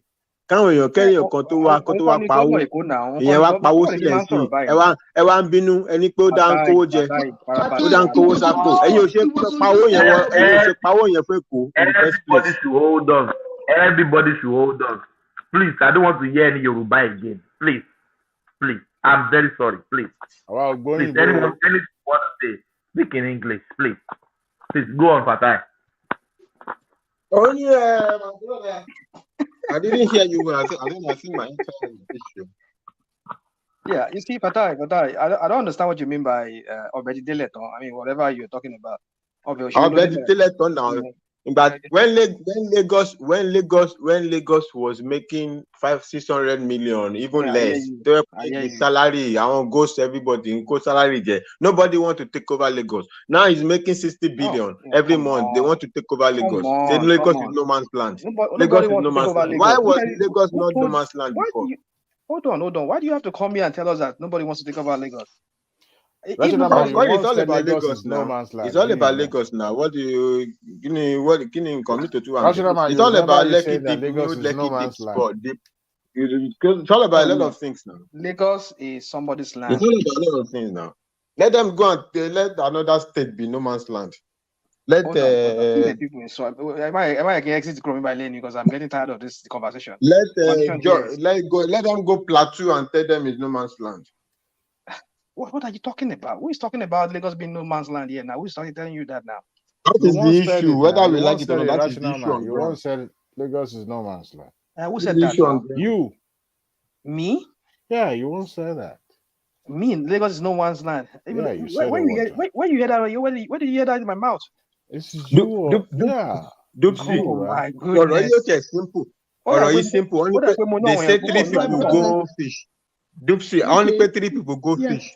3 people go fish. They can't catch 3 fish. Somebody can't talk to me. I will go share this thing. Which kind of question be that? Nobody say that we 3. God don't share and well now. We get north, we get southeast, we get southwest. Why somebody is coming here to tell us somewhere is no man's land? God don't share and well now. Which kind? Thomas, good night. Let me leave you because this conversation is getting ugly here. I don't know. That's what I'm talking about. National mind. Wait, don't go. I don't know where this Lagos State no man's land. Who is talking about it? Who have ever been? I mean, Adewale said I said it. Where did he hear me say that? You said that. Nobody can put anything. Are you confusing me with somebody else, Adewale? Nobody can put anything past you because your man jam talk, bro. That's why. Yes, now. Who may know if you know my leg, I can be. Oh, not me. I don't think it's me. Maybe you're really? Okay, maybe somebody else. No, I didn't hear it from Rational Mind, but that is the issue on ground. I didn't hear it from Rational Mind, but that's the issue on ground. Hey, Rational Mind, somebody's talking to you in the comment section. He said, "Oh, laughing. Who is Rational Mind supplier? I need to have a taste." Repeat that. Oh, it's in the comment section. He wanted to know who is the supplier of Rational Mind. I don't know what supplier it was. Supplier of what? What are they supplying? Supplier of Pami. This supplier of Orishirishi. And is it the same whiskey and Wiki has been drinking all this week? Maybe Rational might tell us. Have you been drinking? I can show you my 40 years old my small bar here. I have all kinds of liquor. So I have let me see here. Maybe you show us. I mean, my device here. National Mind would not want to show his face. He doesn't want to show his face. National Mind, show your face. Let Dipsy see it. Maybe you can get number. Please don't associate with this guy. Why would I beg you? No, this year, mo ṣẹlẹ̀ ni mo ti sọ tèmi o. Ẹ má jẹ́ kí nọ́mbà wọn one chance o. Mo ti sọ tèmi tẹ́lẹ̀ mo kàn ṣẹlẹ̀ sí ni o. One chance. One chance o. Oh my God! That's what I'm like. Thomas, you have no control tonight.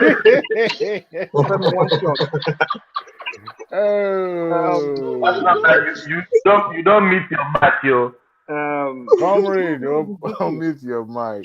You see, anyone is on the show. Vodka. To abuse Bola Tinubu. I want to drink one shot right now. National Mind, you can let somebody's blood pressure shoot over the roof. I can't even stand it. I'm pouring myself some vodka right now. But I can't stand it. Please stop it, please. I'm begging you. Stop it. Slandering Omolodo de. Omolodo de.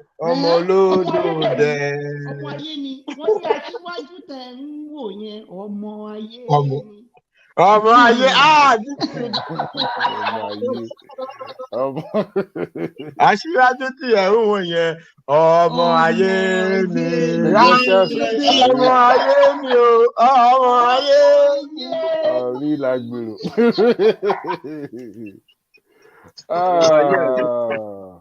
I think we need to shut down now. Then we go to private talk. We need to shut down. Gang of rational Doopsy, gang of rational mind and irrational mind and Thomas Leo. The gang of you, there's no private person. Please always come for after hours, please. Yeah. Yes, please always come for after hours. Let me ask you a question before we shut down. Okay. What do you see about this guy that went to Olu and is being turned down?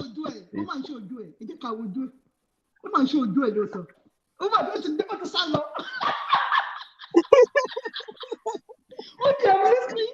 Okay, Thomas. Don't worry, I know rational mind. Don't worry, I know rational mind.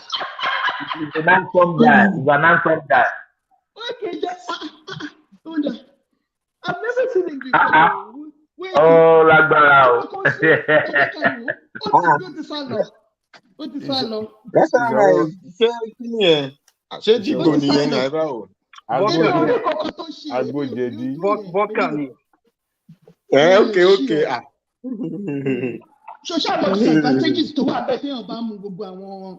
Ẹbí ò mú eléyìí tí mo ṣe bó ṣe sọ̀rọ̀ sí farabalẹ̀ náà bó ṣe sọ̀rọ̀ sí mo ní all kinds of wine and everything here. Just because you mentioned it, that was why I said, okay, let me go even have a shot before I go to bed. I rarely drink. I rarely drink. That's what I'm trying to tell you. I'm not an alcoholic. I rarely drink. So I just have it there because when I have friends that comes around and okay. That's better. Yeah. That's an occasional drinker. That's better. Yeah. Okay. Bro. Thomas, those people that are telling us that America should come and take over Nigeria because somebody we cannot mention his name didn't win. That America should come and colonize Nigeria because somebody we cannot mention his name didn't win. If he didn't win, something they worry them. America should do that. Come and colonize Nigeria. And that is the point. What is the meaning of what they are saying? Thomas, I think I have to go. America should do something. What should America do? Should America come and colonize Nigeria? What should America do? Hold on. We are a sovereign country. We had an election. Anything about doing Kolosi court. Anybody will know about let him make him go court.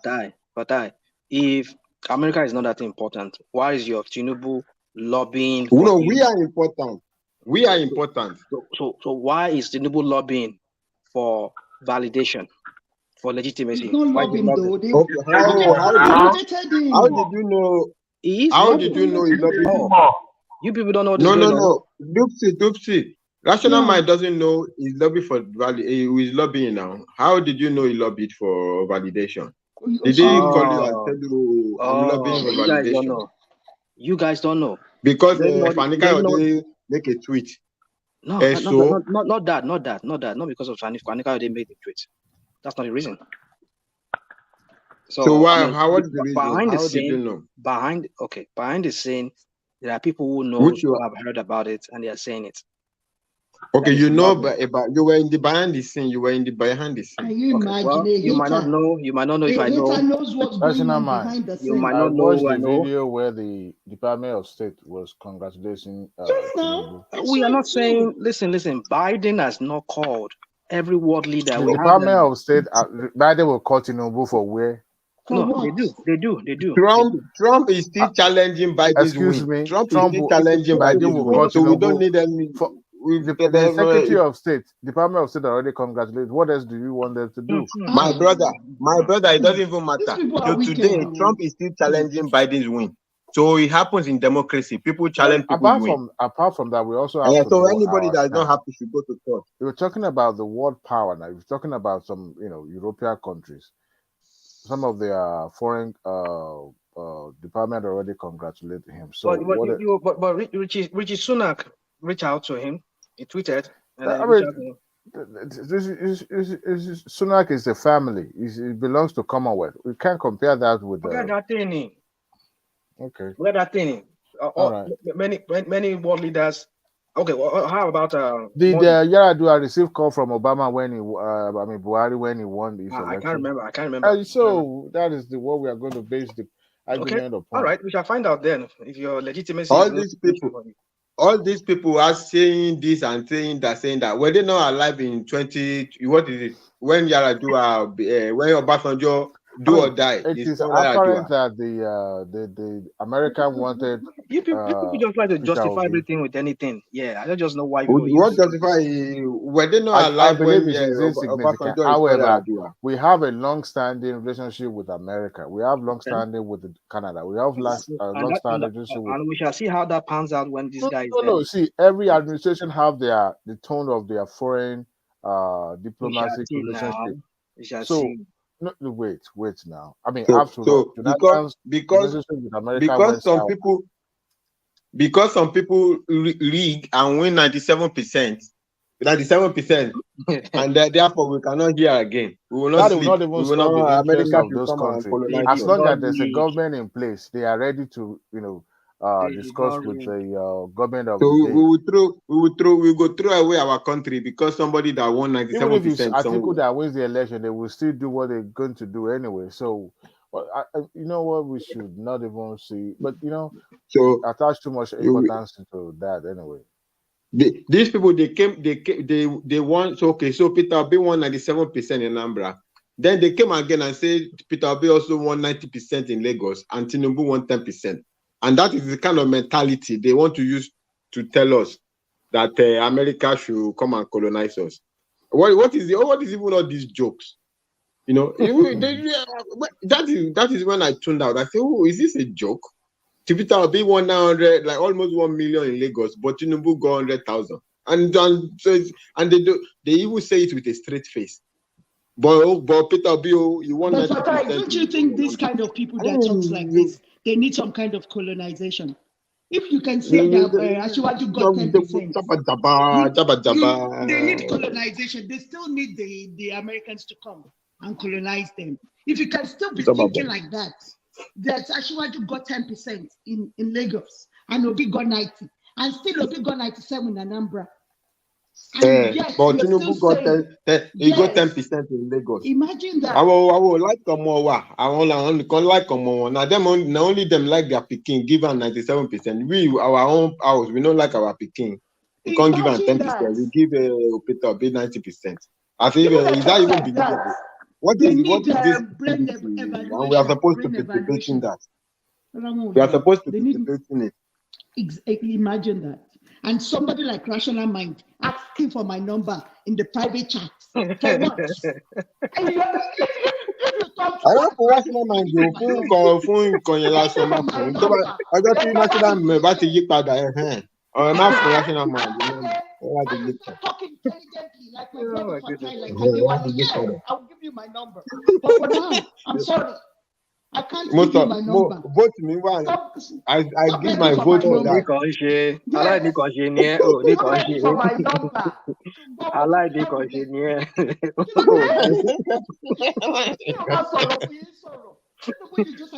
I like the conjenier. They are going to remove that number. They are going to add some numbers to Obi's number. So no. It's not fair. Obi number one, your phone number Obi. Tó bá bẹ̀rẹ̀ sí your number. Ṣé Obi number máa wà intact? Wọ́n ní your phone tó ń kàn pé wọ́n ní kàn máa your number ni. We shall see now. Wọ́n kàn máa yọ ní gbogbo. Fatai. They said they have additional 1.5 million. I even told them if they remove 1.5 million from Tinubu, give it to Obi, Tinubu is still winning. My brother, Shebeya Noni, is not yesterday one man was showing all that form in Lagos, where they sign form. One signature all throughout is a party agent that's supposed to sign. No, it is a PO from bottom to top. That Obi won it. He won that polling unit, and they are talking like we are talking about one angel like that. So that one they will not remove. That one they will not remove it, Abi. Do you know how many Peter Obi's number they will remove? We shall see now. You people with your propaganda and you people with your lies and everything, fabrication. Yeah, it is the obedient that don't lie. In Lagos, we shall see. Tinubu will not get to the primary. He got to the primary. We shall see. Tinubu will not get the ticket. He got the ticket. We shall see. We shall see. Tinubu will not win the election. He won the election. We shall see. We shall see. He will not be swearing. Are you still on that track? We shall see. We shall see. What is it supposed to mean? What are you talking about, dude? What are you talking about? Ìtumọ̀ ẹ̀ ni pé aṣíwájú tí ẹ̀ ń wo yìí ọmọ ayé ni nǹkan tó bá ń wí nìkan máa sọ òrùka ti dọ́wọ́ ná fún bàbá ẹni tó máa gé. Tó bá wù kójọ ọmọ ilẹ̀. Ọmọ ayé ni. You guys, all right, I think I have to shut down this section. Let's go to private talk. Now we are family talk. Fast is here. Hello, Fast. No, Fast. We are not shutting down. Okay, Fast is here. Okay. Fast is there. Fast just came in. We are Fast. Dupe, I'm going to bed. Tó bá ti fún mi number yẹn, gbàgbé ẹ̀ ń gbà yẹn. Okay, jàre, rational mind. Láyé. Please don't give him Dupe, tí n bá ti bè lọ́wọ́ èmi náà ní àlá o. Èmi náà ní àlá o. Mi ò àlá o. Àwọn èèyàn tèmi ò sọ pé kí n fún ẹ nọ́mbà so. Yes. Majority carry the vote. Majority carry. Yeah, we are from the same Ondo State, me àti ẹ. Kó fún mi nọ́mbà. National man, you are from Ondo State. Nǹkan tó fọ́ ní jù àwọn obìnrin kì í láìpẹ́ tó bá láti state. From the Kings of Ondo State. Really? Yeah, Afọwọ́kìtìpá. Kò dífá o. You don't know? Kò dífá o. I didn't know. Ṣòwò rẹ̀ náà mo Ondo ni rational mind ò like ẹ̀. So kò dífá. Máa parọ́ báyìí náà. Mo like ìṣòwò rẹ̀. Ibo ló ti gbọ́ pé mo like ìṣòwò rẹ̀. You like na Peter Obi you like rational mind. You don't like Ṣòwò rẹ̀. I said Ṣòwò is not getting traction. So because Peter Obi is getting that was why I had to switch to Peter Obi. Wọ́n jí gbogbo traction ẹ̀ ní. Olè làwọn people yẹn, wọ́n jí gbogbo traction ọmọlọ́mọ. Traction ọmọlọ́mọ ti ń bí ọdúnmọ́dún. Wọ́n wá jí gbogbo ẹ̀. Wọ́n wá ń sọ pé kìíní. Everybody hold on. Please. Ṣòwò should be that guy should just packaging 14,000 from 33,000. Is it depreciation or allocation? Allocation. Allocation. Did he win his polling vote? His polling vote. Did he even win it? No, he doesn't win. He didn't win the polling vote. I don't know. 14,000 from 33,000 to 14,000. The guy should just give him his passport and go back to his wife and the family in America. He's just forgetting about Nigerian president. He's just forgetting. He's just joking. The guy is a joke. The guy is a joke.